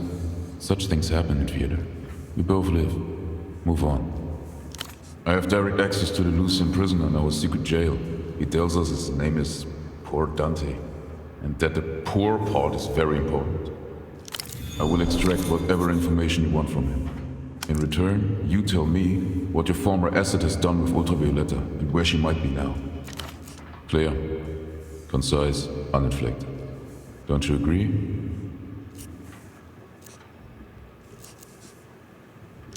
As could you. So we could both lie and gain nothing. Or both tell the truth and gain everything. For what it's worth, I think this is a very favorable deal for you, Herschel. It's not. More favorable would be a clean trade. The prisoner for the girl. What use do you have for a fugitive Lucian pop star? She's a critical piece. Player. No commit necessary at this point. String him along. Feel him out. There is little to lose. She's the tyrant queen of your heart and mine. When she sings, all time and places unfold before you. Especially the ones that will never be. I am a devotee, I won't deny it. If you don't let her in, she'll storm the gates anyway. As tyrant queens are wont to do. Before that, we must look at L-pop as a phenomenon. Violator represents the perfect alignment of artistic voice and genre. L-pop is a world-engulfing astrocultural event that is nothing less than the dominant mode of popular expression in our age. A new constellation we eager Star Watchers are privileged to witness the birth of. People think it's cool to denigrate pop music. I think a form that moves tens of millions of people is the only form worth taking seriously. The man's pale blue eyes have drifted somewhere beyond you. I agree. The very bloodline. L-pop is the medium for true expression, the most enduring of all. Loss. Something is always lost. The afterburn is memory. Violator is the perfect L-pop artist as she represents the very thing that is lost, as opposed to every other piece of cultural detritus that merely promises something is missing. Her return will fit even better.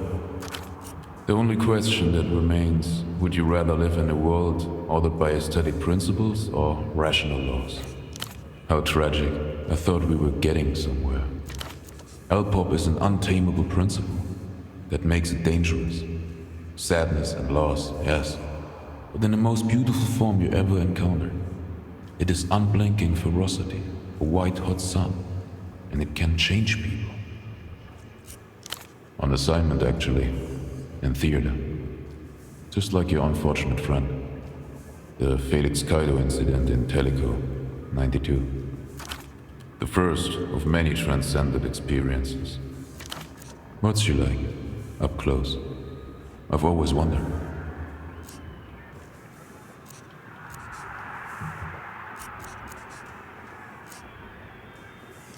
And I suspect you don't understand the magnitude of her art.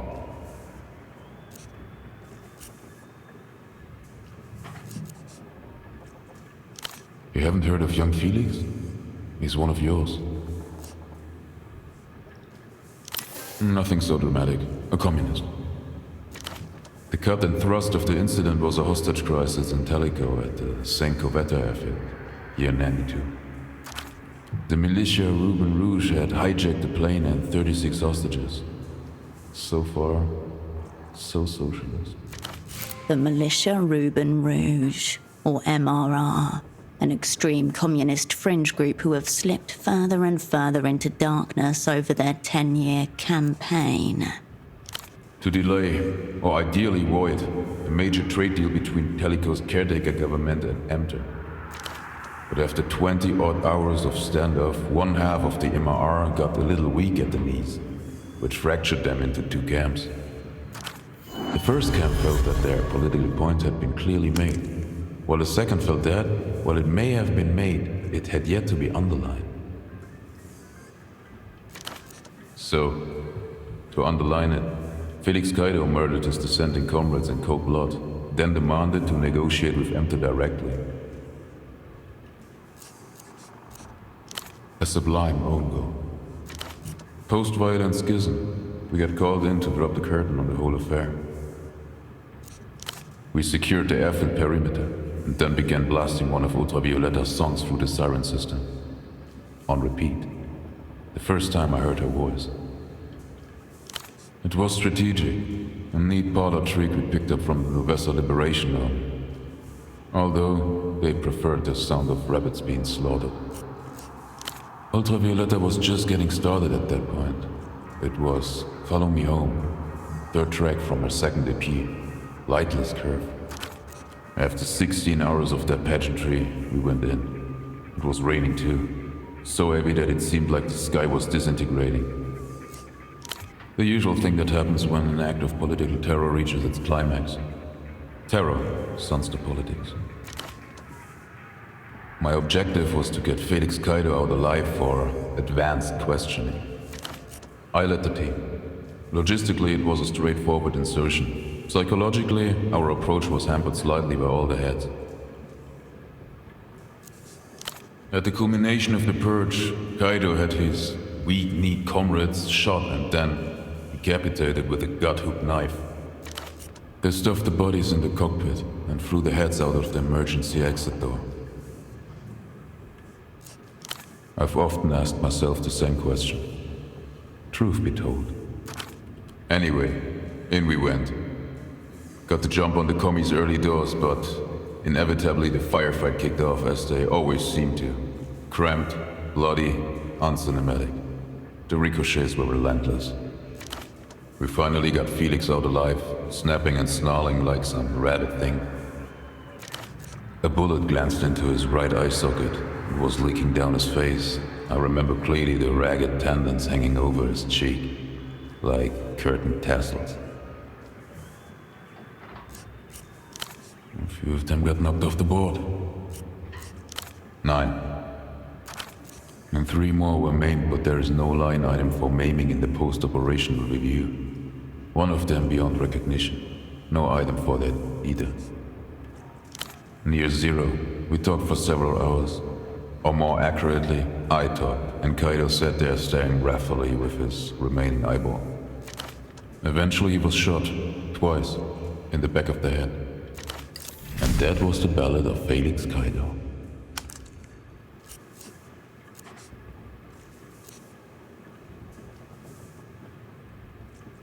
Please.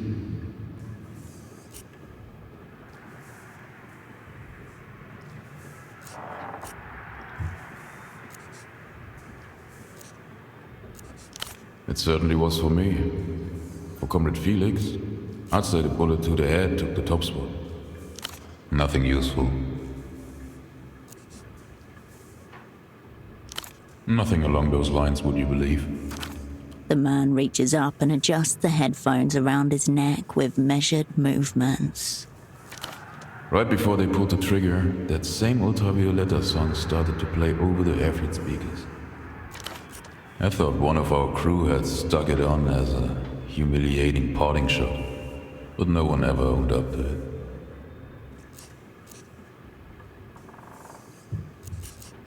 Not remotely.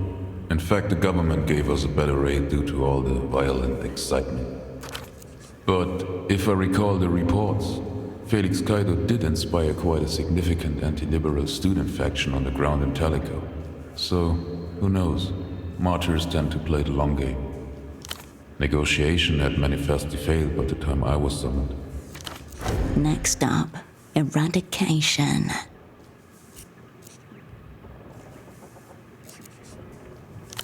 As I recall, the official objective was to stabilize the situation. Different nuance. Same result.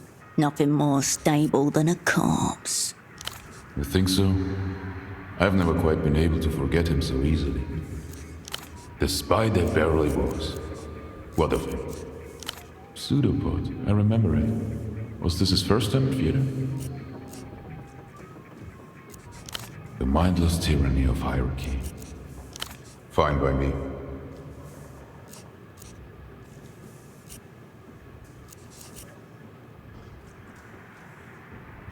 Don't dally.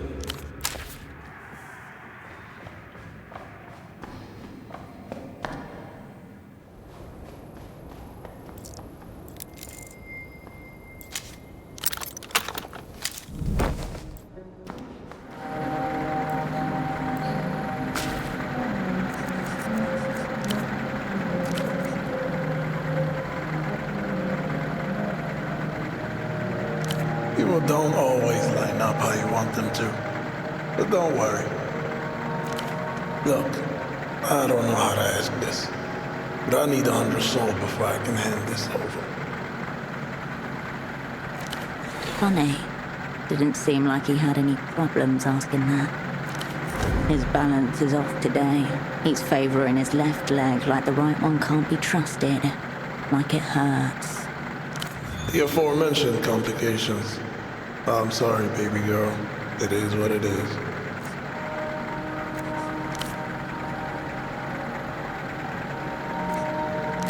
Standard Portofiro bullshit is what? The meat was in the lot behind Mezquita al Nor, a mosque in all Viudas, way east. Tourists don't go there. Hell, most Portofirans don't. The guy holding wasn't the guy selling. Wrong voice, wrong accent, wrong smell, you know. Doubt he had your order, so I walked. He started saying the right things to make me stay. That made me walk faster. Ducked into a kebab joint with people around. He didn't follow. Paid off a logistics clerk down in Kizak. Works one of the port depots. Would open it for me. A few hundred souls for 20 minutes. Yeah. He's tired. The kind of tired that comes from surviving the wrong version of the night.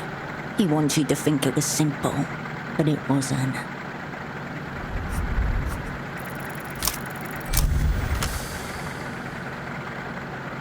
He is lying to you, but not in the way you think. His night was worse than that. He took some genuine risks to get you this gun.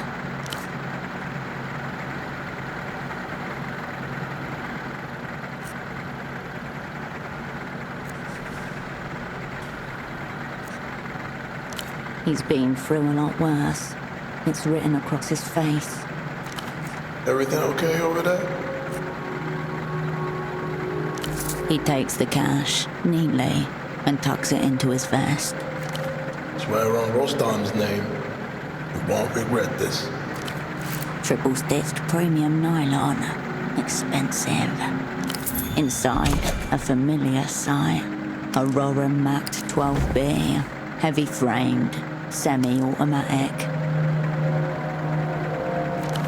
Manufactured in Kino's Gambit. Slide coated in dark grey finish. Fixed barrels ported. Machined for high accuracy pressure. Next to the weapon, two 12-round magazines wrapped in waxed paper. The young man studies you, not daring to ask. He came through. I'm sorry about the, unexpected fuckery. I'm getting that sense, yeah. So, you off, baby girl? Or you want to chat some more? You know I'm always here for you. And just like that, warmth radiates from him once more. If only it were that easy for you. With pleasure.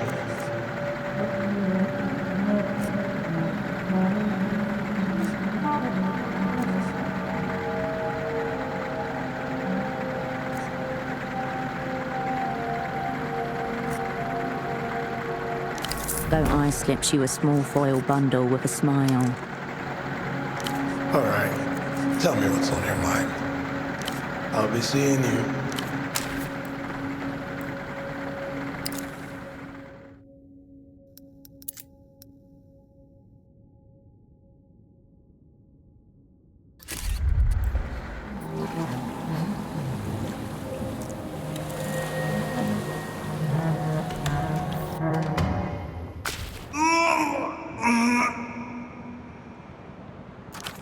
On the bed in the room beyond, a figure arrives in the throes of some exquisite discomfort. In his hands, a bare light bulb strobing.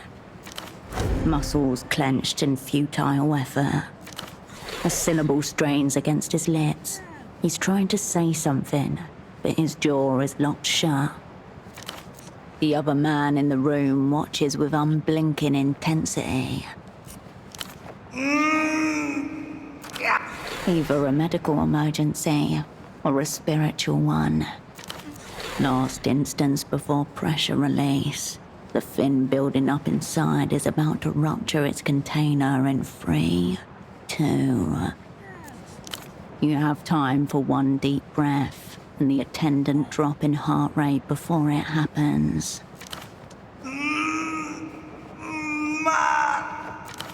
The syllable erupts from a twisted mouth. The neck convulsively snaps back, and in that moment, you lock eyes. Recognition, inescapable, undeniable. You...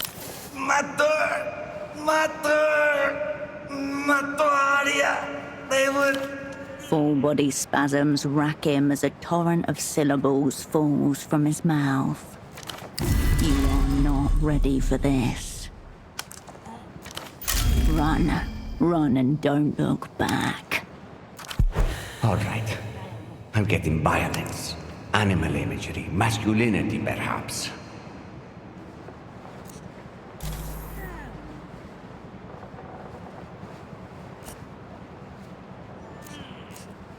In the midst of Ramses' involuntary gibbering and the bizarre musings of the spectator, you try to focus and understand what you are looking at.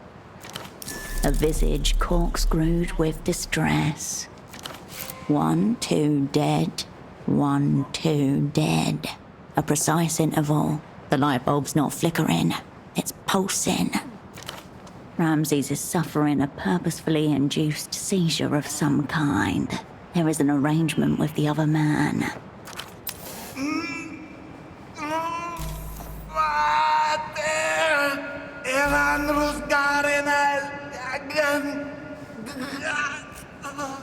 Shh. Did we double book? The man gives you an annoyed look, then returns to his spectacle.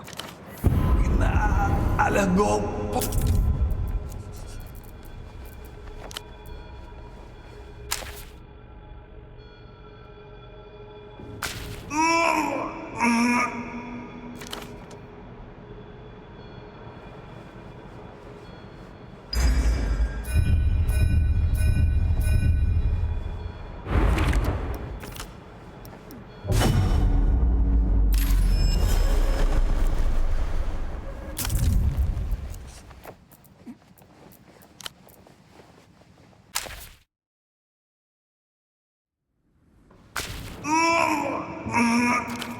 On the bed in the room beyond, a figure arrives in muscles clenched, a syllable the other man in the room what? Either a medical last instance before pressure.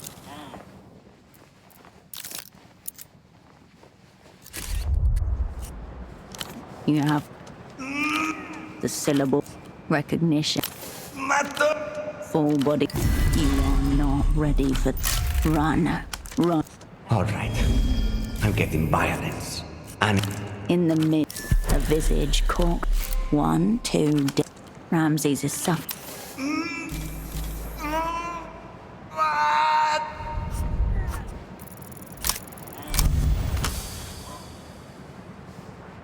A bucket of ice water douses your thoughts. Bereft of emotional context, you examine the scene as an ecosystem of moving parts. The light bulb is the key. He's using it to provoke the seizures.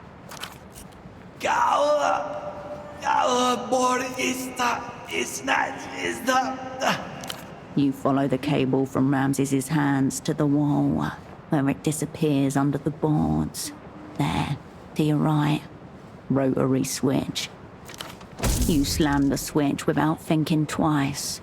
The world flashes monochrome.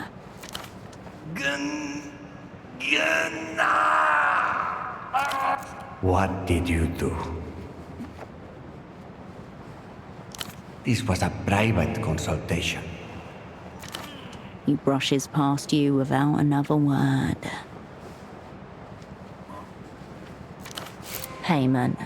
The price of Ramses's nervous system. Ramses's breaths come in staggered bursts. One arm braces against the floor as he tries to sit up. Slow and shaking, he winces. Jackhammer's in my fucking skull. But there's a nice groove to it. Ramses Tayed Al-Fatik Malloy, plague metal worshipper, pristine blunt roller, Rustamian refugee, ultimate warlock of chill. I'll get up in a minute. Trying to decide if I'm hallucinating you first. Guess that settles it. Still shuddering and a little incredulous, Ramses settles back into reality and examines you.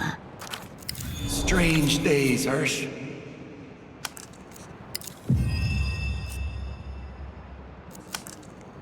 The idea of leaving, and you can't abandon your old asset, a friend, in this kind of state.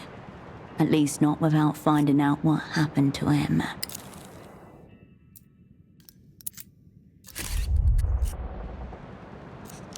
The clothes hang loosely on a frame that has lost more than half its musculature. Timestamp, 5 years, 3 months since last contact. Been worse. In fact, just moments ago. His fingers twitch in jittery bursts, post-tictal tremors, the aftershock of a seizure. Not a bad impression, H. Don't recommend going professional, though. It's just a gig, Hirsch. Good money. Radian is an audio engineer. That scene you walked in on looked nothing like his line of work.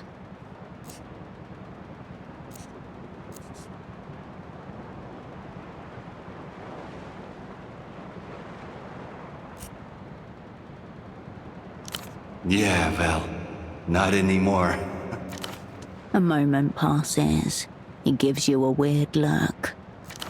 Shit. You don't know, do you? The weeping eye came from me. One by one, your crew was picked off while you were whisked away to safety. The flailing limbs of the body politic suffer while the head buries itself in the sand. 5 years ago, H. They wiped me clean. Identification, papers, residency. It's all gone.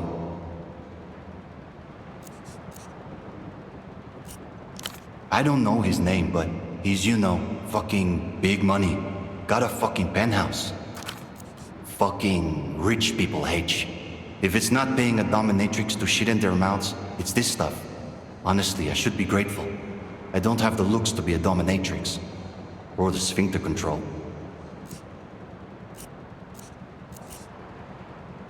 Yeah, right. And more often than they've been anointed in human feces, too. He thinks I'm some kind of oracle. Basically, I speak in tongues, he listens and does some word association shit with what he hears. No. And he doesn't really think I can. It's more, looser. He calls it intuition hacking. Says it helps him with his fucking business. Perhaps. But behind it all, there is something else, far simpler. The power to pay someone to have a medical emergency for your viewing pleasure. Not much to tell, H. Fucking... Ones that picked me up were dressed like carabineros. Drove me to, I don't know, some kind of cover apartment. Fluorescent lighting, concrete walls. You know how it is. Eventually 2 women show up. Lucian.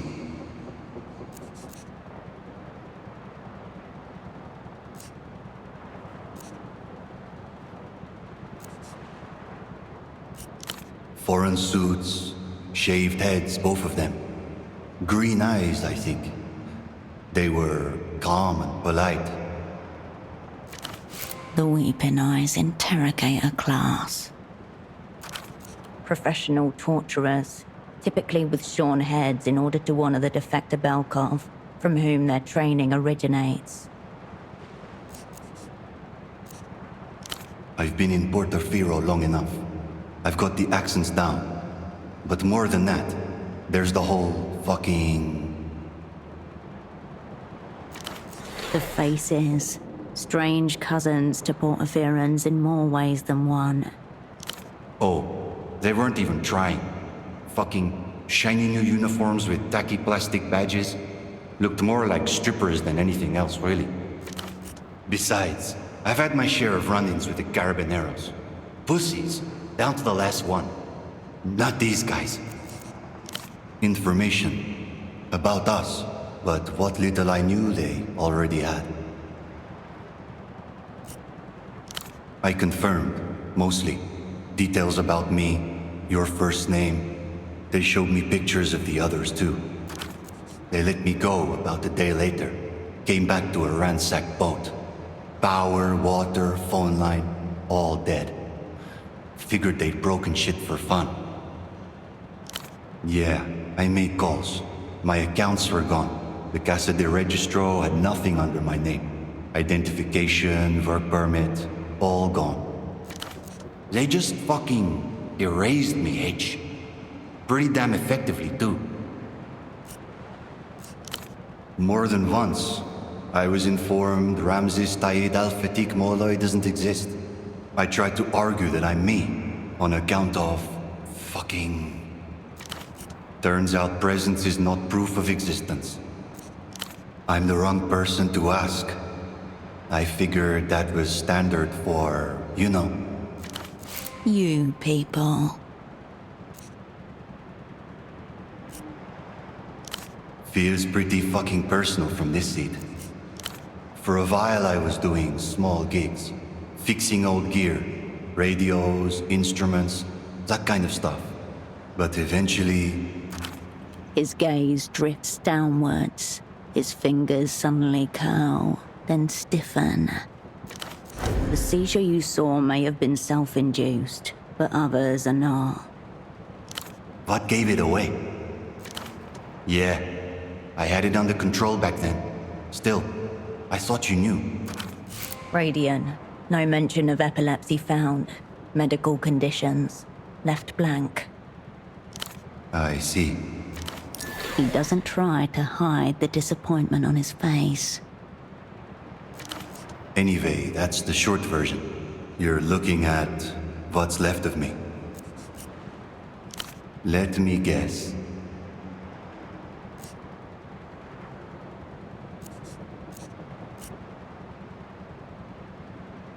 Knew it. 5 years.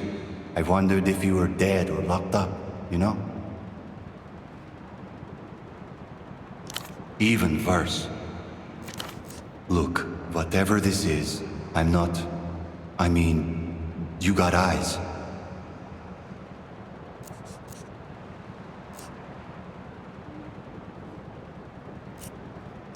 Something for the wiring upstairs, H. Carbamazepine, oxcarbazepine, anticonvulsants. Sans prescription, obviously, on account of me not existing and all. Doubt it'll work. Even prescription holders are struggling lately. It's not just anti-epileptic pills. Things don't flow into the city the way they used to. All right, Hirsch, you see what you can do, yeah? Before you go, I've got some crickets around here somewhere. You'll find them. Do you remember how they work? Sure. Attach bug to phone line and then it will do a bloop bloop blog to the blep circuit thing. Homegrown wiretapping devices. Plant them on a phone or a terminal box, and they'll intercept the signal. From there, I can listen to it, reroute it, do other neat things. Once you plant one, I'll know. You'll just have to give me time to record whatever it is we're after. Usually half a day or so. Same, though I could be a lot better. Now if you'll excuse me, I need to pass out /snap for a while. Till later, Hirsch.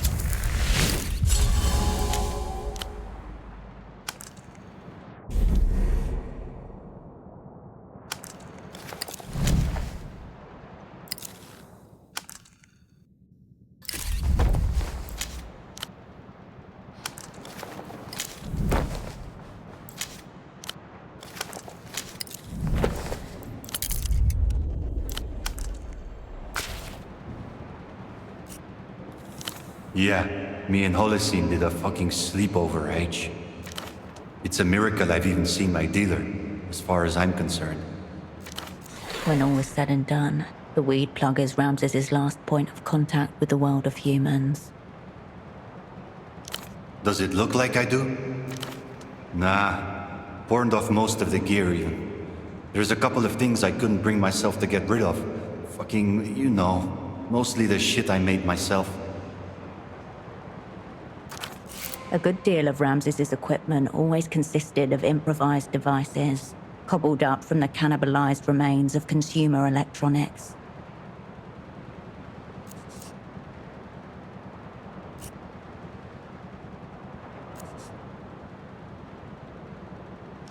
If you want to call it that. See you around.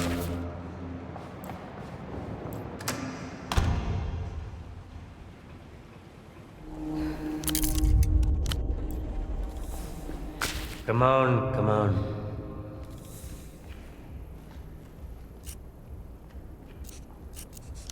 Ah, hello.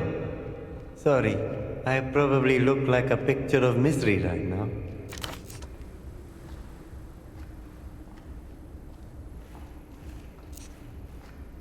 This time it's one of the arteries.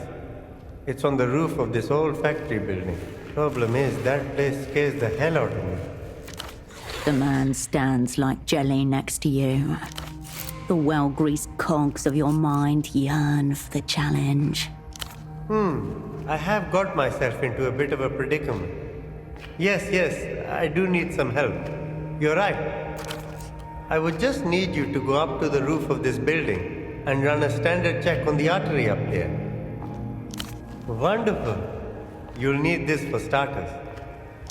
The machine has a real heft to it.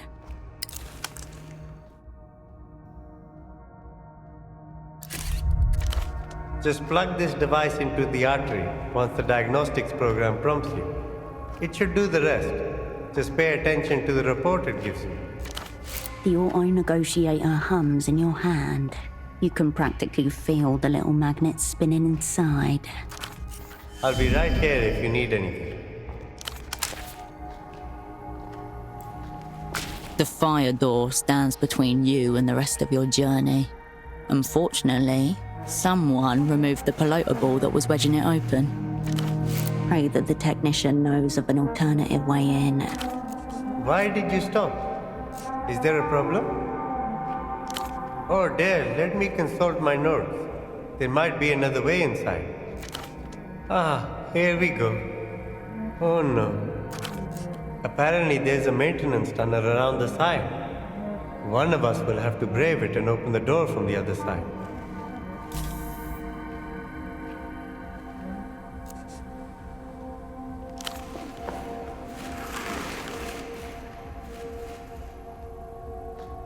The tunnel was black as pitch. Cobwebs stick to your face and hair as you push through them, deeper into the darkness. As you inch forwards, your elbows and shoulders bump clumsily against the walls. The tunnel is getting narrower. Pull your arms in close, closer. Press your belly to the ground.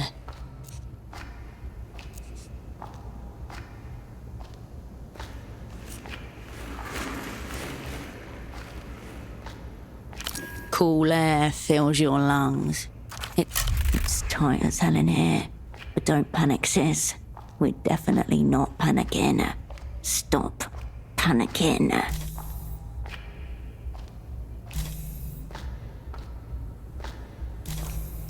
The air around you seems to pinch in closer with each inhale.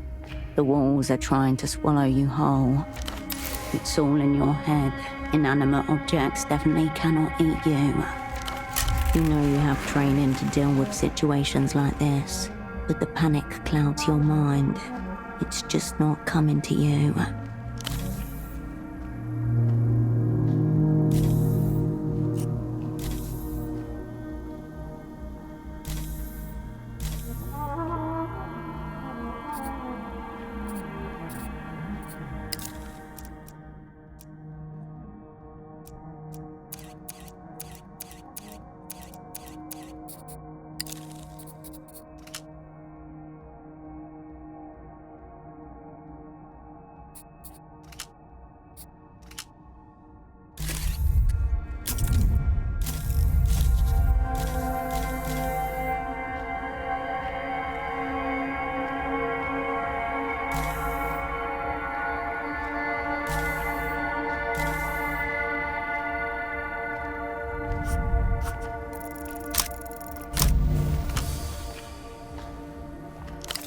Prehistoric ancestors lived in caves and had to crawl through dark tunnels all the time.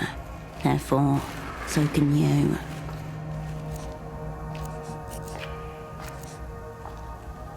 That's not the right attitude. Have you forgotten? You're stuck in a tunnel, unable to get out. There's limited oxygen in this small space, and you've already sucked up most of it with your huffing and puffing as you drag yourself along the ground.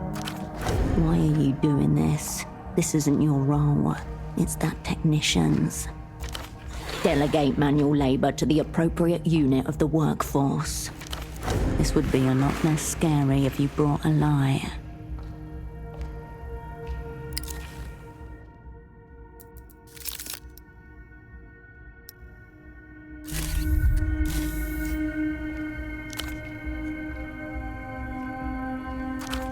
You know you have training to deal with situations like this, but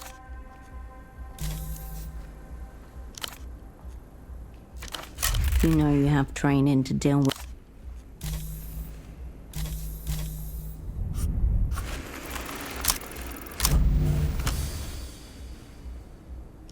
There's no escape, Hirsch. There's no escape from any of it. You can't. It's too late. You scramble forward blindly. As your outstretched fingertips brush up against the end of the tunnel, you hear a creak above you. You try to push yourself up with your arms, and your head bangs against the trapdoor. There's something on top of it, weighing it down. It's stuck. Something is pressing down on you, the heavy earth.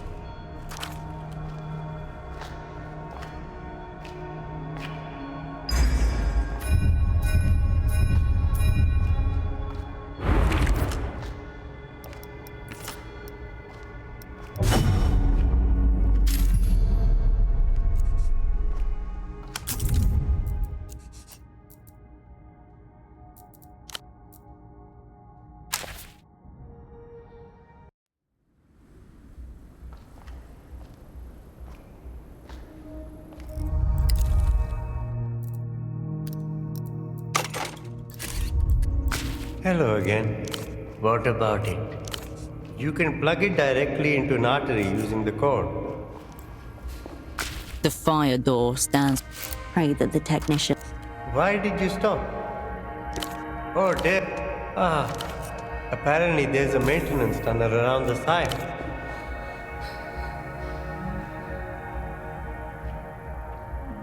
The tunnel would be black as pitch, but the flashlight in your hand illuminates the path ahead. Cobwebs stick to your face and hair as you push through them. As you inch forwards, your elbows and shoulders bump clumsily against the walls. The tunnel is getting narrower. Pull your arms in close, closer. Press your belly to the ground. Cool air. It's tight as hell in here. But don't panic, sis. We're definitely not panicking. Stop panicking. The air around you, it's all in your head. You know you have training.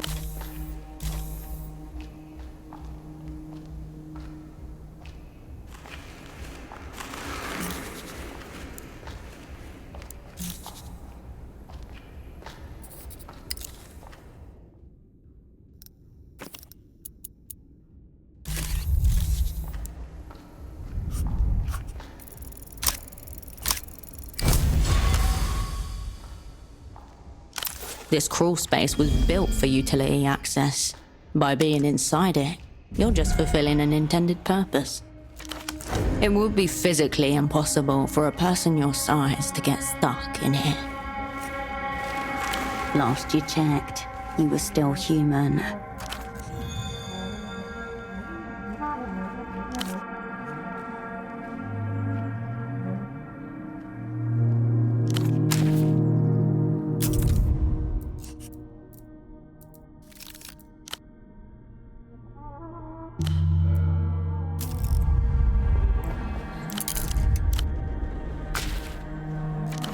This is not the first time you've hacked into a phone terminal, though it is the first time you haven't been able to delegate the task to Asset Radiant.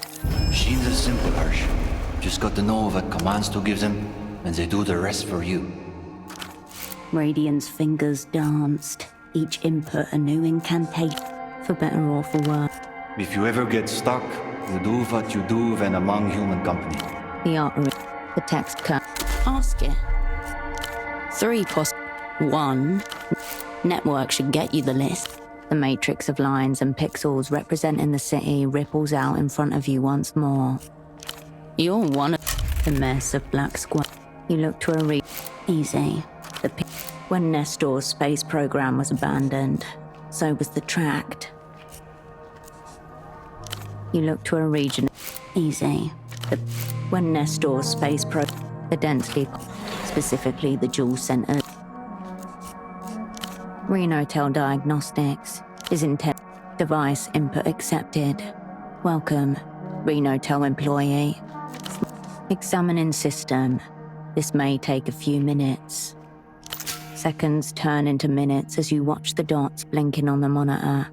It's not clear if the machine is doing anything at all. It's a background process. Users wouldn't be able to keep up if it was foregrounded. After what seems like a small eternity, The machine beeps and coughs up a brief report. System, 98.2%. 1 critical error. A device has a configuration problem that prevents it from working properly. Must be the faulty intercom.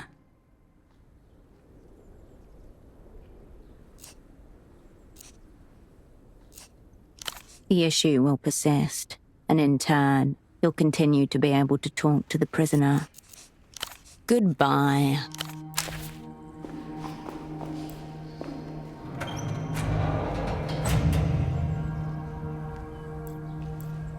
The Renotel Technician is waiting right where you left him. Ah, you're back. I managed to disable the locking mechanism so you can go in and out as you please now. How did you get on with the artery? Something's up. This is a distraction.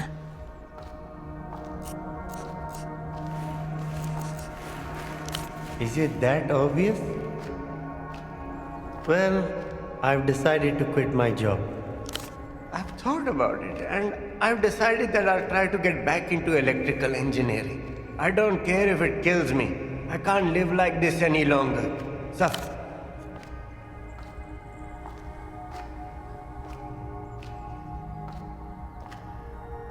The ex-technician shows no sign of hearing you. He doesn't even look back.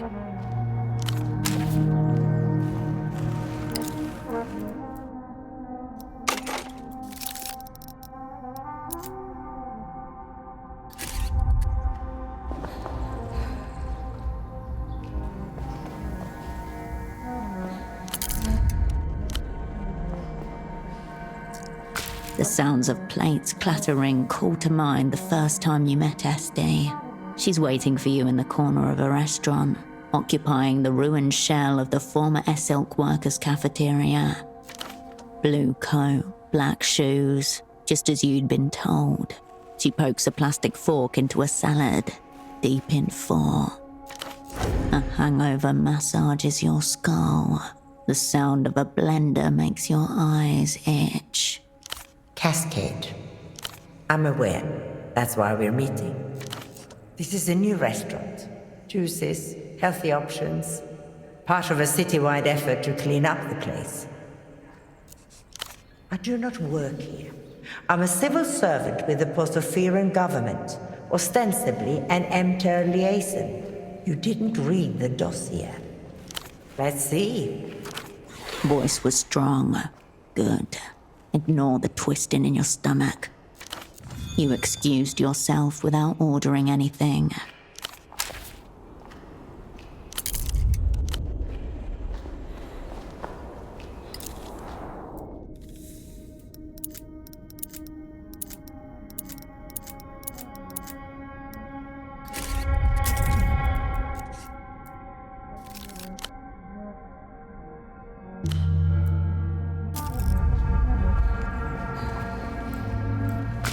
Wolf time.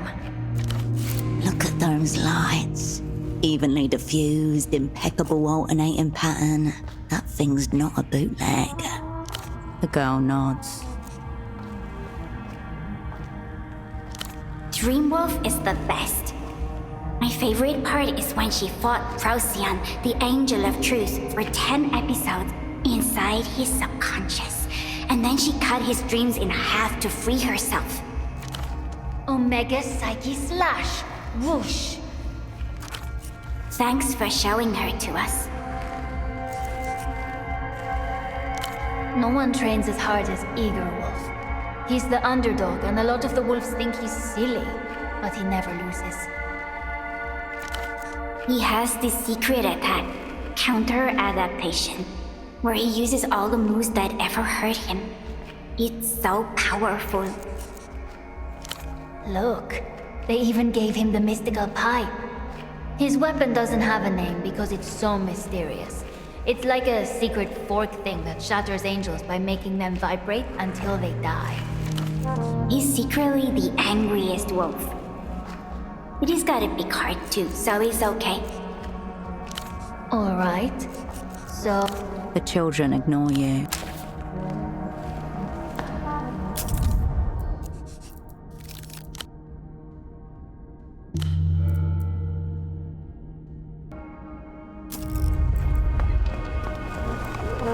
Oh, it's you. I'll answer if I can. I'm not really part of it anymore. Who? Blood Golem?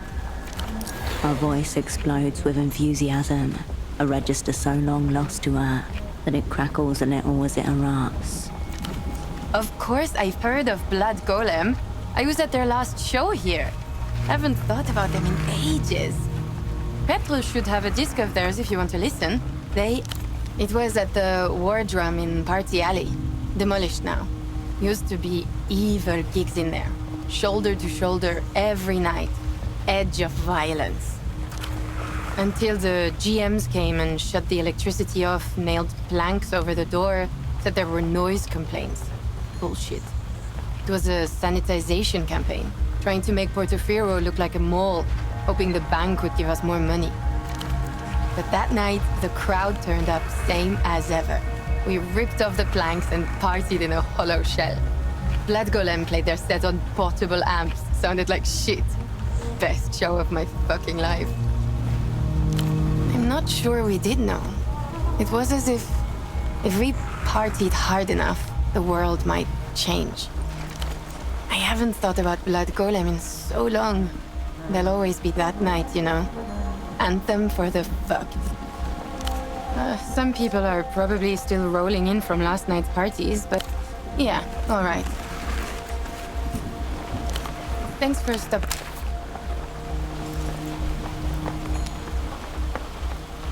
You step back to the Their pelts are damp and shiny with rain.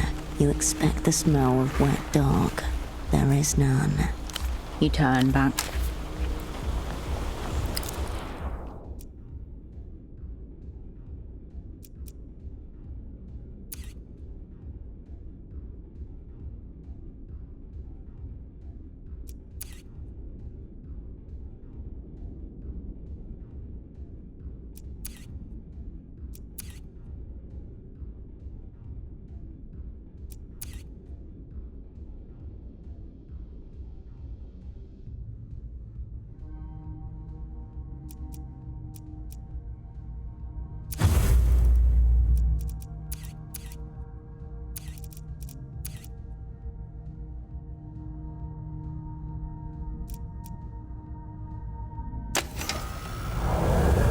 Some jobs stick to you.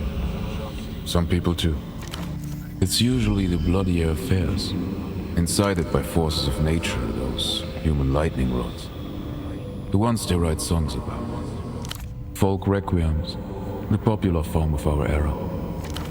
Trauma beaten into beauty, rendered bearable through rhythm and rhyme. Contain whatever gets you through the next assignment. In theory, yes. Leave the ghosts haunting the safe houses.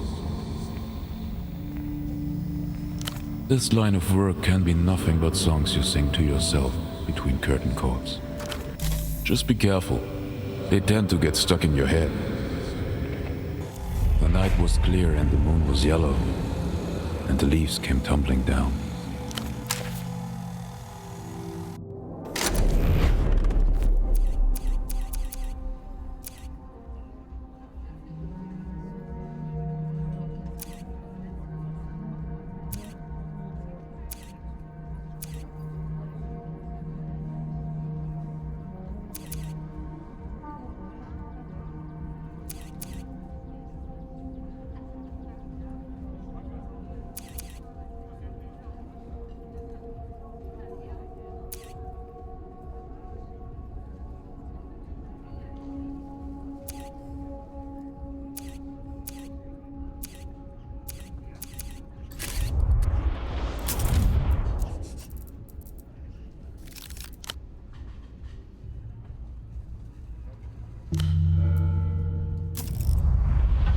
You step back to the tower of plushies. You turn.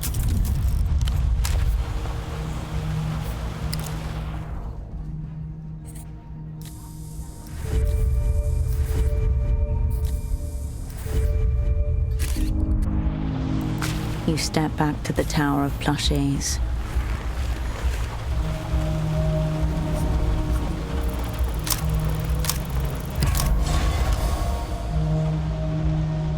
Back again. So.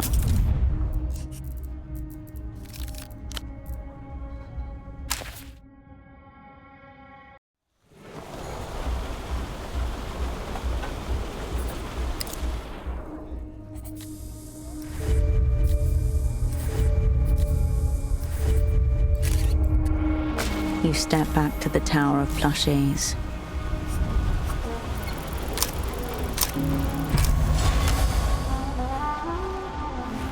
Inside you. Nothing. Yeah. Still hunting. Plushie 3 has shredded the social contract.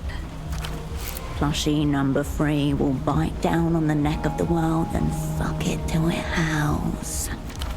Plushie number 3 is you. Soft animals. You turn back.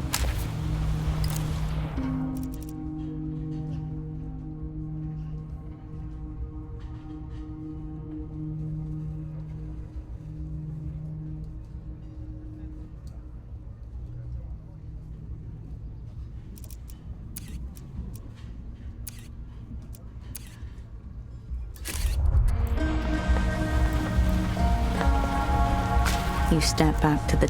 You turn. A cosmonaut suit. Your folk...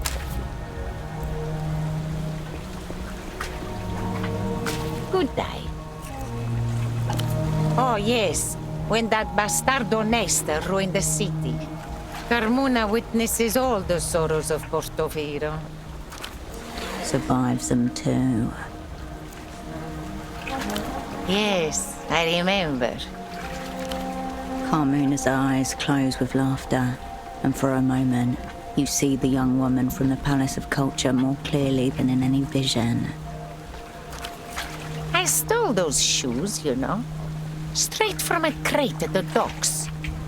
We were like a little gang, all the girls. We'd take it in turns to distract the dock workers while the others looked for anything shiny. We were good girls, really. Oh, yes. Very handsome. Very suave. It was a gift for Nestor himself, so must have been some official. How do you know that? Better things to do here than to puzzle out your nonsense, Menina. Oh, Menina, if only. I would have been happy to join such a plot. Nestorismo happened. He invited everyone from the dye and silk unions and the superblock just for us to watch him turn his back. The superblock came to visit. We were all supposed to listen to some song in Nestor's office. But then the bastardo opened fire on their treaty and threw us all out. The bomb that Probable gave her should have killed them all. You tried to picture Karolina older than 30, and find that you can't. Fine by Carmona. Don't go away. Fine by Carmona. Good day to you.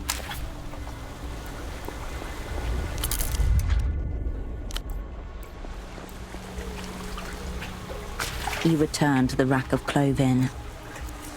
The rack sways with misspelled logos and forgotten styles. Cowboy boots. Price tags rustle beneath your fingers.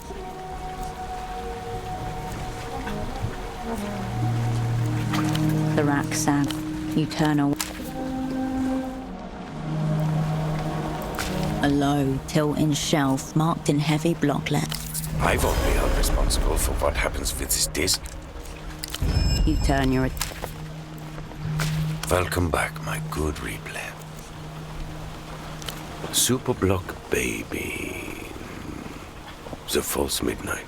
Impotent pop music reaching for political satire. One-hit wonder merchants. Plonky deadpan bass.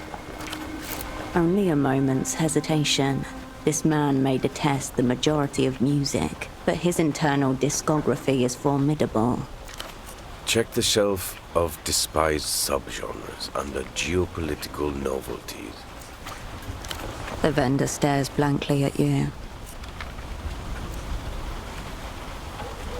It's my life. What can I say? has its moments.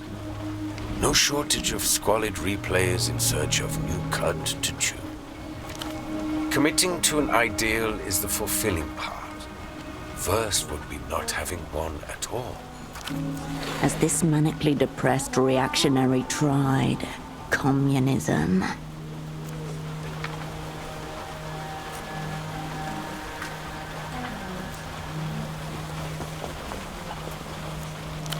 Would that I could say the same of my ex-wife and friend. Nothing I do is mid-level. You'd like to hear? I wouldn't expect to replay. Sure. A low tilt geopolitical novelties nestled between hairdresser music. I'd advise you to burn it.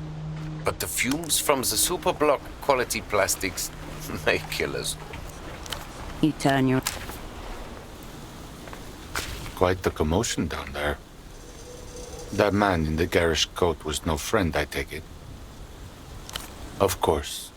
Please, have a seat. I'm a structural...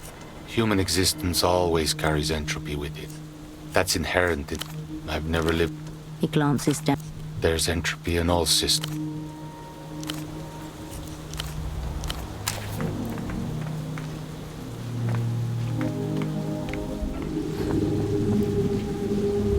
Marcia? Ah, so you gave her the gift, did you? Subtle and leering. For the first time, you see his true smile. Did the kids like it? Yes, tell me, did they like it? No play at all? Or, well, hardly a game. I knew she wouldn't accept a gift from a client, so I had to improvise. Harmless, if you think about it. Technically harmless, weapons-grade creepy. What threat? I've hardly moved from this chair in weeks. Pigeon, that stuff you said, her being your friend, confiding in you. You said you weren't gonna do that stuff no more. Bah, fuck off back to your manatees and leave me alone. Still closer than you'll ever get. He's experiencing what men like him fear most. Humiliation at the hands of a woman. Deathly quiet, loud Xiao hardly even breathes. The smile has gone from his features. Please, I spent 3/4 of my life messing around with telecoms 3 generations more primitive than what the Renotel network uses. No sense of direction, so he learned to read his instruments well. These idiots could have done it too if they put half as much energy into it as they do into masturbating. What? Can't a man try and do something nice for a woman? Is that still legal here? For a moment, he holds your gaze. You can't live off phone 6 forever. Might be enough for these animals, but I'm a man. He wants the real thing. I'm dying anyway. Who gives a fuck? And I knew her kids will like the present. That was no game. You're welcome.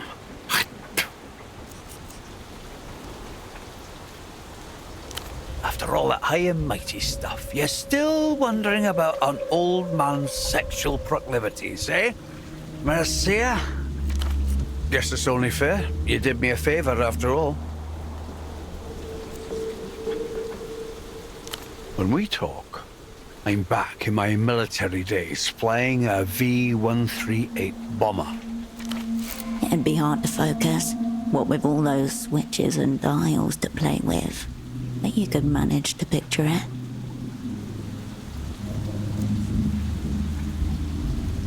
No, Duchess is Lucian.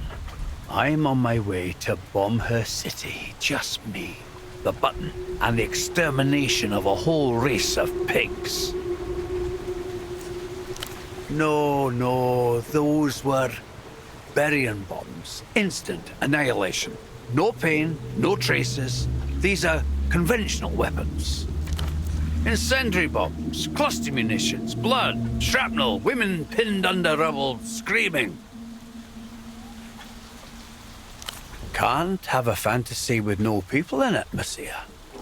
She starts screaming as the air fills with the angry buzzsaw sound of 100 rotors.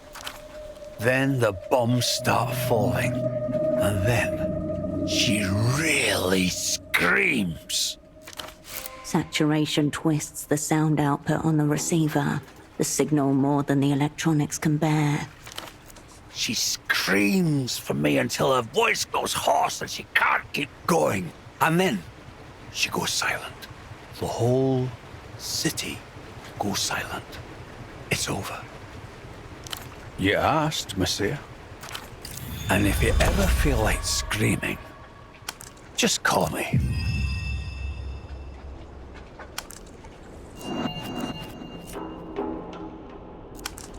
I never tire of it.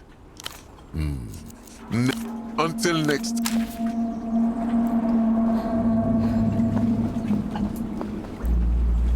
Hard to believe. He's been going on about this mysterious gap for a while.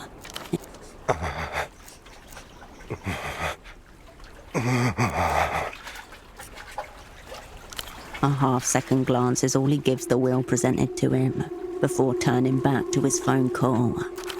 The wheel itself isn't distinguishing enough. It could belong to a number of high-end model sets. The rest of the model train is still out there, somewhere. Finding it might give you more leverage. He whirls around and drops his voice to a hiss. If you know about those, then you should also know to keep your fucking voice down. Look at the city. You see what happens when the blockade fails. Absolute market dominance by the Ministry of Mass Culture. The Lusians have the most desirable products in every market they've hit, at the expense of all else. I'm talking about the absolute collapse of the native industrial base. The total erosion of consumer choice.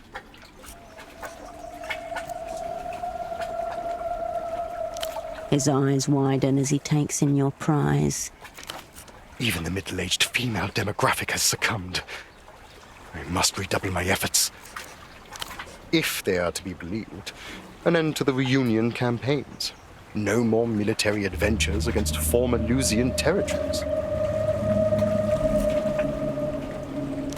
Who knows? Maybe it's all a ploy. Maybe we're being played. But if there's a chance, I must take the risk. Do you even comprehend what reunion represents? The end of the rules-based order. The return of centuries of barbarism, the likes of which humanity isn't ready for. Especially him.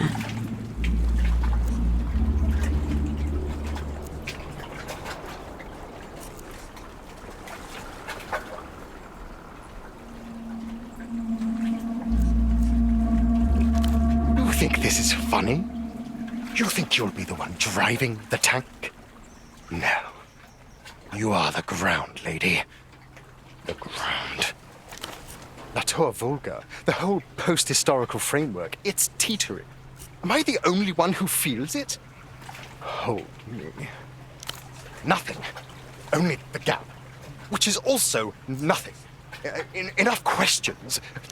Shh. Shh. Warm spittle flecks your bare cheek. A little bit gets in your eye. Keep your voice down. If word gets... He may be delusional, but he's not attempting to deceive. He believes every word. Imagine the consumer hears that we're thinking of letting them buy Lusian goods legally. No more culture blockade. Do you understand how badly they want this shit? Understand, I am not exaggerating when I say I may be all that's standing between the shit-crusted rock and the carrier groups of the Lusian Empire. One false word, one ill-timed leak, and this is all done for. There's nothing to talk about. The gap exists far beyond your plane of comprehension. Best to stay at your own remuneration level, for your own health. It's fucking cord. He twirls on the spot, further tangling himself in the phone cord that's become wrapped around his neck. Motions entirely devoid of grace, A complete lack of bodily control. What? Threatening me? You wouldn't dare. He turns his back to you, definitively. Engaging with the flesh is pointless. This problem demands a more elegant techno solution. Then you'll be able to hear about this whole sordid affair with this mysterious gap. Your resident circuit surgeon. You've already located Radian. Get him back on his medication and he'll surely make short work of this task.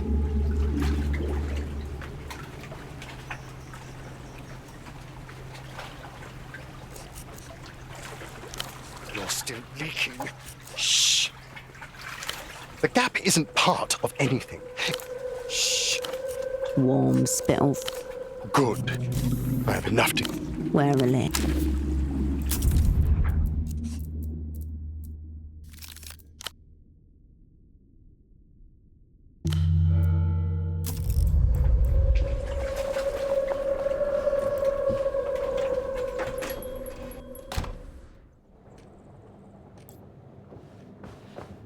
Hello. Doctor, clinic, houseboat. This is Kindred's father. The man parts his lips in measured surprise. Then the smile returns. Why didn't you say anything before? Kay, right. She chose to take her mother's name after she passed. I didn't object, naturally. His eyes narrow ever so slightly, as if to place your face. I'm sorry, this is just... How did you say you knew my daughter? Oh, I suppose I never saw you around. Different hair, okay. Maybe that's all it was. The last we spoke, she was living in the old cinema, Cosmos, with her boyfriend. Nothing strange going on, mind. He owns the place. His name's Septimus. He looks away from you while he decides which script to follow. I'm sure he's an upstanding gentleman. He comes from a political family, you know. Important people. He hates him. I believe they are running a distribution business together. I don't know any details. Something to do with the media. So there's nothing strange about it. Media, distribution. Perhaps there's a sexy techno angle to this. It's a father's place to be ready, is it not? I'm sure she's doing okay. His lips ready themselves for a pretend smile. I don't know. She was always so passionate and driven, but also impressionable. I think she fell in with the wrong crowd at the university. Much as I hate to admit it, she became nervous, cagey, withdrawn. But to be honest, we've barely spoken at all for the last few years. Not since the crew dissolved and you left Portofiro. Check on her, yes. You do that. Fear and relief, together. Cinema Cosmos is just north of the roundabout, by the Aerotram stop. I just want to know that she's safe. You understand? Yes, I was running a dream study. She was a participant. That was a long time ago. His fingers twitch like he's fighting the urge to shuffle the papers on his desk. Karolina started out as one of our participants. A volunteer, surprisingly. When her turn as a participant concluded, she begged me to stay on. I thought, well, what harm? There was no real limit on our grant from amateur. And Gonzalo agreed. We needed an assistant of sorts. Yes, perhaps that was my dream. She was responsible for organizing and cleaning the visualizations. A massive undertaking. Very labor intensive. Approval. Pride. Immediately apparent in the copies she passed you. Annotated pertinent sections marked with color-coded flags. Karolina didn't appear at work one day. I went to the police, who had no information. I thought she must have been in some kind of accident. You must understand my fear as a father. I received a call from the hospital. Karolina was there, in intensive care, barely lucid, handcuffed to her bed. There were 2 carabineros accompanying her. They told me she was under arrest to be charged with unlawfully aiding a foreign power, espionage statutes. The Superbroke, their spy service, the opera. Isn't that how they call it? I was in shock, borderline delirious. It took me some time before I realized what it meant. For his work, he means. EMTA pulled their support. The study was shut down within days. All our data seized. I was investigated too, of course, along with Gonza. The official part dragged on for several years before they finally closed it. She was held for nearly a year. When she came home, I said some things, perhaps things I shouldn't have. You gain nothing by making this poor man repeat the words he's most regretted saying in his life. Thank you. You understand. Of course. She left after that. Then I opened this clinic and moved down here to Kisak. And here he stayed.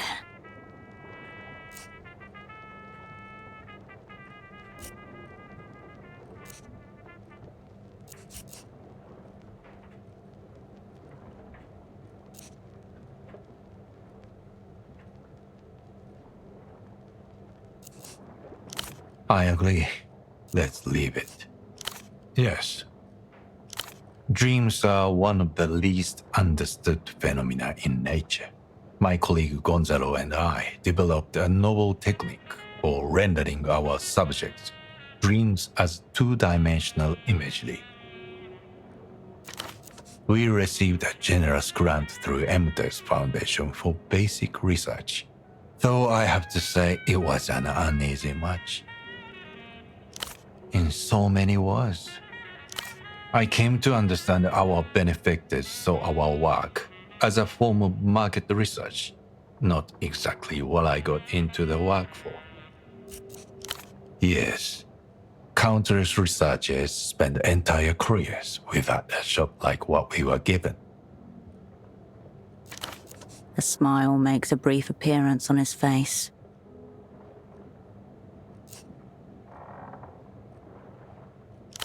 Equipment, mainly, designed and fabricated to our own specifications. Neuroimaging tools, REM inducers, separate monitors for blood flow, electrical activity, eye movement. It's only when taken together that coherent, dynamic pictures can form. An astounding custom rig, one you must get your hands on. It was far from perfect, mind you. Some of the imagery came out skewed, whether that's the fault of the imaging or the underlying dream matter. We couldn't say. But these were early days. The potential applications, well, they were endless. Therapeutic. Metaphysical. Practical. Don't misunderstand. The point of our work was to help people, not control them. It was all technically empty property. The machinery, the data, they took it all. We were only left with one unit, barely functional. Not even with the cost to move, they said. And then someone stole that too. You have a strong suspicion you know who. I imagine they stripped it for components. A machine that could appear behind the veil of consciousness. A machine of magnificent subtlety. And someone stole it for scrap. To buy drugs. Or whatever else. He nods as a way of acknowledging your sympathy. I suppose at least I don't have to work through the night. Every night. All right. Until next time.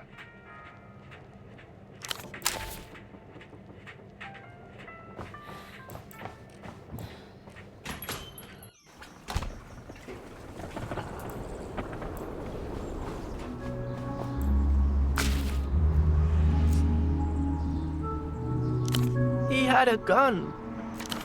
The city reconfigures itself around him, stranger and scarier than it was before. How did you didn't get shot? That guy's after Yana, isn't he? Do you know who he is? Like you, right? Is that why you both moved like crazy? Yo, if anyone asks me about this, what do I say?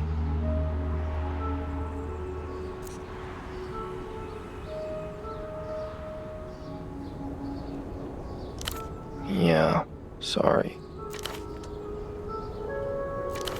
Marco's hands vanish into his pockets. He settles down, but his eyes keep scanning the surroundings. Just pigeons, mainly. Bit of people. I think I'm gonna head home.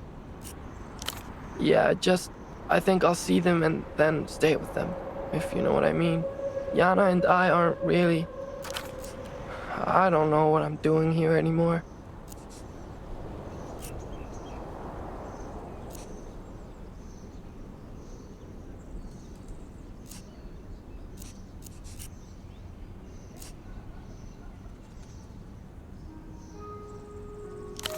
About to? We've been shot at. You're right. I can't handle this. I'm 17. I don't want to be here.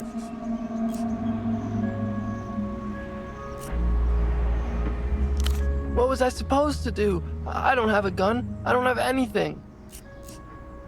No, she doesn't give a fuck what I tell her. And knowing that doesn't make me any less of a man.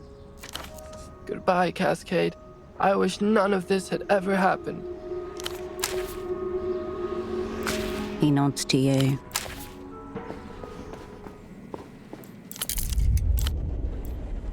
Spare me the bleating you call an accent and listen up. Metoprolol, you eunuch diddling azzurri. That's what I paid for, not atenolol. Your ears thrum at the mention of generic brands. Velotius, that you're intelligible at all is only the byproduct of my concentrated effort to withstand the ugliest sounds the human glottis is capable of producing. The order better be here by tomorrow. Of course I fucking know the process. A series of phone numbers scribbled hastily, but not quite legible from where you're standing. There, a direct line to his suppliers. If the good doctor won't sell, you'll have to go over his head. Tell your delivery boy that if he gets the wrong batch again, he's dead.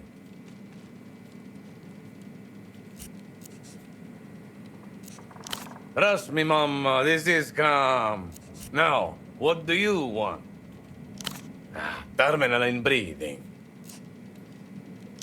Not an insult, medical fact. You think those shelf brows just develop naturally?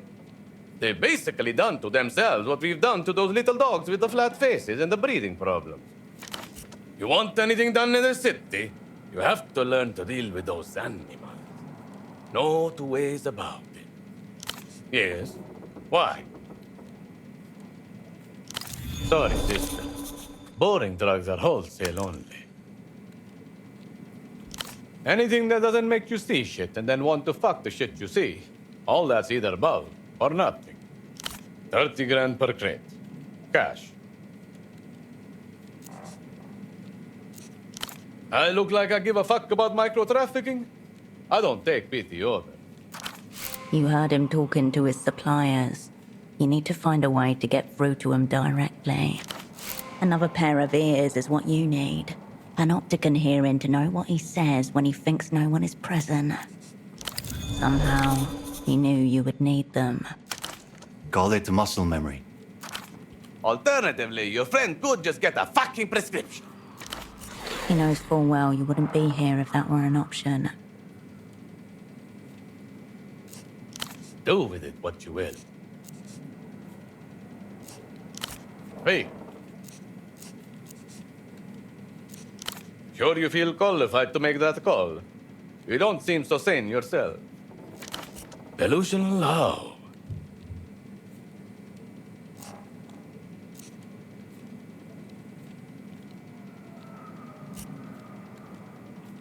So now you know how men feel all the time, eh?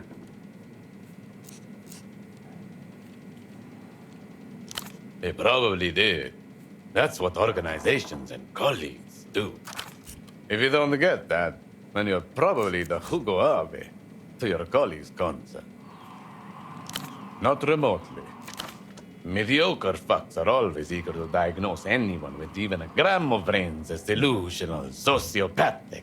A disgrace to the medical profession. Sounds like your colleague is surrounded by imbeciles.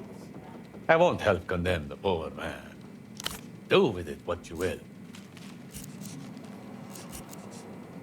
Told you before, unless you're liquid, don't bother. No, find your own inbred supply. Now, why are you here? Adios, patient. The sleek map. This has to be...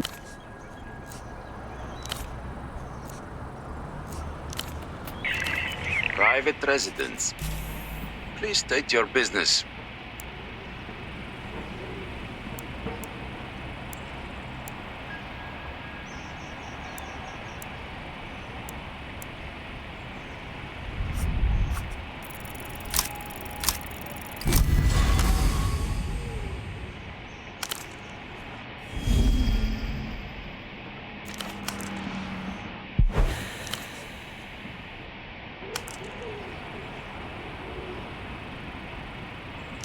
In front of whose call box you stand, wearing his pink tie.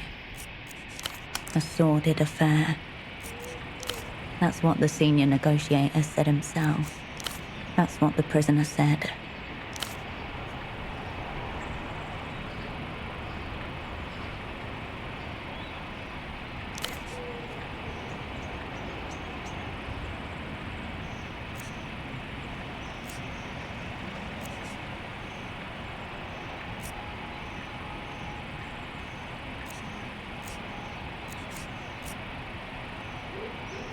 The appropriate parties are already aware of the behavior of certain members of the delegation.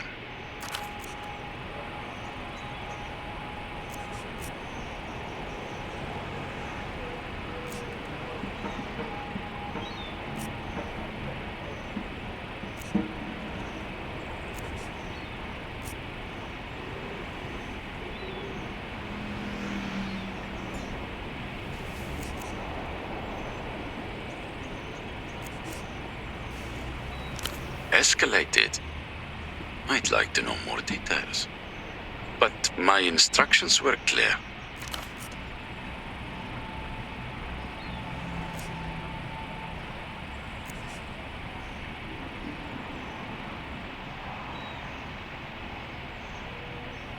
All right, come on up.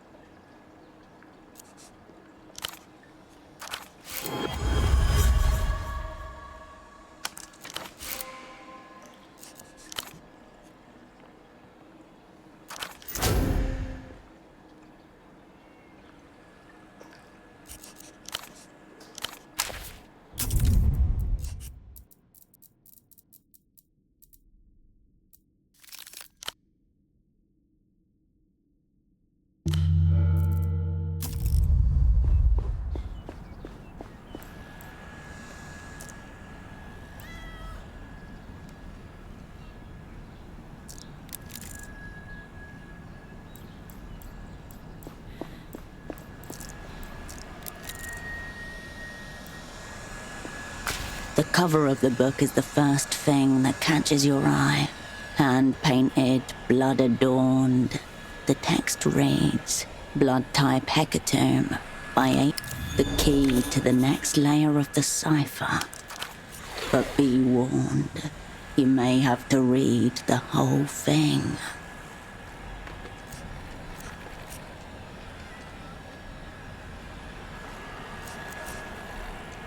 An attempt to escape, maybe. One not diverting enough to drown out the incessant knocking of the world. A couple of chapters from the end.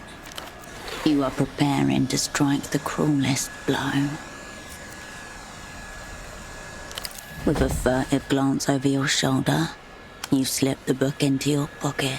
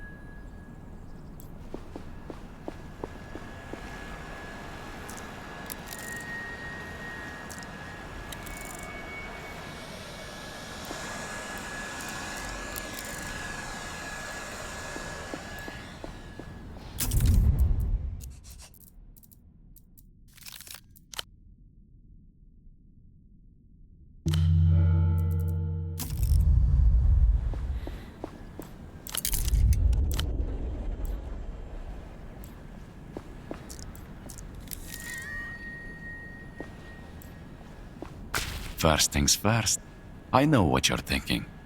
And this isn't my cat. Once again, you appear to have crossed paths with this strange man.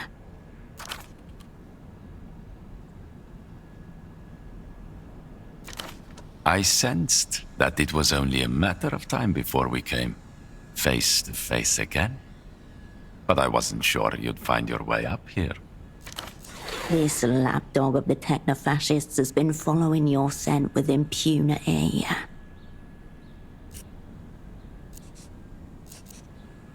You're an individual of astounding concentration, to be fair. I've always respected that about you. The cat's not the focus here anyway. There's no reason to assume this is Mr. Reno's cat. Working? Of course. No, I can't tell you the specifics. I'd love to, actually. But we're on opposite teams now, in a way. You know, I recognized you at Foto 24. A serendipitous coincidence, truly. I knew you'd been shelved these last few years. But of course, a man of my stature must have a keen eye for the talent. You passed my test on the call box, Herschel. I'd almost forgotten you get excited when you're nervous. The sound of your name on his tongue. Unnatural. Upsetting.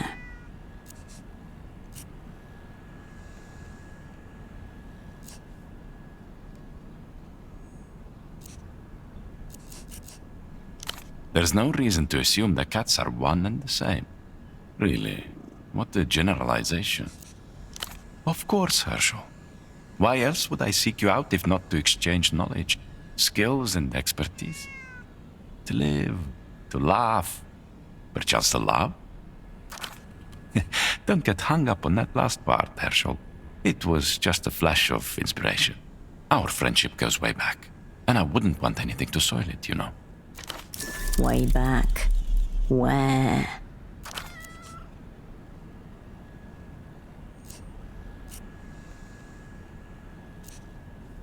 His face drops. That's a very cruel joke, Herschel. 5 years gone, and that's how you greet your friends. No entries in archives, systems, or communications. Expand in search.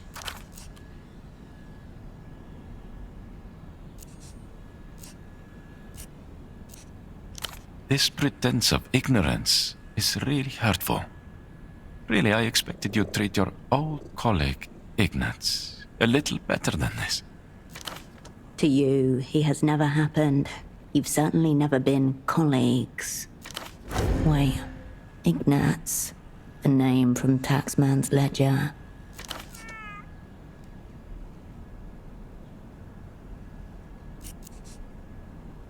I don't believe this. Ignatz, Tempo's right-hand guy. Is it possible you had some kind of episode? Did someone accidentally bin the relevant files?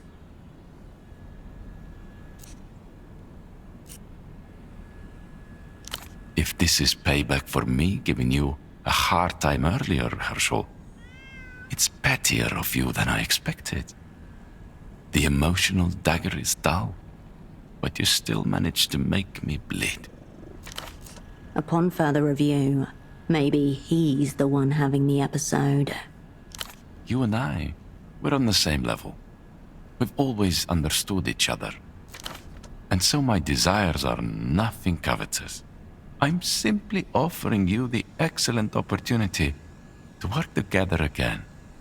Just like in the old days. Highly suspicious. Warrants further investigation. Approach cautiously. There may yet be gold hidden in that repulsive coat.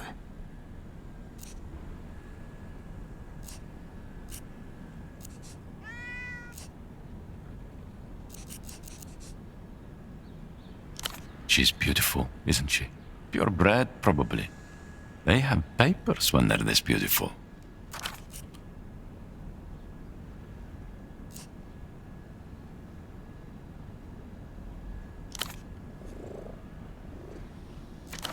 People like you and me, we're not supposed to meet a cat like this. We can't really handle it, in a way. Just an animal? Herschel, this cat is magnificent. Look at it, look at the fur, the color, the tail. It's beautiful.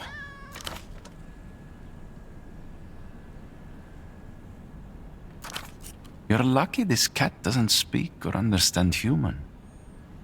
Otherwise it would be very displeased. The cat is its own animal, free from the burden of society and property rights. Absolutely. With a cat like this, you know things are going okay. You can sleep at night without watching the news.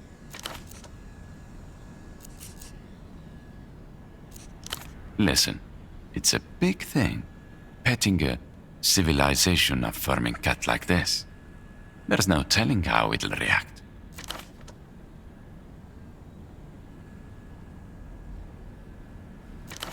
But then, if you need to do it, of course, who am I to stop you from petting a cat?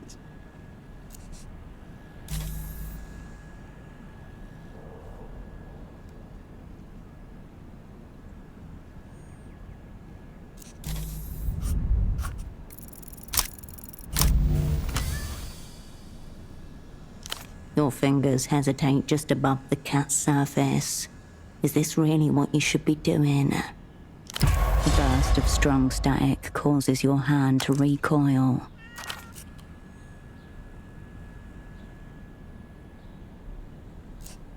I told you, Herschel, it's not as easy as it looks. I don't know yet, but whatever it is, I know it will be okay, because this cat will be there. I know. We need to restrain ourselves, or it'll be all we discuss.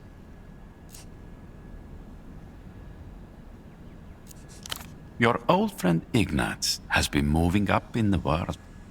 I'm on a very complex and sensitive assignment on behalf of my new employer.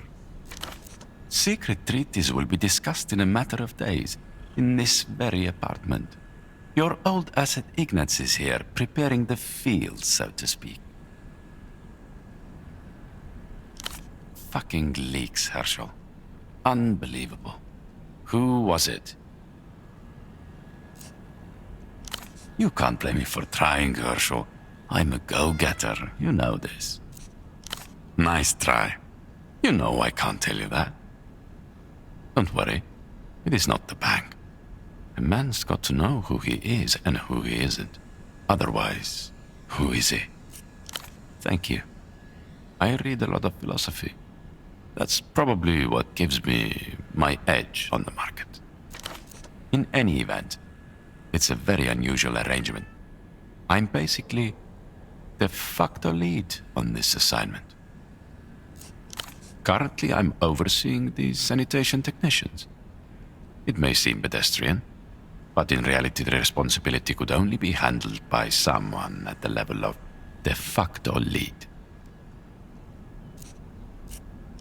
You see before you the aftermath of a soiree organized by the owner of this place, Mr. Reno, and those leaky empter animals. My new employer suspects some pre-game empter mindfuckery. Work with me and I'll tell you all about it.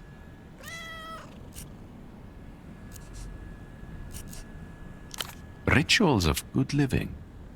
I light candles to Aldebaran, who governs the hustle. I work out at the gym. I don't discharge my essence too often. It is all in the routines.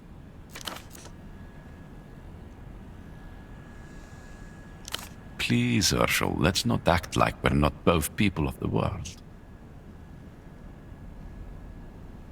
You attempt to prey on my vulnerability to words of affirmation. Very underhanded, yet effective. It's really too bad we aren't working together on this. On this cleanup, right? Think like an animal, Herschel. They don't look at the stars and ask themselves if they are really alone in the universe. They just drag themselves from sick pleasure to sick pleasure. Distractions from having to fathom their place in a dark and endless universe.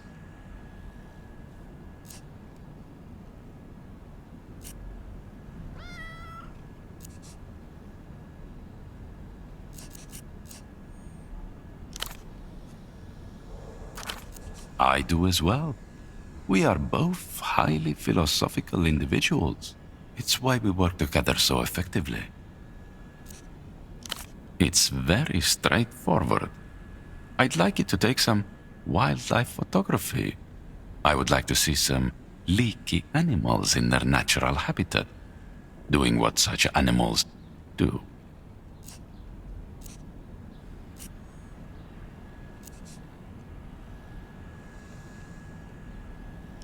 You misunderstand me.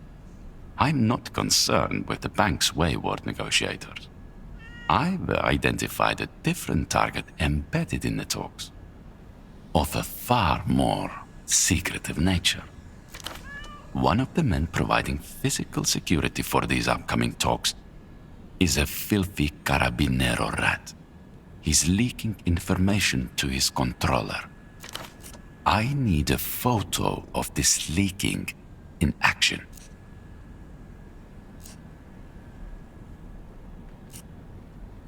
The Carabineros act as empter security detail for the upcoming talks, and just like their masters, are notorious for their unreliability and corruption. I suspect the Carabinero rat is readying itself to jeopardize the discussions. If you accept the job, I'll tell you all about them. Herschel, you of all people should know that power differentials matter. My new employers have trusted me with this site here, which is of much greater importance. The wall of glass behind him is quite something. Seriously? Does the opera expect you to subsist on charity? Things must be even worse under post-historical materialism than they say. Fortunately for you, I will be supplying the camera on this assignment. You're thinking very short-term, Herschel. I'm disappointed. Seriously. In my new position, I've developed a number of very highly placed sources.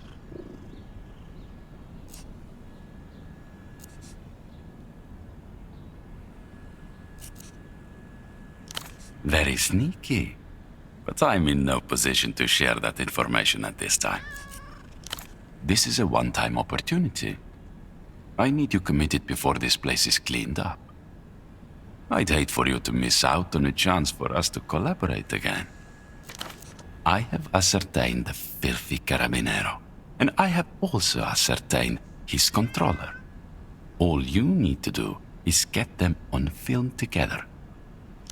If you prove yourself a capable sub-lead, I'm sure we could come to some mutually beneficial and totally unofficial agreement. Everyone comes out ahead, except the leaky animals. I get rid of a problem, and you'll receive some information that will make your life and the opera's much more interesting. Maybe back home you are, but the opera's stuck in their old way. You need the skilled, gentle, and contemporary hand of Ignatz to guide you. Very good, Herschel. The animal you're looking for always wears half his uniform, even of ours. You'll know him by his corrupt, sleazy demeanor, his dead eyes, and dark, floppy hair. Truly, an unappealing individual. In a proper society, he'd be euthanized or at least kept indoors. A local woman, about your age, with a mole on her cheek. It took all my skills and training to ascertain their true identity. They meet every day on the bridge that's east of the Bazaar roundabout. A great place for some filthy fucking animals to do their leaky business. Apparently, you'll need to use this camera. It's a very special piece of technology, but the film inside of it is even more special. Make sure you use it. Danger. How about a self-portrait or a still shot of a beautiful landscape?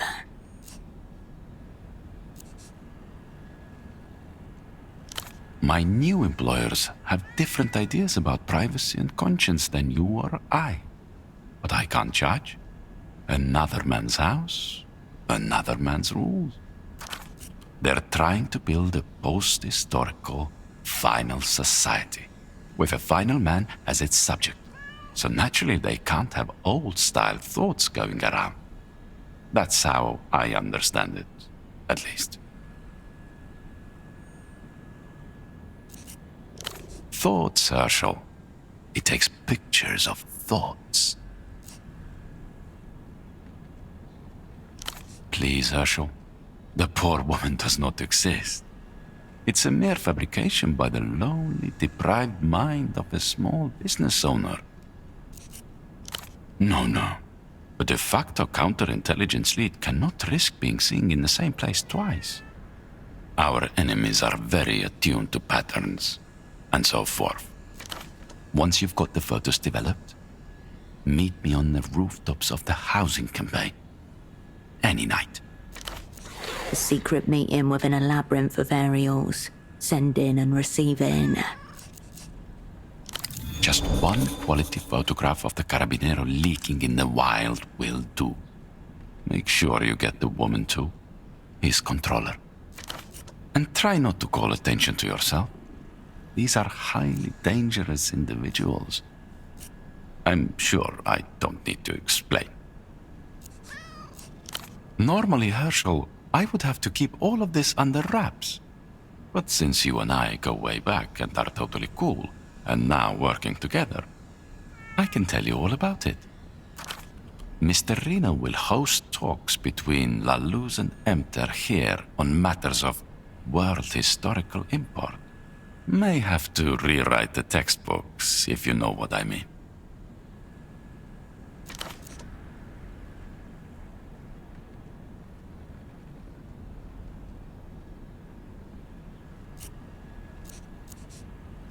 The negotiations are yet to happen, Herschel. I am very good, but I cannot see into the future, obviously. Safe to say, a clash of ideologies is happening right here, all around us. Around you, cleaners continue their work diligently. Monks in thermoplastic robes, carrying blunt machines. You're probably thinking, How did my old pal Ignaz best me? This is what I mean by observations. I've been extremely diligent in my observations. Thank you, Herschel. You may have had the luxury of taking all those years off, but I've been on the grind, as those filthy empter animals say.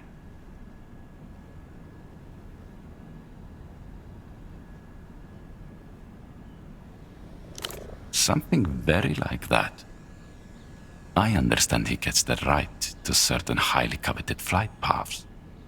Men like Reno, they know how to make money coming and going.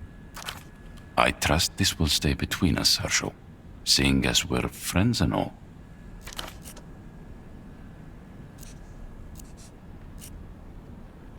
Herschel, I thought you would be coming here for your old friend Ignaz.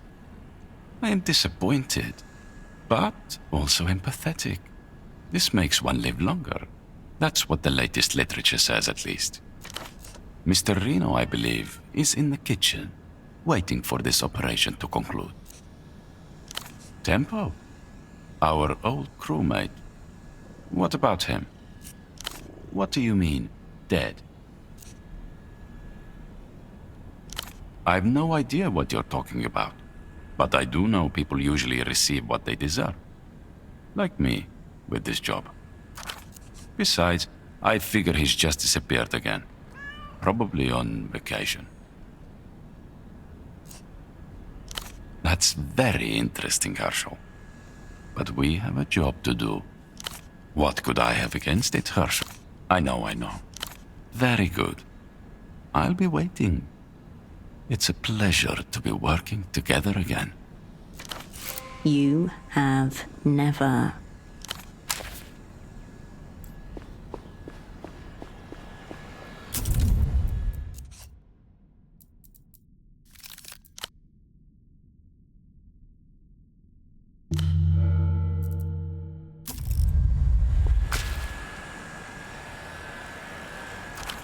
Muffled noises emanate from within. The figure shakes, not its head, but sort of the whole top half of its body, and turns back to its portable vacuum.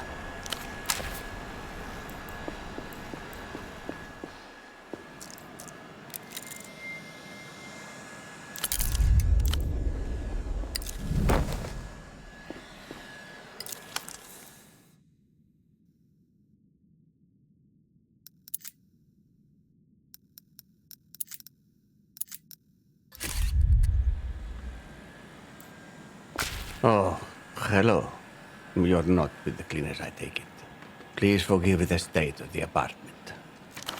The man stares around the room in bewildered horror, unable to focus on you. You don't have to be kind. I've never seen such disarray. You wouldn't think the process of cleaning an apartment would take so much uncleaning. His own appearance is neat and precisely kempt. Even the way his jumper is tied around his neck appears studied and deliberate. Have you seen my model train? I suspect one of the cleaners may have misplaced it. Stop all the clocks. A purloined model kit. This investigation is priority alpha.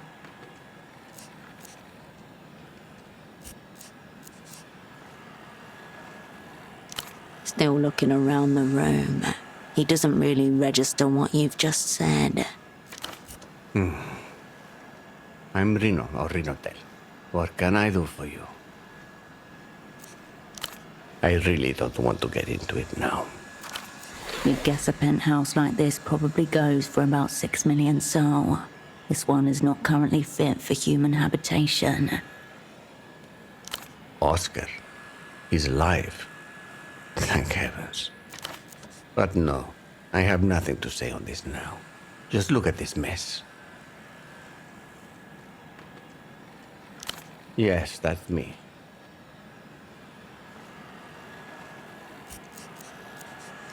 Of course, he's the cleaning coordinator. I've been assured the Lusians are handling his bill. She's magnificent, isn't she? She's got 3 coats. Where to even start? It's an extremely rare kit. A Type 04X. Chrysanthemum Storeroom. I'd really like to find it.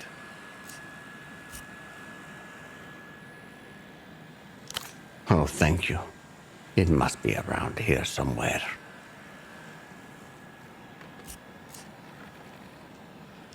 Right, that was you. I apologize. Some sessions can be intense cognitively. The specifics tend to blur. I was there for one of my regular consultations. Are you familiar with the transmigration of souls?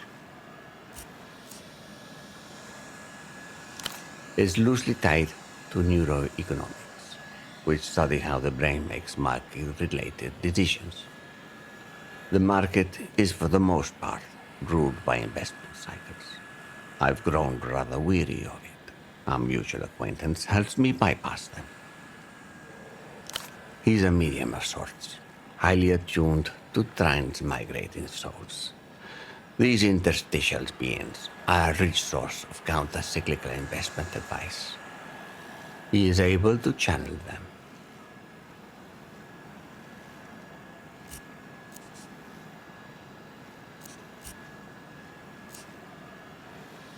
No, not as such. Seizures are simply very regrettable prerequisite. You've heard the sounds that come out of him, yes? Speaking in tongues almost. It's terribly distressing.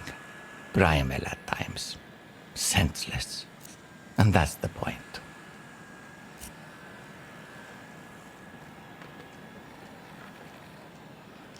Of course. What else do you have in mind? We do. Which? There are no tricks to it. It's largely compound interest and time. You know how superblock communists build their economics on 3 pillars.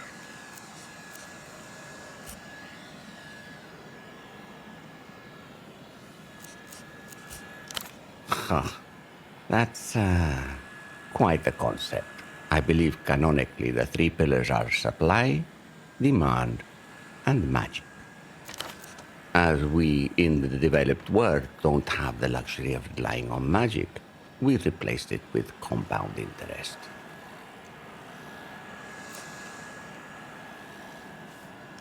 It is.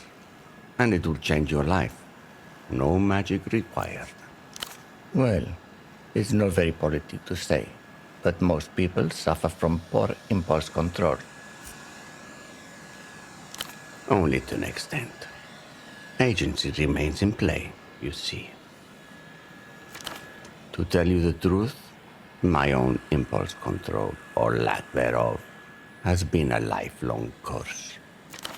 First fault, best fault.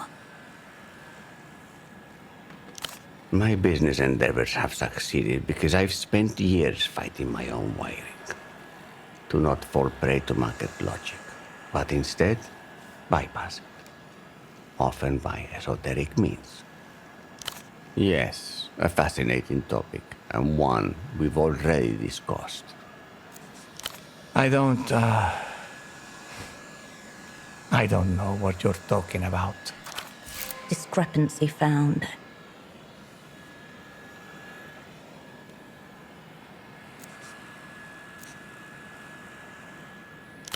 Oh, right. It's possible I offered up my pied-à-terre as a venue. More as a courtesy than anything. A quid pro quo, even in the legal murk of the developed world.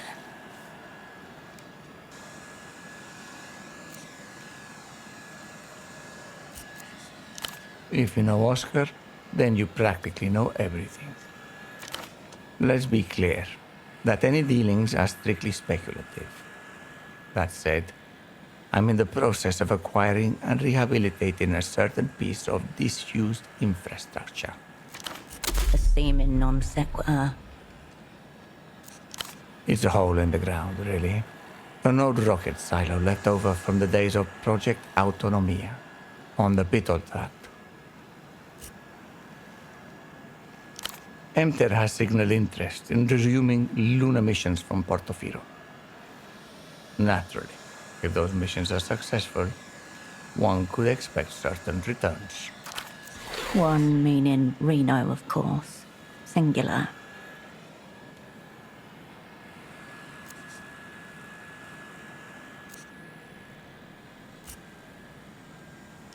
I'm afraid I don't know anything about the negotiations themselves. I'm just a friend of Oscar's, as they say.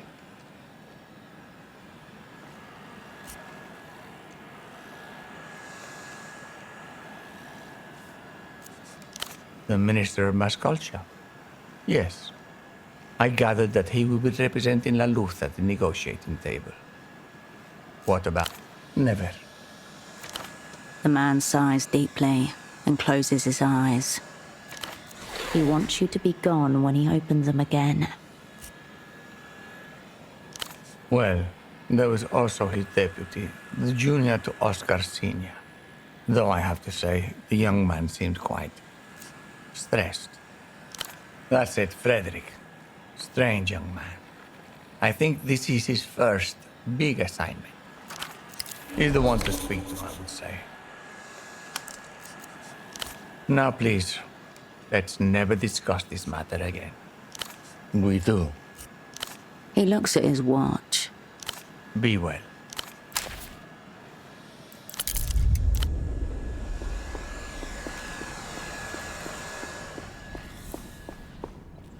Back again, Hurt.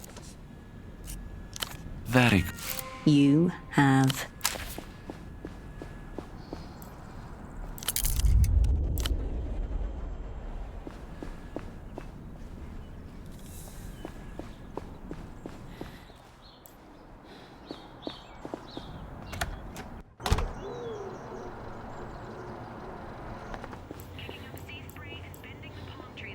Cascade, Pseudopod is upstairs. Seems very distressed. He's on the phone with Melita.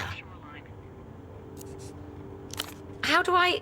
Well, it's a landline, you see. And the way the intercom is wired, it has a nasty habit of picking up on any calls being made at the same time. I buzzed up to check on Pseudopod, and you see... A grave offense against telephonic communications. A Rustanian gentleman set it up. I discovered later he cut some corners. Never again. I'm afraid Pseudopod is discussing stagecraft, techniques, former assignments, all quite riveting. But Melita doesn't seem to be enjoying it herself. Of course not.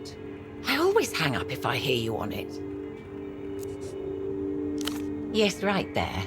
I'll wait here, see if you need any help.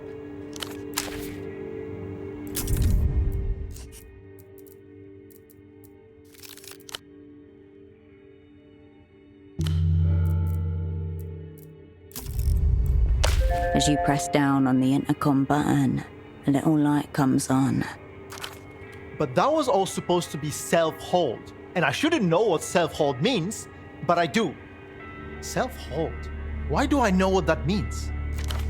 See? He has a soul. Right. And where did you say you met Cascade again? A viper uncurls and presses against the inside of your rib cage. What do you mean? I'm here! And this junior operant you sent me, she's completely insane. Delirious, even.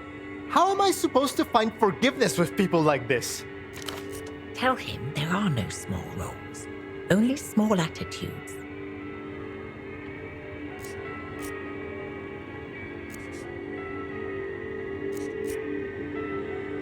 Get off my dick, Cascade. You don't know anything. You were late. I never showed up until now. I mean, you. An interesting slip. Cascade, you made it. Hopefully you can clear some of this up. She's seething. This could go very poorly. There is nothing to clear up. I've been here the whole time. Unbelievable. The lack of support and direction I've received on this assignment. Your own words in someone else's mouth. Deeply upsetting. He's hyperventilating. Tell him to focus on his breath. Melita? Where are you? You need to come and extract me. Now! An animal, cornered, lashing out. Calm down, Pseudopod. We will get to the bottom of this.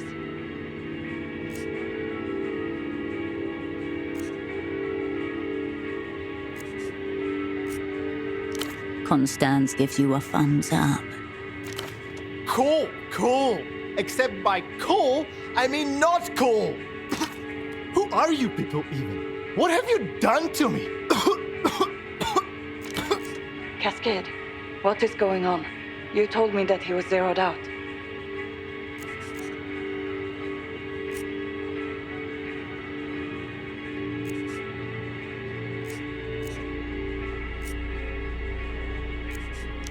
Why didn't you say so in the first place? Pseudopod, you have prepared for situations like this. Please. Requesting backup. This is Operant Cascade. I was dispatched from Novesa. My name is... Melita, do you remember my name? Your eyes find Constance's across the counter. Loss, irreversible and total. I've held out for as long as I can. There are dark forces at work here. Overwhelming. Pseudopod, unlock the door. Cascade will be there in a moment. The line falls silent.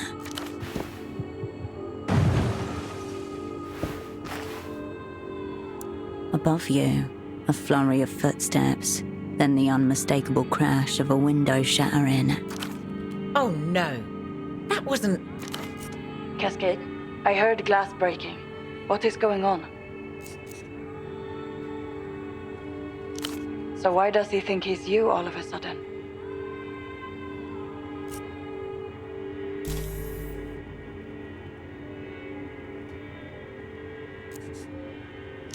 Silence.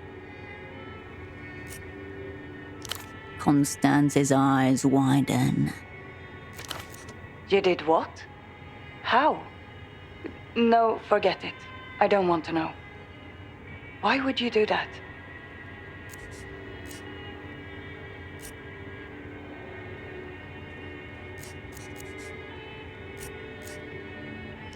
Of course it wouldn't help.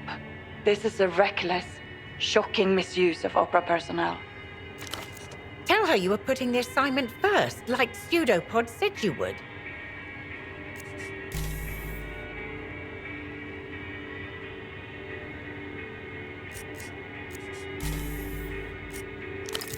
Cascade, find Pseudopod and shut him up. This is the assignment now.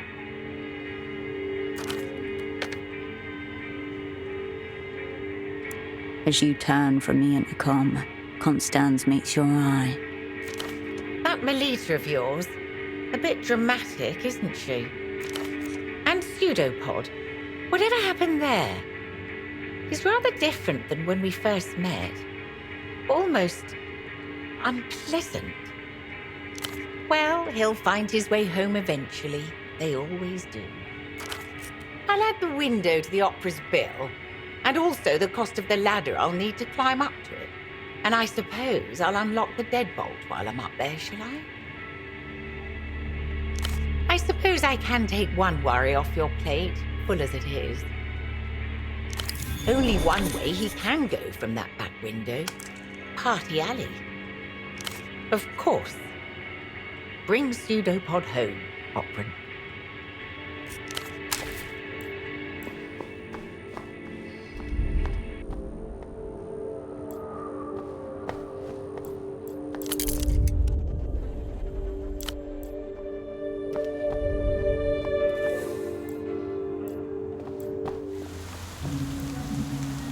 The clinic's metal door is scabbed with rust and surrounded by graffiti.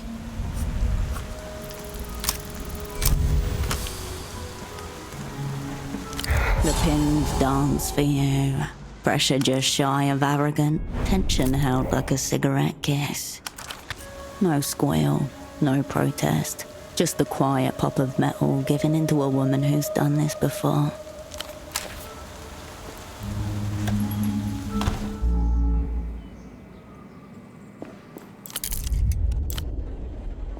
You return to the ruinous desk, its all-furring inhabitant now absent.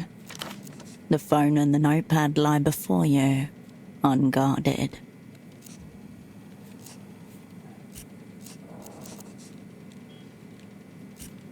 With a pull, the aged plastic gives as you pop the housing on the phone. Inside, a terminal board, speaker coil, and copper wires. No security seals, no surprises. The cricket clips easily, riding the line, unheard and unseen. With a gentle press on its back, it's activated. The shell glows for a moment. You put the phone housing back in place. A plastic snap, the faintest of hums. It is done. Give it half a day before you check in with Ramses. Something will have been captured by then. The paper displays clear evidence of having been balled up in rage and then painstakingly unfolded, but the numbers on it are still legible. 3 numbers, quick to hand and scrawled in rage, for people called frequently from the depths of distress. You squint at the digits, trying to commit them to memory. 2 rows of hieroglyphics would have been easier to memorize. At least those have pictures. You crumple up the note and pocket it. Thick paper, government grade, embossed seal of Portofiro's medical board. Each envelope slit open with surgical precision. A second and final warning for continued deviation from sanctioned neurological protocol and the threat of an upcoming review. You glance at the date. 6 years ago. He kept them all because he's proud. 3 used, 2 capped. The glass barrels are etched with wear. Nestled close, a lighter and a metal spoon. All labelled the same. Midazolam plus oxcarbazepine. The drawer slides open with a wheeze. Inside, a collection of branded pens, scissors rusted at the joint, a pair of latex gloves turned inside out, and a breath minting case. A dozen or so pens, all from medical conventions, some cracked, others with logos half rubbed off. Neurosurge, Somnoloop 89, the future of sleep, 7 years ago. Each pen a time capsule, a version of himself with cleaner hands and hope that already a near-decade-long abyss separates him from. Capital mints, strong enough to banish the deep. The artwork, a triumphant mint in sailor boots delivering a left hook to a giant shrimp. A muted clink, the sound of something moving rather than jangling. A single black pill plops out. Hand-pressed, small-scale production if not outright clandestine. Composition, impossible to determine. Doctors have access to everything, and there's nothing you would put past this one in particular. The possibilities are boundless. A chemical bitterness unlike any you've tasted before blooms across your taste buds. The pill leaves a nauseatingly bitter streak down the back of your throat. Like any good drug, a shadow of the full effects kicks in right away. Shortness of breath, a sensation like the fret of a cramp around the muscles surrounding your chest. Just below your ribcage, unknown muscles wrench and seize. A sun of agony illuminates your whole being. You have just enough time before it hits to realize this is what going into cardiac arrest feels like. There is no light, no tunnel, no flashback or DMT trip. This really was a stupid, stupid way to die.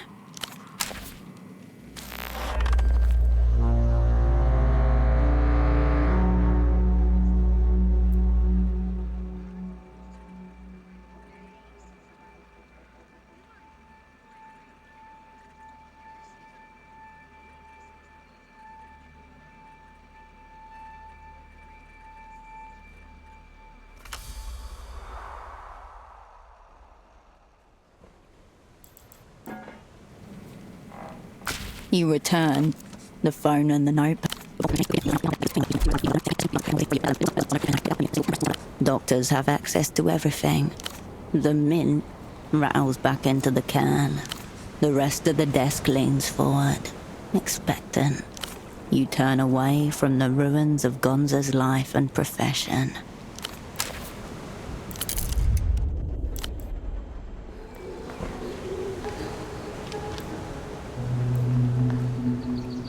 The woman stiffens as you approach, but greets you with a small smile nonetheless.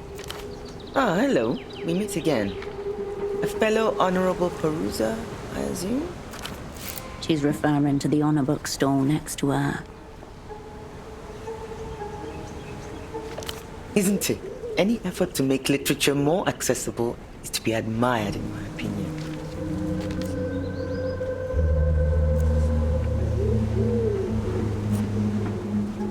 Well, I certainly think so. Anyway, enough of that. Is there anything I can help you with?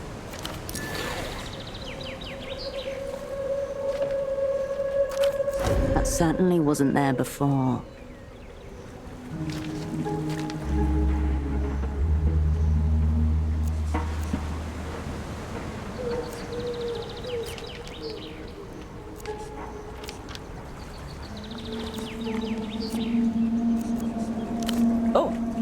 Probably due to you finding me away from my work for once.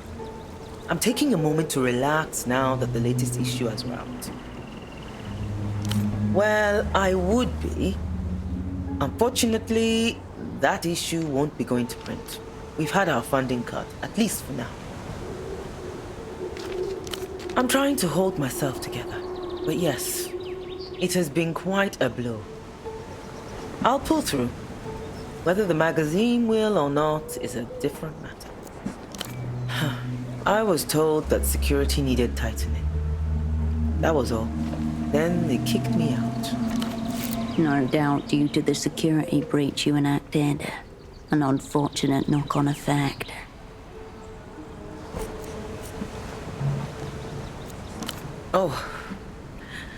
Not to worry. Just a little elevated stress, nothing unusual. Presumably because her whole life has been flipped around after her magazine was shuttered. That'll be me. I'm a keen cryptographer. Sometimes, after a long session, I dream in code. It's not unnatural for one so dedicated to wordcraft. Cryptograms and poetry are, after all, alike in how they encrypt meaning in careful arrangements of letters. As with anything, it's a matter of practice. Quite. They are, aren't they? I tried to, but I couldn't finish it, which is always a sign. I aspired to finish every book I pick up. The writer clearly lacked intention and seemed incapable of inserting surface-level sense into his prose, let alone subterranean meanings worthy of excavation. Or those meanings were embedded so deep that she failed to dig them out. Yes, I wouldn't recommend it, but I'm also not one to discourage people from reading, even if what they read is drivel. Still, you may find something in it that I didn't. Brilliant. What did you make of our selection?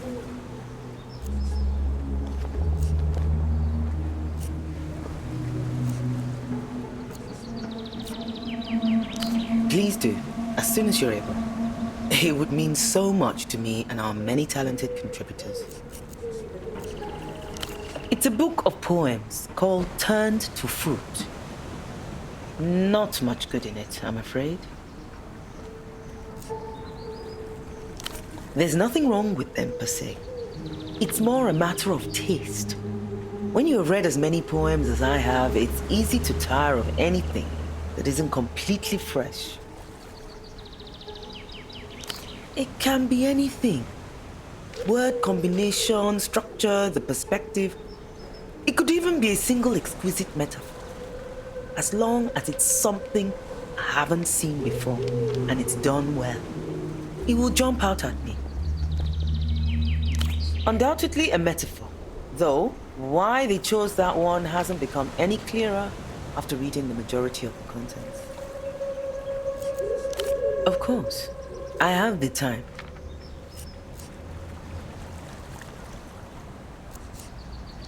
I knew there was something happening down there, but I admit, I'm a coward and a shell. I chose to look away so long as the review was kept in operation.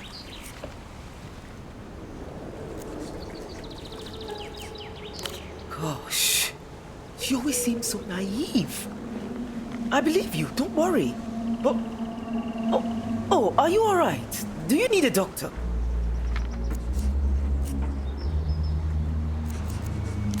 Not once. I thought she was a stupid, innocent girl. But that doesn't matter. Are you hurt?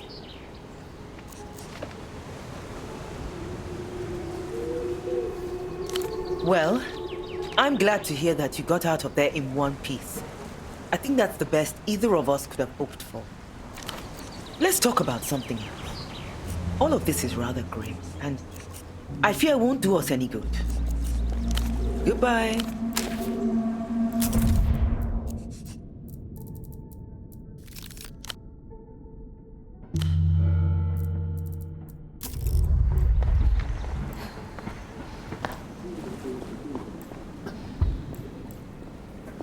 Hirsch, I've been thinking, or projecting maybe, future-wise.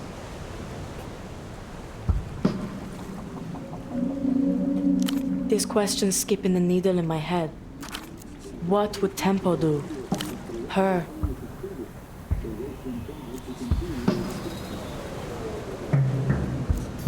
I don't know. My world's short of fucking axis. Maybe you noticed. Not quite accurate. It actually just has a few competing axes. Mostly tempo, yes, some of the original girl, but also a little of the pop star in there too.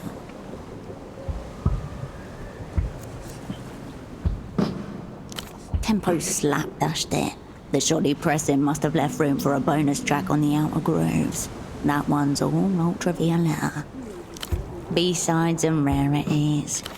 The girl sighs smoke and turns to face the city beyond the window. I should be out there dancing, somewhere shiny, under lights. This is all so fucked. That was the deal, yeah. Setting her free in exchange for an imprint of her. But near the end, I started having second thoughts. New plan was to sell her back to the Luthians, imprint and ransom her, basically. Culture then cash. Tempo to a T. What do you mean, too? I'm fucking Tempo. I want to do it. Her eyes flash with new tones, almost finding a unified color. But I also want to help V. I really want to help her.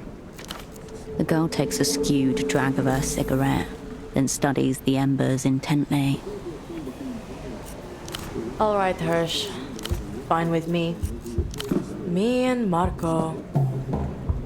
No, Marco didn't even know Tempo. So what the fuck would I say? Surprise, sweetheart, I'm some random middle-aged gay man now?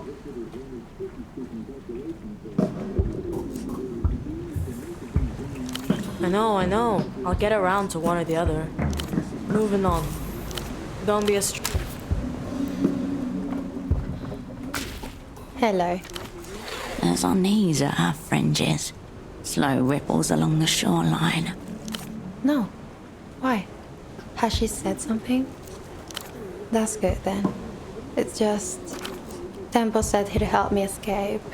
A friend of his was going to get me exit papers or something. But it's been weeks now and nothing's happening. I'm aware, but thank you for pointing it out.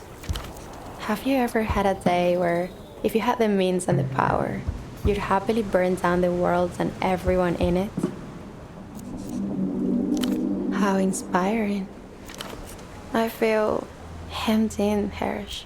Like the walls are coming closer when I'm not looking.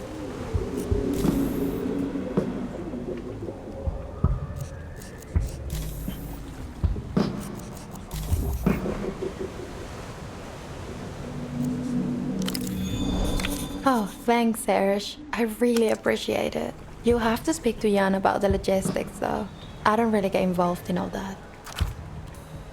You can do it. We believe in you. Just because you can does not mean you should. Your path to the Lich goes through this girl. Otherwise, it's the long way round. You can, and you should.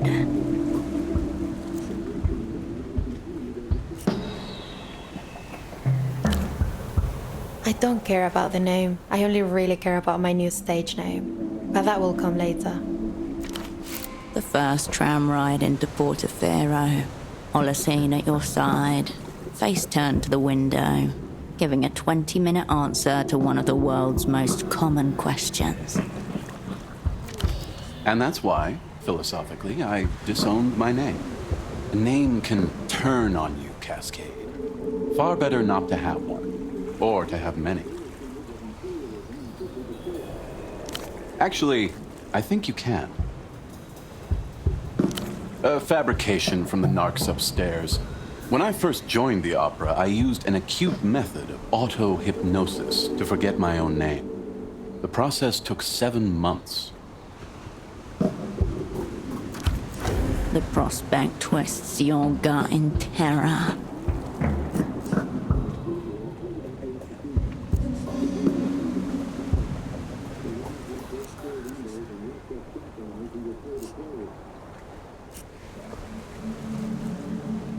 Exactly. The girl stares at you, waiting for a response. Oh, cool. Maybe no name is the way to go. Very alternative. No, but there's pictures of me all over the place. Like, everywhere. I don't know what to tell you, Hersh. I usually just turn up for photo shoots and they have it all worked out. You have a picture of this girl in your pocket. The postcard. Well, maybe she's a pilot now. I don't mean to be annoying, Hersh. Sorry. I just need some help. And I trust you to see me through. I really appreciate it. Great, Hersh. I'm sure you'll find them. I'm not going. Ever.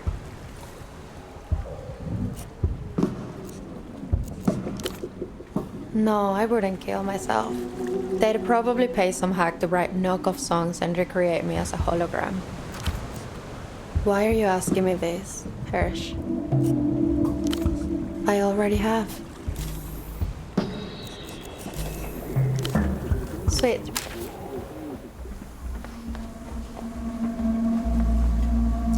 Copper light spilled across Party Alley. With the tip of his cigarette, Vespa indicated another building. He'd lost track of how many. Love Hotel. That one was cinematic. He looks to you, half a smile on his face.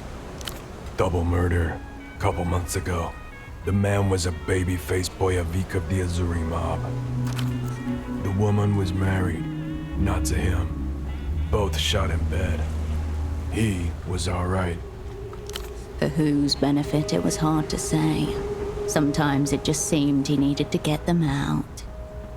That it would be them who killed him. His gun was still holstered, tangled up in his pants. Certain deaths can't help but take on a metaphorical quality. Ah, well, let's fucking go.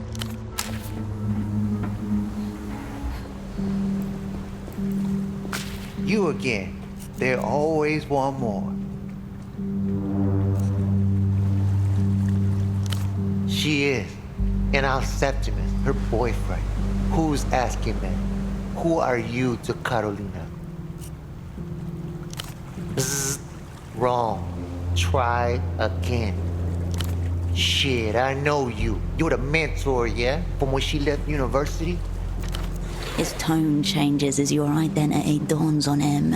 Wary, curious, teetering on the edge of hostile. Not very fucking good, as you should fucking know. In his tone, There's a spark of excitement not sufficiently smothered by anger.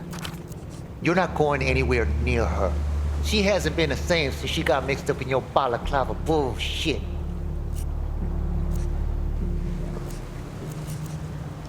Nothing much. Lucky for you. Little stories, things you said. Always she's fucking wasted as fuck, by the way. But I know she started with her depression times around when you left. Whatever it was that got her tortured, you fetid hag. Fucking cut up by those Lucian fucks. Weeping eye. Esty wasn't just trying to hurt you. She was telling the truth. For some spies, interrogation is a proving ground. For others, it is a distant shore from which they can only wave and never return. Sadistic shit, right? Real shit. The kind that comes back to knife fuck you. You made my girlfriend crazy. Which, no, she's cool. She's fucking hardcore. But also, you should feel bad, bitch. She's got scars meant for you.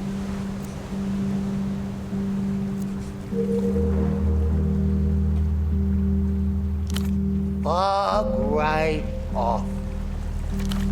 Karolina's in the back with the bootlegging equipment. But it's a no-access zone for you. Back up. None shall pass.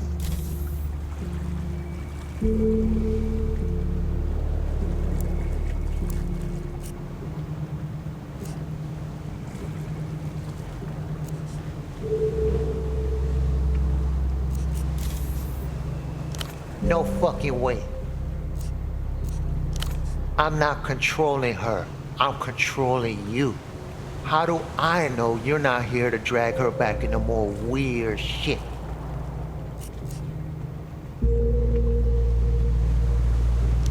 You being honest? Bit late for that. She's been doing better. And seeing you might just set us back to day fucking one.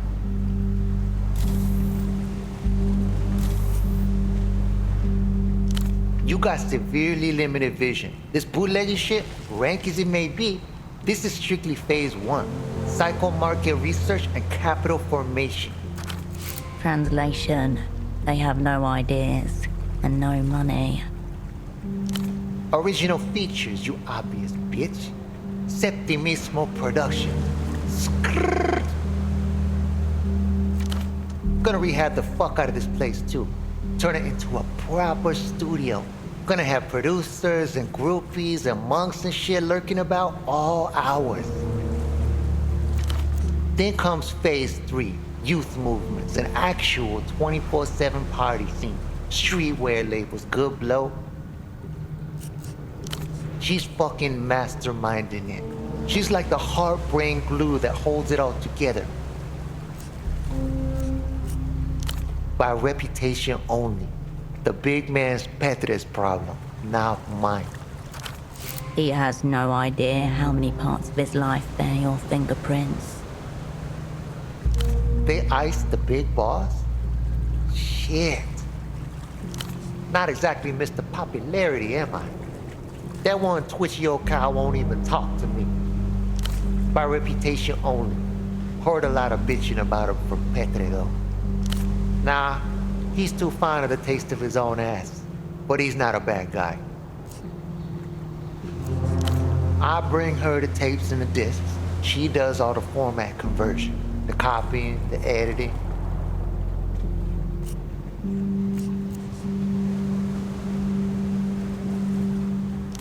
I've got an arrangement with the boatman. Once Karoshka's done and the discs are playable on local hardware, I sell them back to the Bazaar. And at home, I provide the ambiance. All right.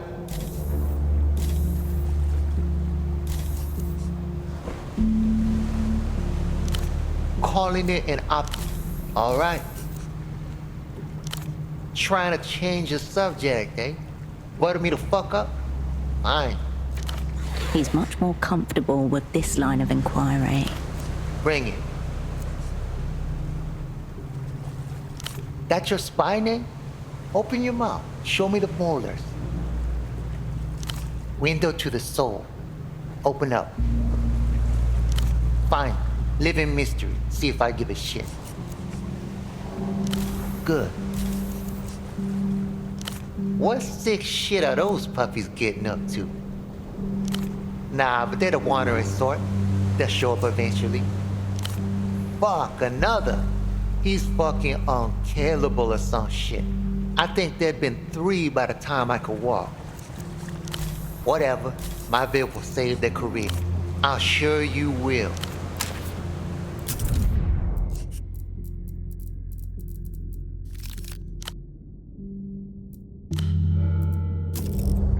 Fuck me, Buzz is back already. What now?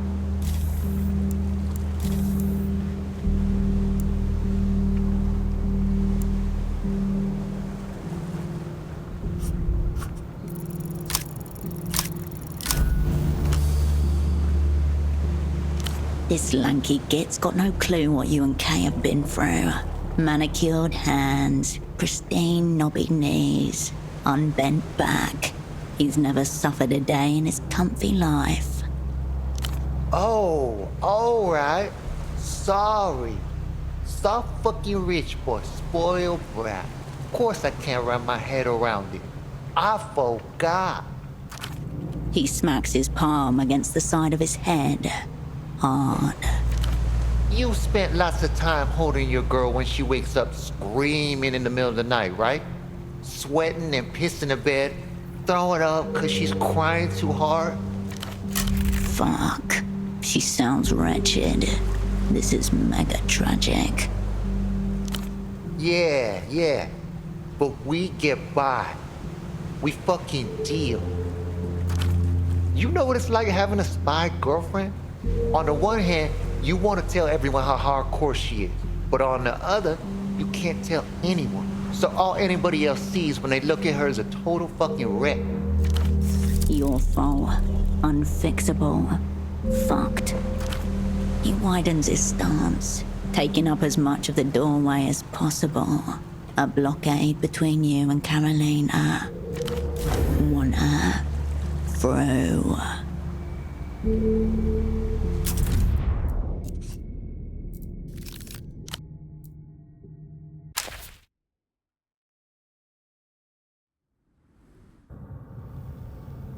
Fuck me, Buzz is back already.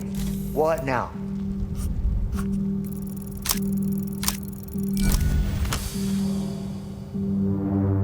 He's a grown man dressing and acting like a teenager. Under the protective bluster, the anti-establishment bullshit. Portofiro's most hated toddler is powerless. Spent a lot of time on fucking the people you drag into your shit, have you? In your long storied career as the Fouinier de Merde? An old school derogatory term for spies. You knew she'd be messed up when she came here, even if you didn't know how she got that way. She talks about you all the fucking time. You know that too? Fair fucking warning. I tried everything. Flowers, stimulants, weed, missionary sex, little bracelet with her name on it. Nothing works. Shit. He really has tried everything. She's through there. See if you can talk to her. You make things worse instead of I'm fucking her though. And I'm coming for you, alright? Yeah, I know. But I'm watching.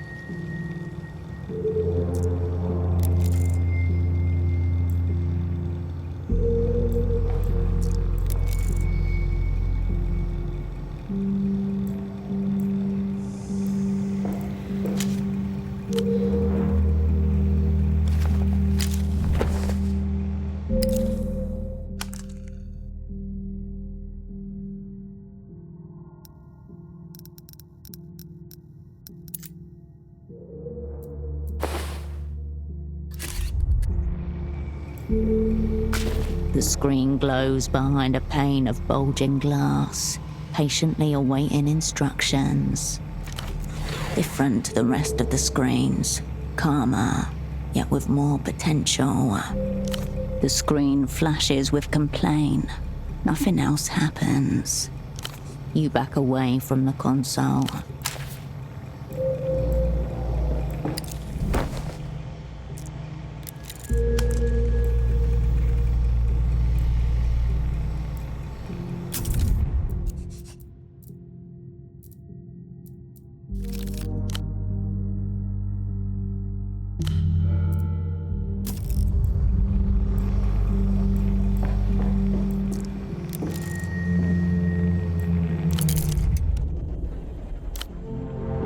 The cityscape of machinery stretches into the room, each component heavily modified and repaired. Pipes transfer liquids from one server to another as you watch. Not a chance that this is just bootlegging equipment. Look at all this power, the sheer monstrous energy. It's cooking something awesome. And in a chair at the center of it all, Karolina, laid back on a recliner, head secured into the machine. Pale skin stretched taut over the tendons in her hands. Her fingers twitch, her lips move. Wordless, disjointed mumbling. Her body conforms to the shape of the recliner to the shape of her body. If you didn't know beforehand, then you might not recognize her as Karolina Arbe. But it's her, absorbed into communion with the machine.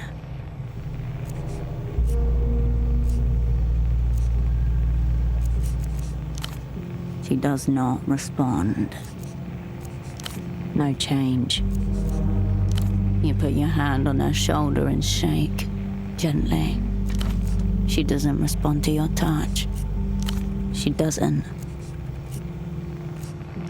Nice, but nothing happens. This isn't working.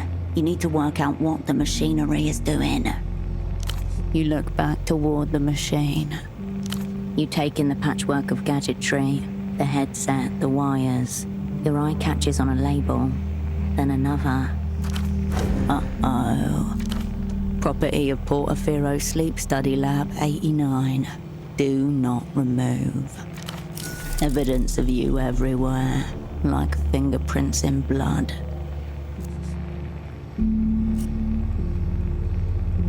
An assortment of media flashes across the screens. Movies, music videos, art, series, reruns, playing at the same time, scanning faster than you can keep up. The dream study components are connected to the more everyday hardware in strange ways. Salt around the monitors, sigils in the welding, braids of hair woven into wires. Wrong, mad, evil. A cartoon wolf howls on one of the screens. Told you there's something awesome happening here. Get involved. The dream study component labels identify them as imaging devices and an REM inducer. Ritual knots and sigils bind them to monitors and everyday hardware. Flashes of different TV shows and music videos between static, irregular lights and noise. The brand name on the central monitor reads MS6. A console labeled Dream Regulator appears to be surrounded by salt. Her headset says REM inducer, but someone has welded a sigil into the metal beneath the study label. Probably some kind of curse. She's cursing you. Witch shit. Stay away. Her eyelids flutter. The screen above her darkens, briefly. Ignore the weird aesthetic stuff. She's cracked everything open and put it back together. It's all heavily modified. She's using the equipment to do something to her dreams. Her fingers are moving, but not on the keyboard to her side. Lights on the equipment flash in time with the twitches of her thumbs. She whimpers, softly. Her voice is hoarse and frail. If she's staying conscious through sleep, then it isn't real sleep. she'll die of exhaustion. On the plus side, she's probably so psycho-fucked from this that she won't remember that you abandoned her. You begin to isolate sections of the jumble. Console parts, disc players, everything you'd expect from bootlegging equipment. Something's not working right over there.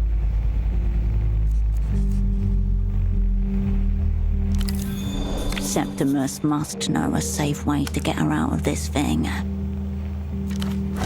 Fuck her boyfriend, pull the plug, get her out.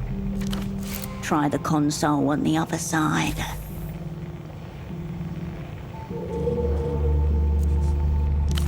The machine blinks, the monitors buzz. You turn away. You return to the console. The function keys are all incomprehensible. Her boyfriend must know how it works. You back away.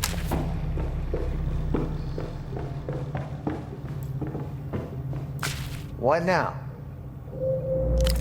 Oh, for fuck's sake, Tiger Pussy. There's a button right on the console saying interface. Press it. Yeah.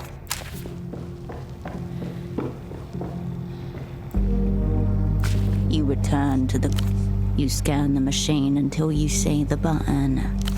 It's worn in the middle. Letters fade into black. The other keys still look new. Subject, system. The panel directly beside the input lights up. A green like glowing moss. Words appear, letter by letter. H-E-Y-S, W-H-A-T-S. You. She thinks that you're her boyfriend. The screen flashes. A long pause. Karolina begins to stir in her reclining chair. What? She swallows, rubs her throat. Her eyes find yours and widen. Hirsch? Really? You? Oh. Ow. Hey. She blinks, falters. Her head longs. When she looks back up to you, her eyes are a road map of blood vessels.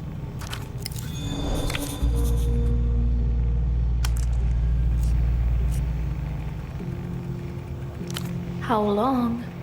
Since... What happened? Wonderful. She's so over the crew falling apart and getting tortured that she doesn't even remember. They're talking. Her attention wanders back towards the screens, back to you. What were you saying? A crease grows between her eyebrows. She blinks slowly. She doesn't remember.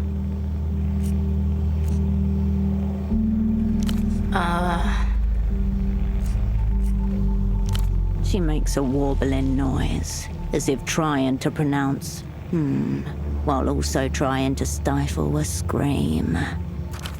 Yeah. Yeah. Built this myself. Lots of anti-bootlegging tech coming out of Ludes. Brand new all the time. Got to stay ahead of trends. She's a fucking queen. People want all this Lusian poison. L-pop. Bullshit. At least we can steal it. Okay?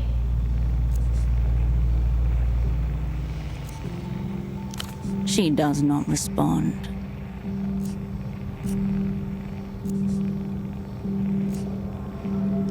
Oh, good. Yeah, great. Yes, I know. Yeah. Okay. No, not killing. It's nice. Why did you bring me awake? You want something?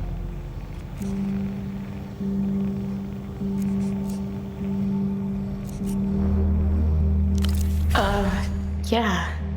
Okay.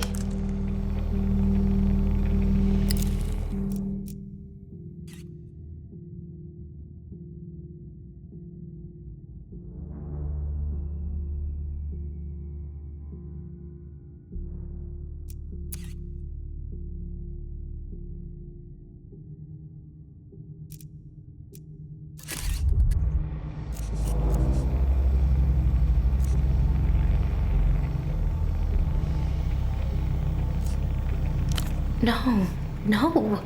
This is my bootlegging gear. Work stuff. I built it. It's nice. She strokes the headset a few times to demonstrate.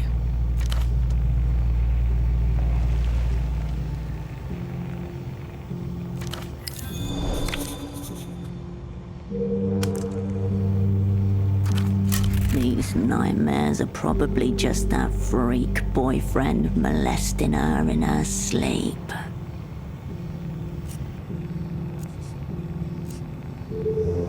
She isn't listening.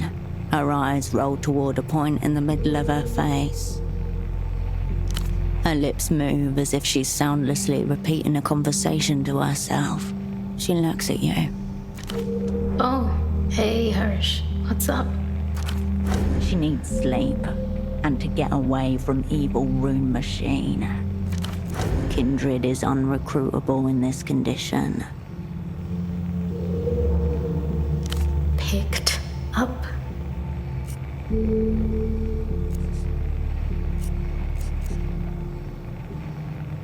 It's fine. She nods in agreement. She looks down, unable to keep your gaze, says nothing. Nothing. She shakes her head frantically.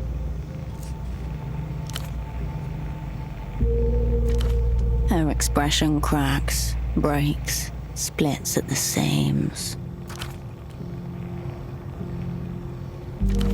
I used to have this nightmare, the interrogation, playing over and over again. No more sleep, no more nightmare.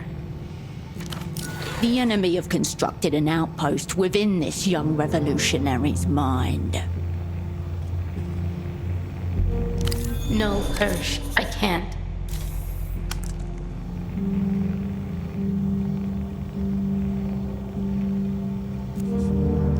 Bye, Hirsch. She puts her headset back on.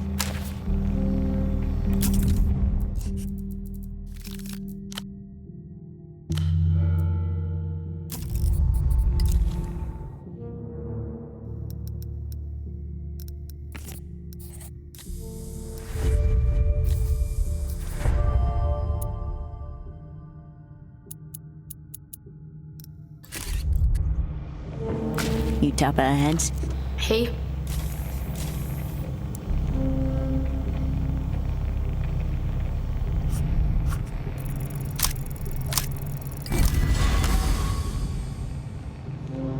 More than any of your other assets, Karolina dreamed of becoming an operant.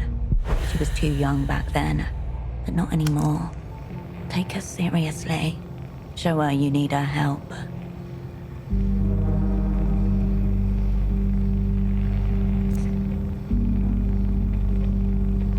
Zeroed. Like, dead? Oh, Hirsch. It's just like, what if? Something in her breaks. You see it snap. She bares her teeth. Tears flow.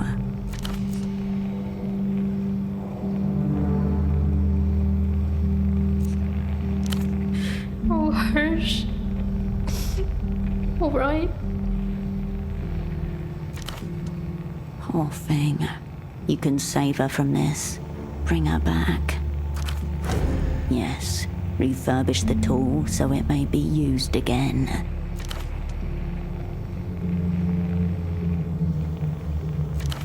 Other headsets over there. You just have to put it on. No, I broke the recording equipment in there. On purpose. I didn't want to think about them just in there, near me. Has to be live. I'll make the machine put me to sleep for a few minutes. You wear the headset. You see what I dream. You fix the headset over your head. A foam interior settles itself around your skull. Applies metal plates to either side of your forehead. Connecting your mind's eye to hers. You hear birdsong, footsteps, a man's voice. You see a cosmonaut suit, posed and fused to a base. The missing figurine from her room. The images collapse, fall on top of each other. Karolina's voice screaming, as if it were coming from your own mouth. Then nothing. An incomplete record. Fuck. No. She's shaking, tears streaming down her face.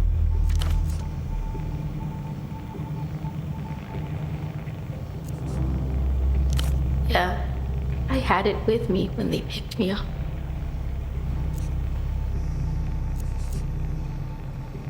No, I hid it in the room where they kept me. I was so hurt.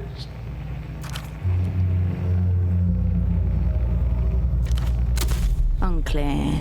Insufficient search terms. Oh, fucking hell, what did we tell her? The advanced cognitive maneuver, where you displace yourself into an object to withstand interrogation, remember? The one you claim to have done yourself. The one you lied about. You taught it to me.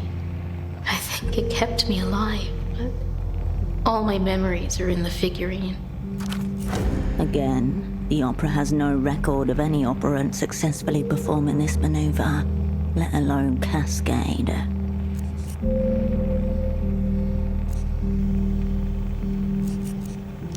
An asset succeeding where experienced operants have failed. The script is riddled with errors far stranger than that.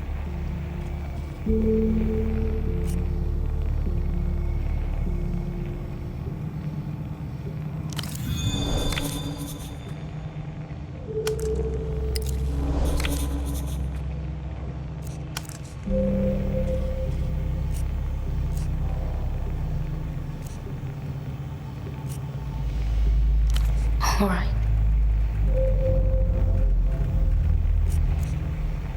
Not really. I don't know. I used to think it might help, but then I built the machine. I don't know. I'll be here.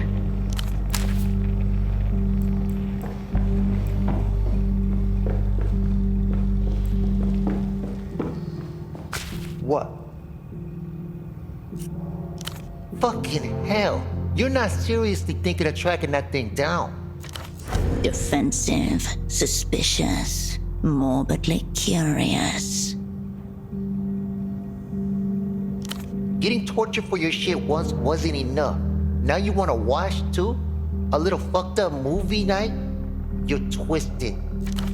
I didn't look for that figurine thing, and you shouldn't either. Risky as fuck.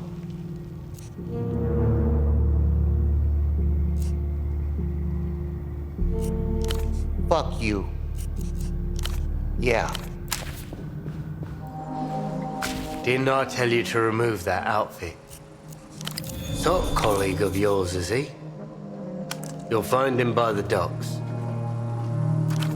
Colleague. How does he know that? Something about a whole lot of working class socks gone missing, and how Melita was going to chew him out. Relax. Let it pass over you.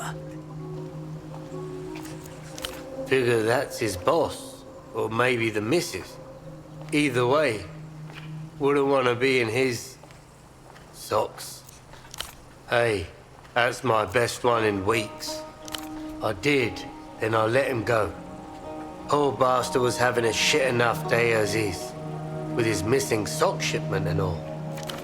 Why would Pseudopod be using his persona at this time? Wish I could be there to... The GM gives you...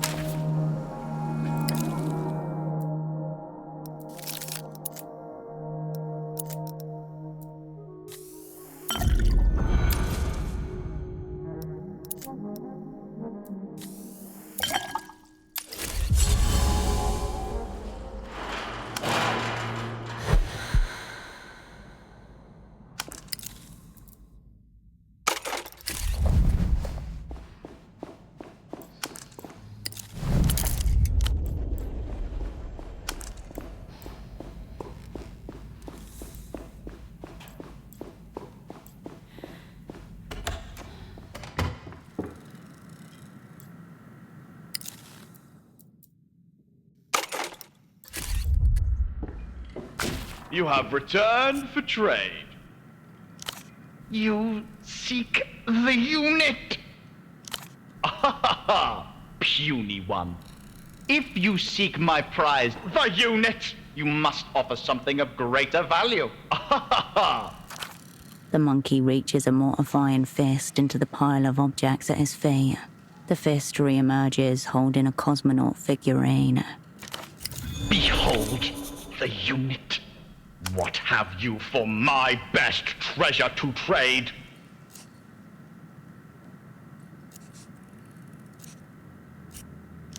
Your soul is worth nothing here. You were taught by fools.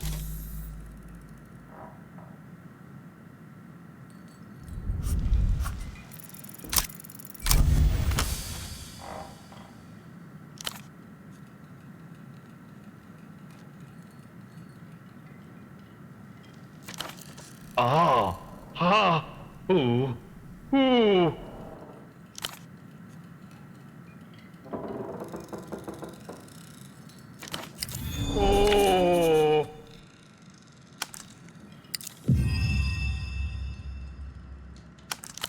Trade. At the center of the bazaar stands a mound of flesh, rendered in cotton, reflective eyes, brown fur, a long tail. He flicks his ears in excitement. Commence economic combat. Prove yourself.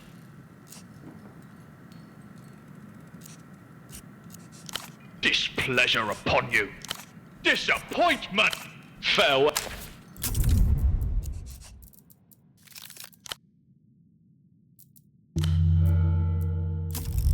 You have returned. Thief! Thief! Vanquish you! The king pulls out his pre-breeder 6ZR, ready to defend his haul.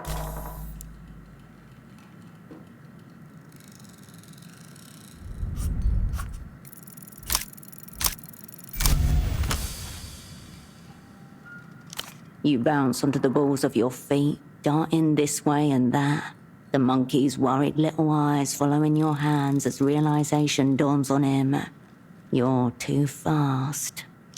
Lightning quick, you hook your fingers around the monkey's shrieking head, seizing the cosmonaut in your palm. He watches the cosmonaut's ascent in silence, his fuzzy lips making ooh motions as he worries over his treasure. He turns to look back at his cosmonaut one last time, before retreating to the recesses of his shelves.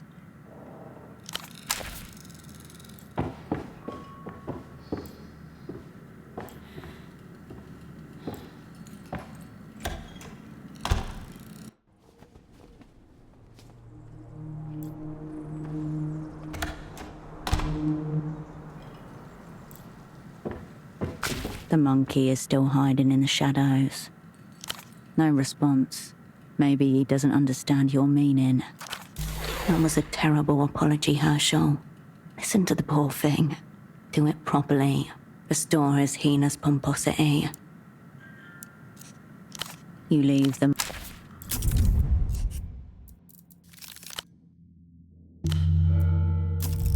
The monkey is still hiding in the shadows.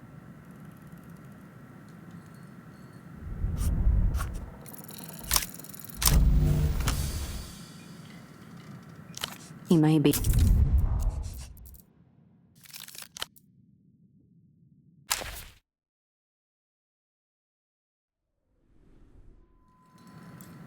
The monkey is.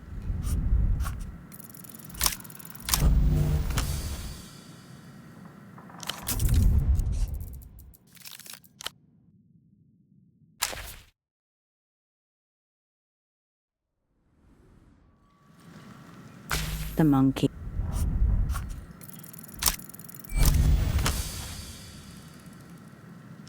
You are bigger and stronger than he is, granted, but these are not the qualities he values.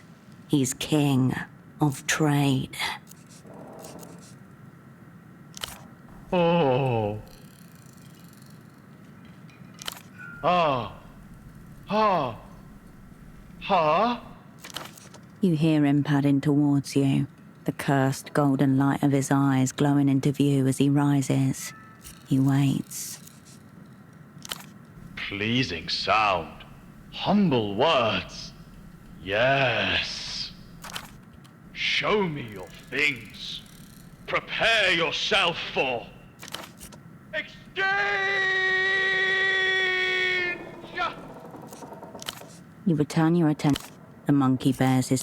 He flicks his ears in excitement. Disappointment! Farewell.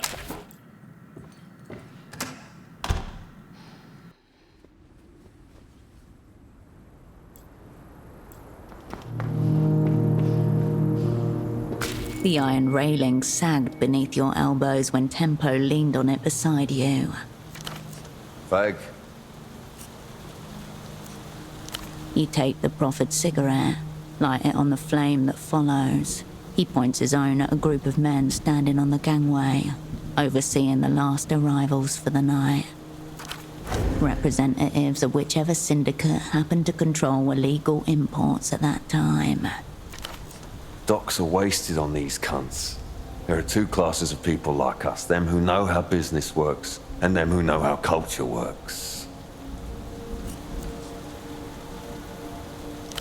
Criminals, you dick. Good ones. Not enough of us, sadly. We don't form a class. Business up there with the silly cunts, culture down here between the cracks. Oh, I will. It's all in the works, Herschel. Hey, cunts! Watch your backs! The figures turn to look, and the two of you vanish laughing into the night.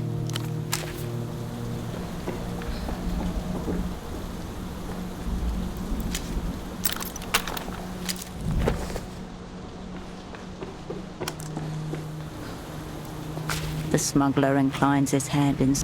The new boss seems to be taking a lot of cues from the old boss. No, when she first turned up, she was a quiet little thing. Used to sit on the edge of the crane there, listening to music. Only ever one headphone in. School jumper sleeves pulled over her hands. I'd catch the music on the wind now and again. Friends cost a premium at that age. She started helping me with crates after a while, but she couldn't live for shit. So I had her marking them. She was good at that. When Tempo hired her, he told me he was putting her on the cunt crash course. I didn't see her much after that. She's just a kid. He glances briefly at the crane, then takes a new cigarette from the packet and places it delicately in his mouth. He lowers...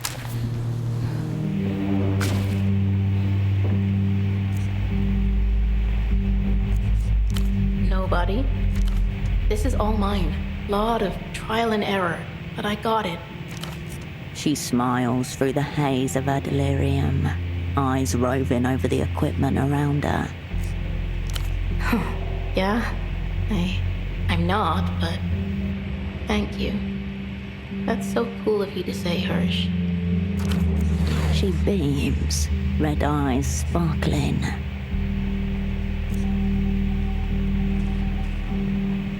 Remember I studied ancient languages at school? You needed one humanities credit. I just saw the script on a textbook and thought, hey, you kinda look like a circuit board. She points to a sigil on the machinery to her left. It is rectangular and asymmetrical, composed of lines which connect dots and circles. That one means unity, but also disharmony. And you probably recognize repetition over there. It's on a lot of shop doorways. Shopkeepers think it brings people back. It doesn't. But it works here. It does not. She's explaining her own brilliance away with magic.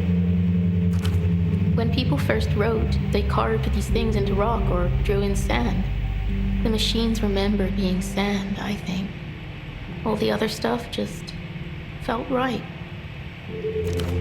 She might be right. She clearly knows more than you.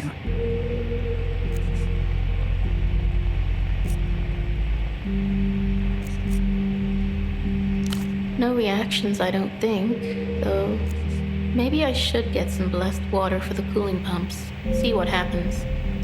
Means I get more control over the tech, more systems we're operating at the same time.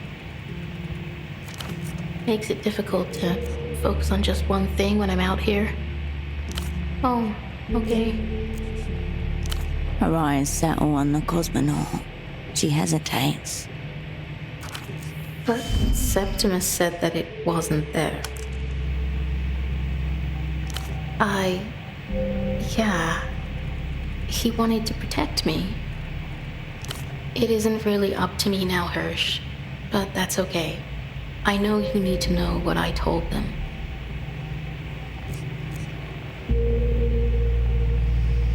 No. She takes the cosmonaut, smoothing her thumbs in an alternating rhythm over its torso. She nods. Her grip tightens on the figurine, her nostrils flare. The shock of lost time returning to her. I can hear birdsong, feel the hood over my face. It smelled like other people's sweat, stale. The sound of their tools, metal scraping. But that's it. Go get the headset, Hirsch. I'll turn off the REM repeaters again.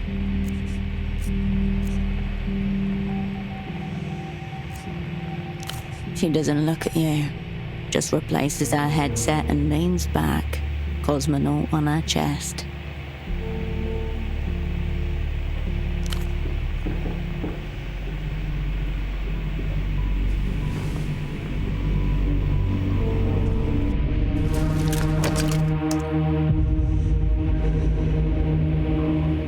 Light refracts within your cornea. You are someone else, somewhere else.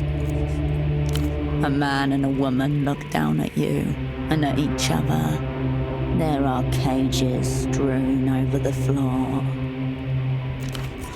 A casual intimacy to the interrogator's posture, slouched towards each other, their partners.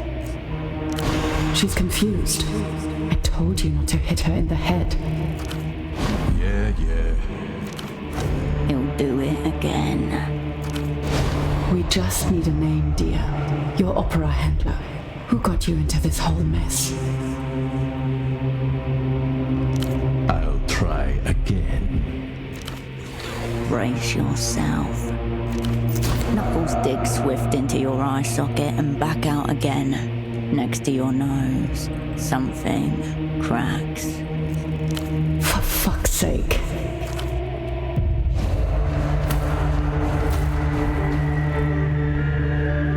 The room scrambles, fades, returns. You can feel something in your ears now. The woman caresses a device in her palm. The crease of latex against plastic, amplified in your skull. What did they promise you? Money? Did they tell you they'd make you a big-time communist operant? It doesn't have to be this hard. The woman smiles, closes her hand around the device. Oral torture. Wicked.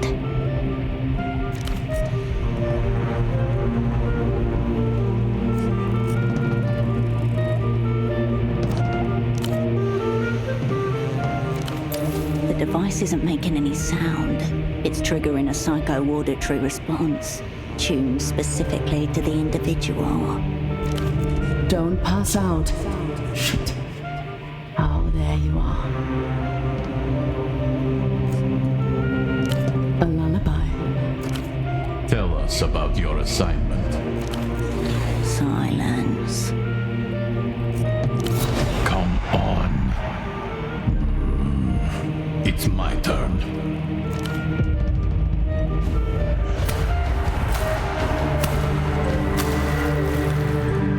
A white flash, cold.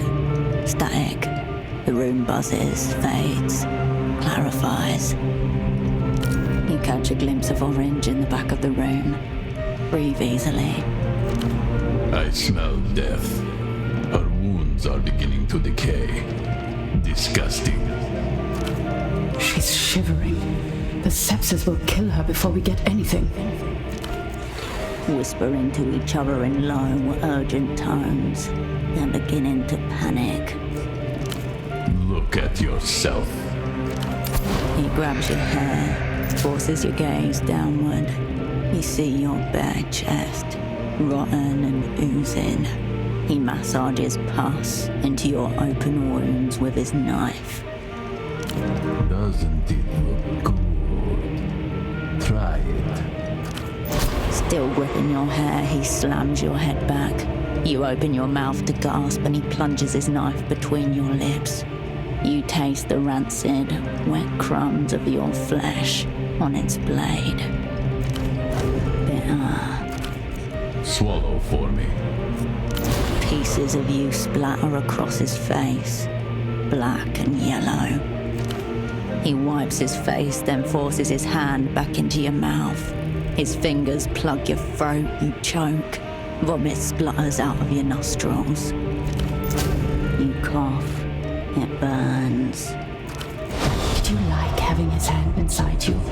Do you want him to do it again? Maybe we should bring Dr. Hugo here to visit you. Is that what you want? To see your daddy? The doctor blows onto his tea. A smell of mint rises with the steam. We'll say that his little girl told us that he was the head of the network. He'll die thinking you sacrificed him to save someone else.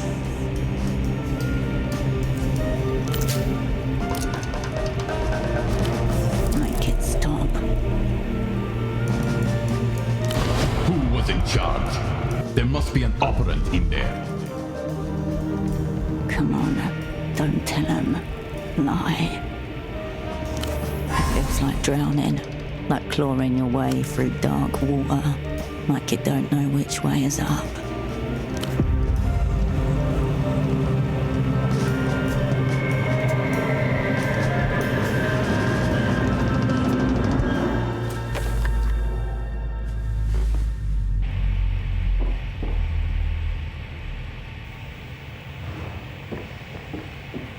Your hair is drenched in sweat. Oh, fuck. Septimus soothes her, ignoring you. Luz's interrogators have broken assets far more experienced than Kindred. She gave up what she could to protect what she must.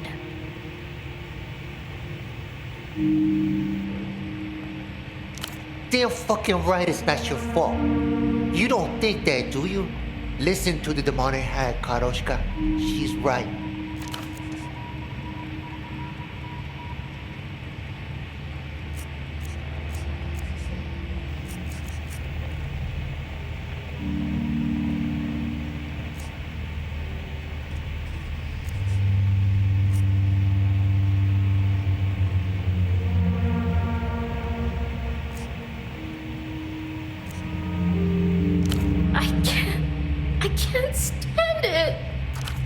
It's fucking lovely here.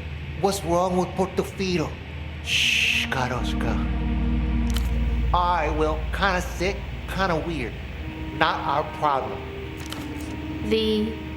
Huh? Hey, Tempo can't die?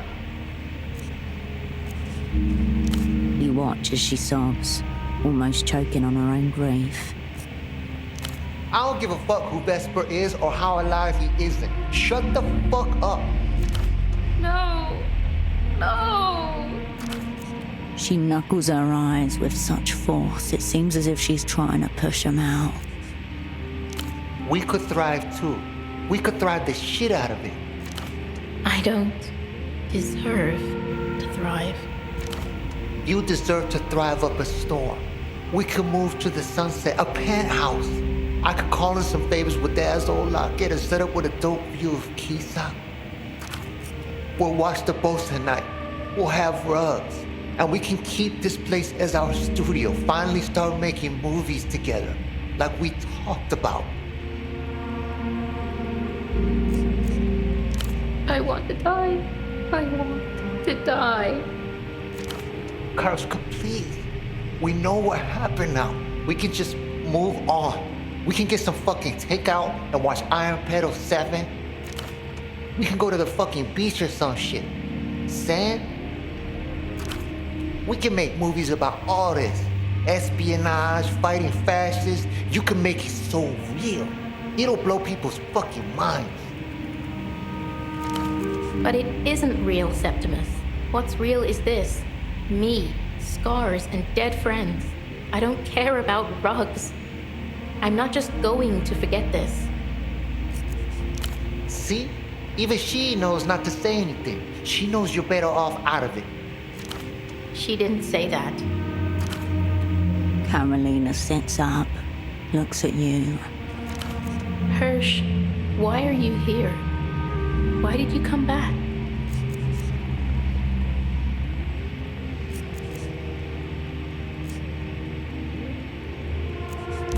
So there's another assignment?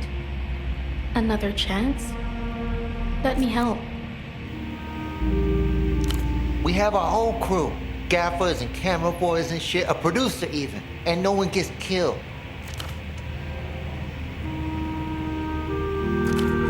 She means it. She's with you, no matter what. She smiles up at you, grateful and forlorn. Karolina, please.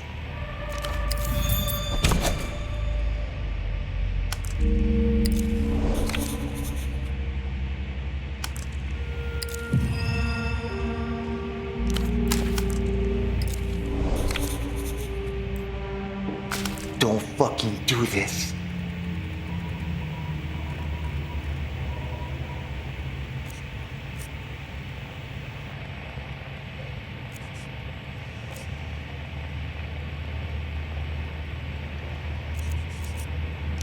No, it's not your business.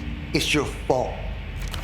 Karolina stirs, rolls over, buries her face against the side of his thigh. His fingers go to her hair, reflexive, blunt nails scratching gently against her scalp. Talk her out of this. She'll listen to you. I fucking won't, and you know it. In her sleep, Karolina whimpers. You want me to beg? Grovel? What the fuck do you want me to do? His eyes follow you as you turn to leave. Please. Don't fucking do this. I know you fucking don't. You had a whole crew, she told me. Get them instead. I don't give a fuck if they die. Karolina stirs. His fingers go to her. Talk her out of this. She'll listen to you. You know what she'll choose. In her sleep. You want me to beg? Grovel? His eyes follow you. Please. The machine calls. There's nothing to do.